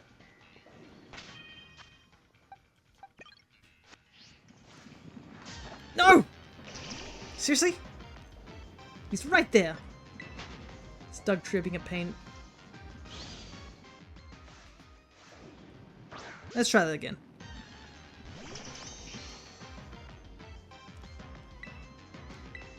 Level 70 Diglett, my goodness. Yeah, we finally got one, thank goodness. I didn't want to end this last sandwich on, like, no shinies.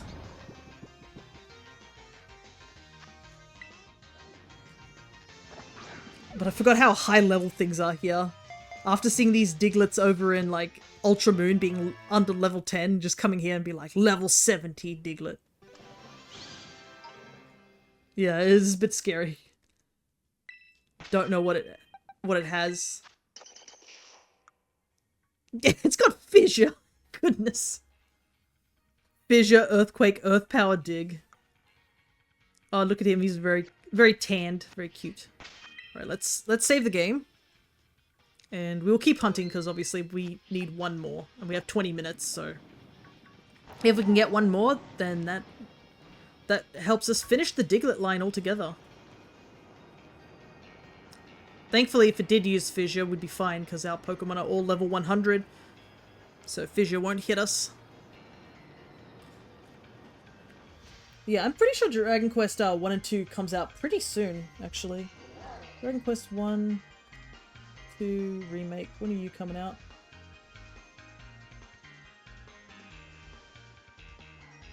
Yeah, 30th of October.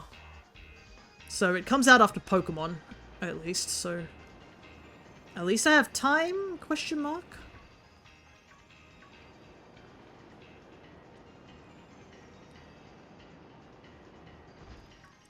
I really want to get Hollow Knight and Silk Song. Ah, yes.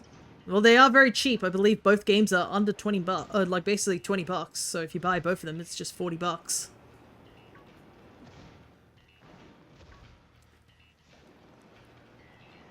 I can't recommend those games because I haven't played either of them, so I can't tell you. But, I mean, the fact that people were very hyped for Silk Song, I would say they're pretty good.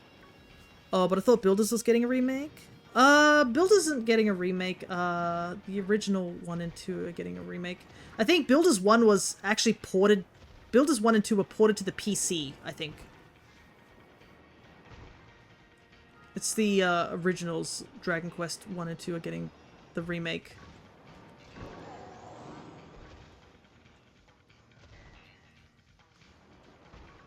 But yeah, I think Builders got ported to PC rather recently. And I think Builders 1 also got stuff added to it, like to a couple of quality of life things to it, to the PC port. I cannot, like, be quoted on that because I've just only downloaded it. Well, I bought and downloaded it, so it is available for me to play. But yeah. The actual Dragon Quest games are the ones that are getting remakes, so... 1 and 2 are getting remade into one package. 7 is getting remastered. Or reimagined, it's been called. Which is interesting wording, but I think the reason they are wording it like that is because they are trimming down the game a bit and like helping it, like getting rid of all the unnecessary like parts, because 7 was apparently notorious for being really, really long. I think out of all the Dragon Quest games, to complete 7 took the longest time, from what I've heard. But yeah. There's a sale so I can get both for 37 instead of 69. Oh, what's this for the Builders games? Because if it's on Steam, I know they had a Square Enix, yeah, Builders. Because I think I also got it during a sale as well. But I actually have 2 on the Switch, so I only bought 1.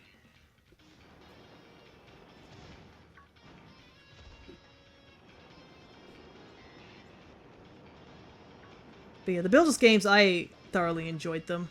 I cannot say too much on Builders 1, because I haven't played Builders 1, which is a big reason why I want to stream it after I finish Dragon Quest 1, because I'll be going into it mostly blind. But yeah, Builders 2, I played the demo for it. Basically, I started playing Dragon Quest after Hero was introduced in Smash. That's literally my introduction to Dragon Quest. I knew about Dragon Quest, but I couldn't really get into Dragon Quest because I didn't really like the art style and I didn't see the appeal from a distance. So when Hero got added to Smash and they kept hyping up 11 and they were like, play the demo of 11. And I was like, you know what, I'll just play the demo. It'll probably be like an hour or 2 long. It won't take us too long to get through the demo of 11, I guess. And then I played the demo, and the demo was like 5 hours long. And I'm pretty sure when I replayed 11 on stream a couple of years back, we got to the end of where the demo ended, and it took us 5 hours to get there. And I was like, oh my god, the demo is so long. And by that point, I'd already fallen in love with the game.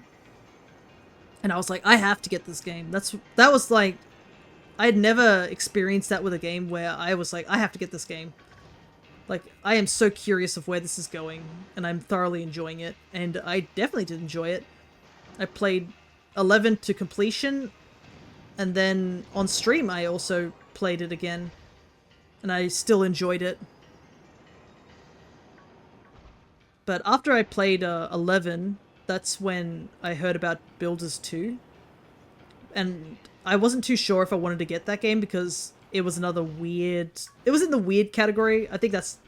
Now that I can describe all Dragon Quest games, I was like, it's weird. Do I want to get this? And I decided to give the demo a go, and it was in the similar category of, oh, I'm interested in where the story's going, so I should get the actual game. And yeah, was not expecting a massive story for like a game that's like got a Minecraft sort of aesthetic. Like, there being a story at all was like surprising to me. Yeah, ended up playing 2 and finishing it as well. Didn't get all the achievements, I guess, but I was like, you know what? Might as well do it. Next time when I stream it. You love Minecraft? Yeah, Minecraft's fun from time to time. I've been, we haven't played Minecraft for a little while. Just, we had a group server and one of my friends' thing, but nobody was playing it for a long time, so they had to close the server because it would be, like, a bit too much.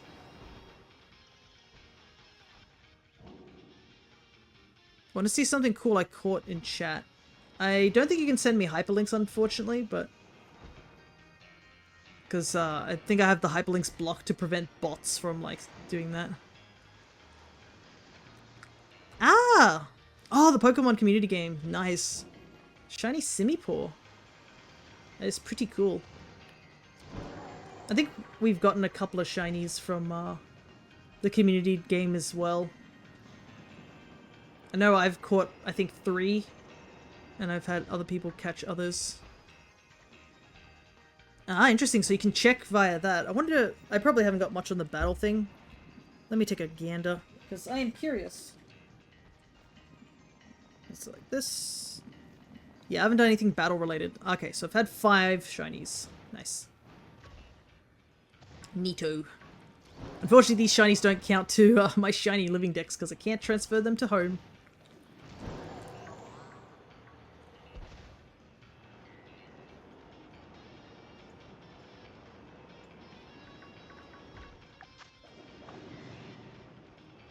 But I know another thing I've been looking into is playing Cobblemon. Because it's like a Pokemon mixed with Minecraft. I know the other one... What was it called? I forgot the name of it. There was another type of Pokemon cross Minecraft thing, but I didn't really click with that one because they just, you know, I think they just put the models of the Pokemon into the game. So they were all smooth and stuff, and it made no sense to the Minecraft aesthetic, so that didn't really grab my attention that well. I can't remember what it was called. But yeah. And then Cobblemon started up, and I think now Cobblemon's like really growing since. And I think the other one was discontinued anyways, so Cobblemon's kind of the big one that's for Pokemon playing stuff. And I've been putting a bunch of mods into it.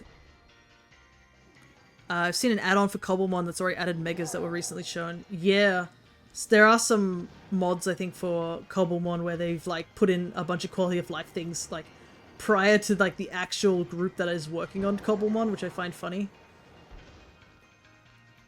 And I know there's one where somebody's added like terrestrialization and like Z moves and stuff, as well as Mega Evolution, so heck, I'm pretty sure battling wasn't even available in Cobblemon for like the longest time, and it was modded in first before it was actually added as a feature.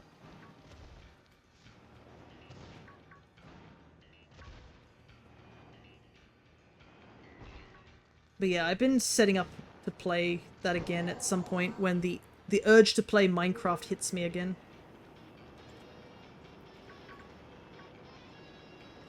Because they've added so much to Cobblemon since I last played.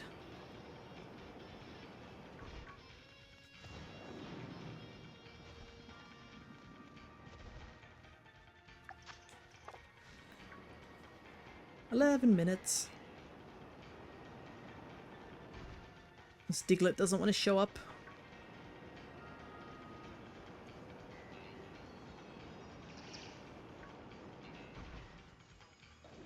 You 100% of the Kirby DLC. Nice.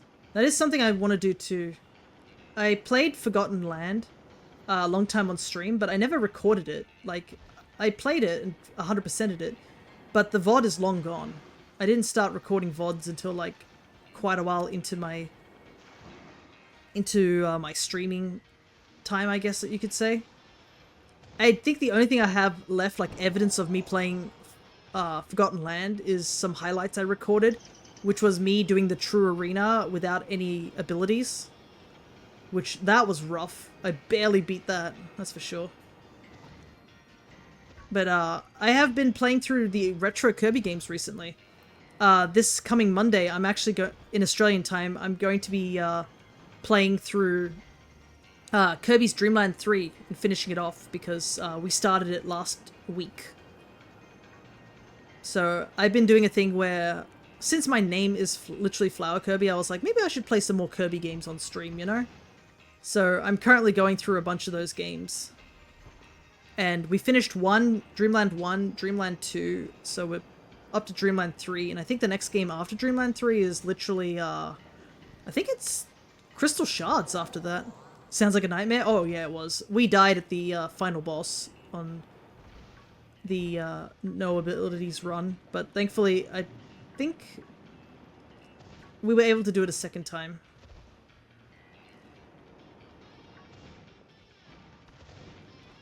But yeah, it was tough. I think that was the first time in a long time I actually was just emotionally like drained in a good way. Like I freaked out at the end of that. Hey, there we go.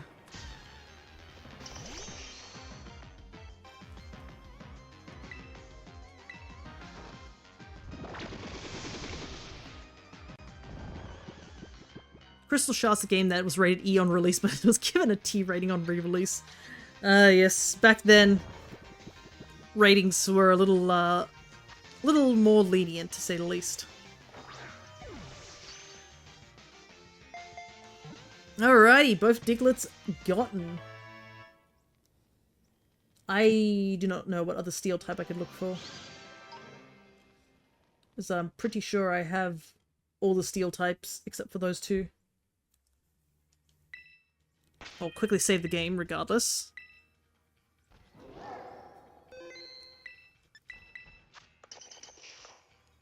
Alright. How much time? Only 8 minutes. Yeah, there's not really anything I really want to hunt here. Because if I pause the game, just to have it not count up, I'm pretty sure there is no steel types I can get.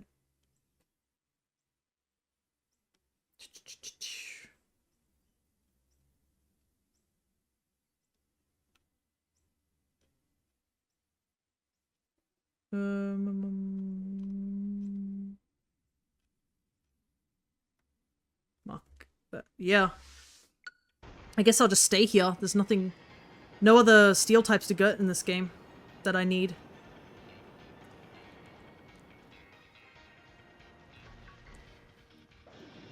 We'll just evolve our Diglett at the end of stream.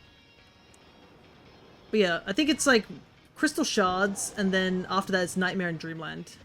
Because we did skip Kirby's Adventure, because Nightmare and Dreamland is literally the remake of Adventures. I don't know why that took me a while to say that, but yeah, so I thought we'd just skip it and go to the more recent version, which is something I'm going to also do when we get to Superstar, because, I mean, why play Superstar when Superstar Ultra exists and it comes with extra goodies?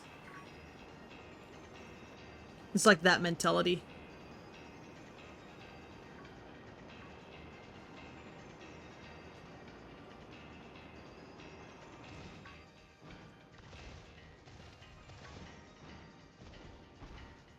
But yeah, eventually we'll go back to Forgotten Land. Maybe after I finish Crystal Shards I might. The thing is that I guess I kind of think we need to get to certain points. Like, you kind of have to play like Star Allies in order to explain certain events in Forgotten Land. Because I know some people were like, oh, that exists on one of the secret bosses of that game.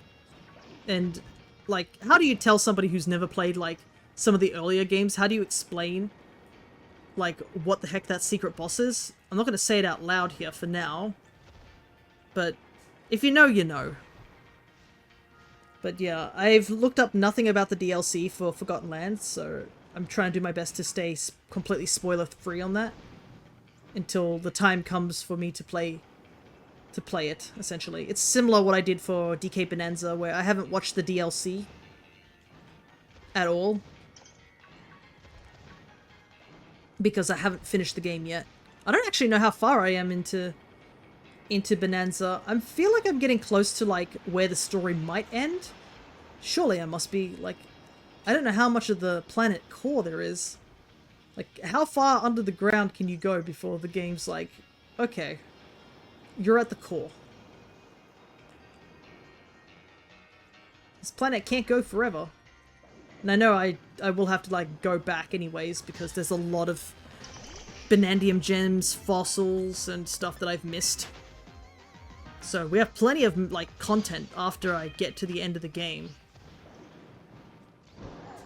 It's more a matter of I'm just curious where the story goes, so that I can actually not be completely spoiled. Because I was spoiled on a really big element of DK Bonanza.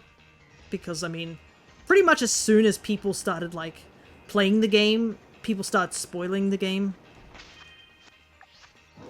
And there's like nothing you can do about it. Where are these Diglets falling from? Is there like a hole in the ceiling?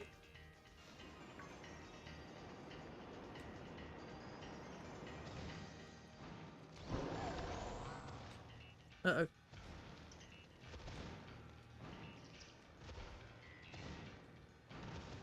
There you go. This cave is so confusing when you're just running around in it aimlessly.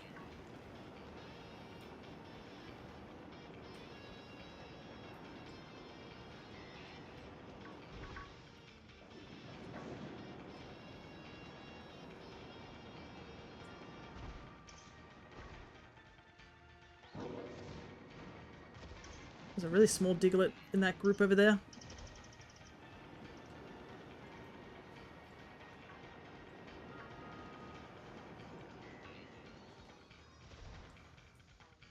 Yeah, it's like kind of the downside when you're waiting for new games is that if it's like a game that everybody is really keen on getting, the spoilers come out so quickly. Which is kind of why it's kind of a good thing that when Silksong was released, that nobody got early access of the game. Because it meant that everybody had to play at the same time and at the same pace, so pretty much anybody who was interested in that game was going to be already playing the game, and they wouldn't have to deal with spoilers, like being posted immediately on release. Because it just kind of sucks. I wish there was a way for like people to just have it that you can't post spoilers about a game for like a week when the game releases. But it's not like there's a law to that. You can't really like make some sort of law and be like, hey, no posting about this game for a whole week. Because there is also the downside is that if you get stuck in the game, you'd be like, you wouldn't be able to get any information for a week. So it's really a double-ended sword on that one. Maybe it's just I'm just sick of seeing like people being like, here's the final boss, and then posting their thumbnail with the final boss in it. Like that just sucks. And they know, like, they know what they're doing. They're consciously doing this, and it doesn't stop them.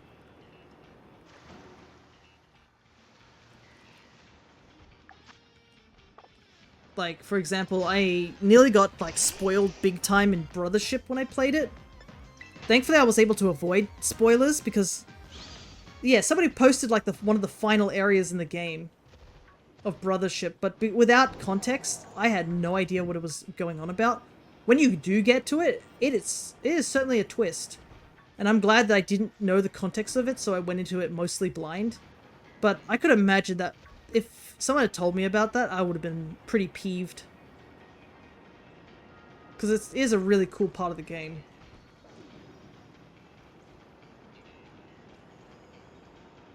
Maybe that's like the one benefit of playing more niche games, is that if nobody cares for it, nobody's going to post spoilers about it.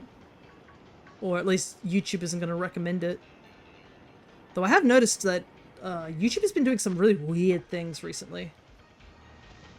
I don't know what it is. It's just like they've been recommending me videos of stuff that like only has like 20 views, or like things I've never been interested in watching like ever.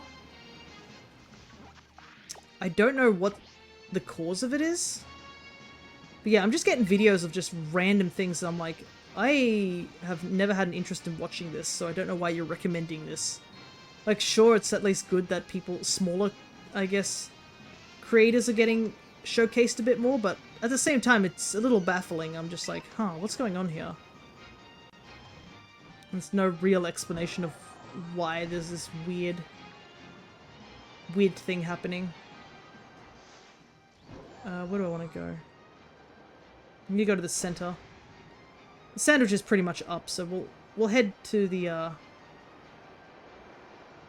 is that the center of the area?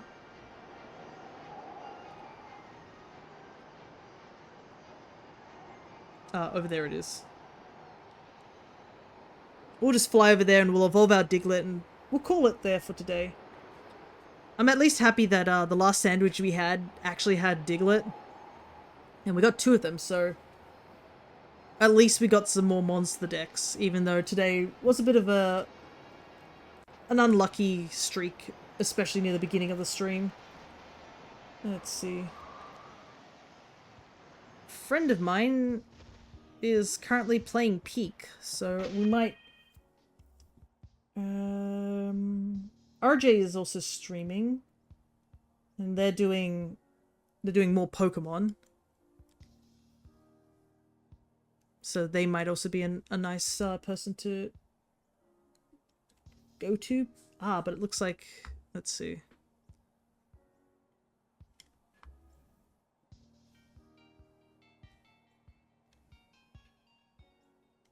Interesting. So it does say there's only one person here, but even though there's a couple of people, I think it's because there's been no... It's that thing that they do in Twitch where the chat, like, if you don't talk, it doesn't count your views. Alright, neither of these had a mark, so I'll evolve this guy, I think.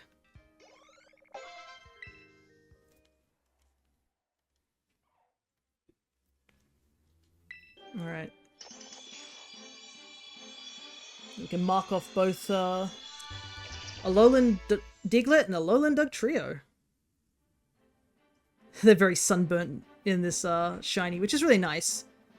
It makes them a lot more distinct compared to the, regular shinies for Diglett and Dugtrio. They still get the blue nose, but their actual skin color doesn't really change too much. Alrighty. So at least we got 5 new entries, I guess? Which isn't too bad. Oh yeah, you can... They're a lot nicer to see here in the box.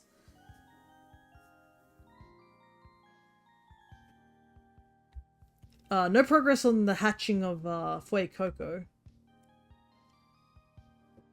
Let's see. So... Mike, Aura and Aloe are doing Peak, and they're also collabing with someone by the looks of it. I might drop into them, because they do occasionally drop in here for us.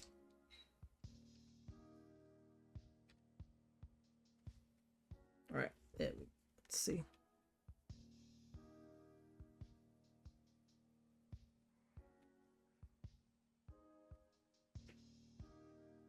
Okay, it is just one person for now. Might cancel it for now. Oh well. Let's see. It's actually not many Alolan Mons I need to get, actually, now that I look at it, looking at my little Shinydex. I think it's just... Yeah, it's just Rattata's line and Persian from Alolan Meowth. A lot of the regional things I'm missing are Galarian Mons. But yeah, that will be at a different time, I think. So, I will shout out the one person I am going to be on their stream tomorrow, which will be doing our D&D. So do our usual shout out to Crescent real quick. And hoping that they are feeling a lot better and not so much under the weather. But yeah, we're going to be going over there and doing another Ravnica D&D session tomorrow. And this coming Monday, we will be doing Kirby's Dream Land 3 and trying to finish that off. I think we will be able to. We got pretty much 50% done. And I think we'll be able to easily finish it once I go back and start looking to do the true ending for that game. But yeah, making more progress in those retro Kirby games. I mean, if we do have extra time at the end of that stream, I might think about what we'll do. But yeah, I guess that's kind of what it will be. It'll be more Kirby, and then we'll be back with more DK Bonanza. But for now, I'm going to take a bit of a... I think I might need to take a nap. Goodness, I am exhausted. Not having enough sleep before stream. But I will leave you there. So, until next time, take care everybody.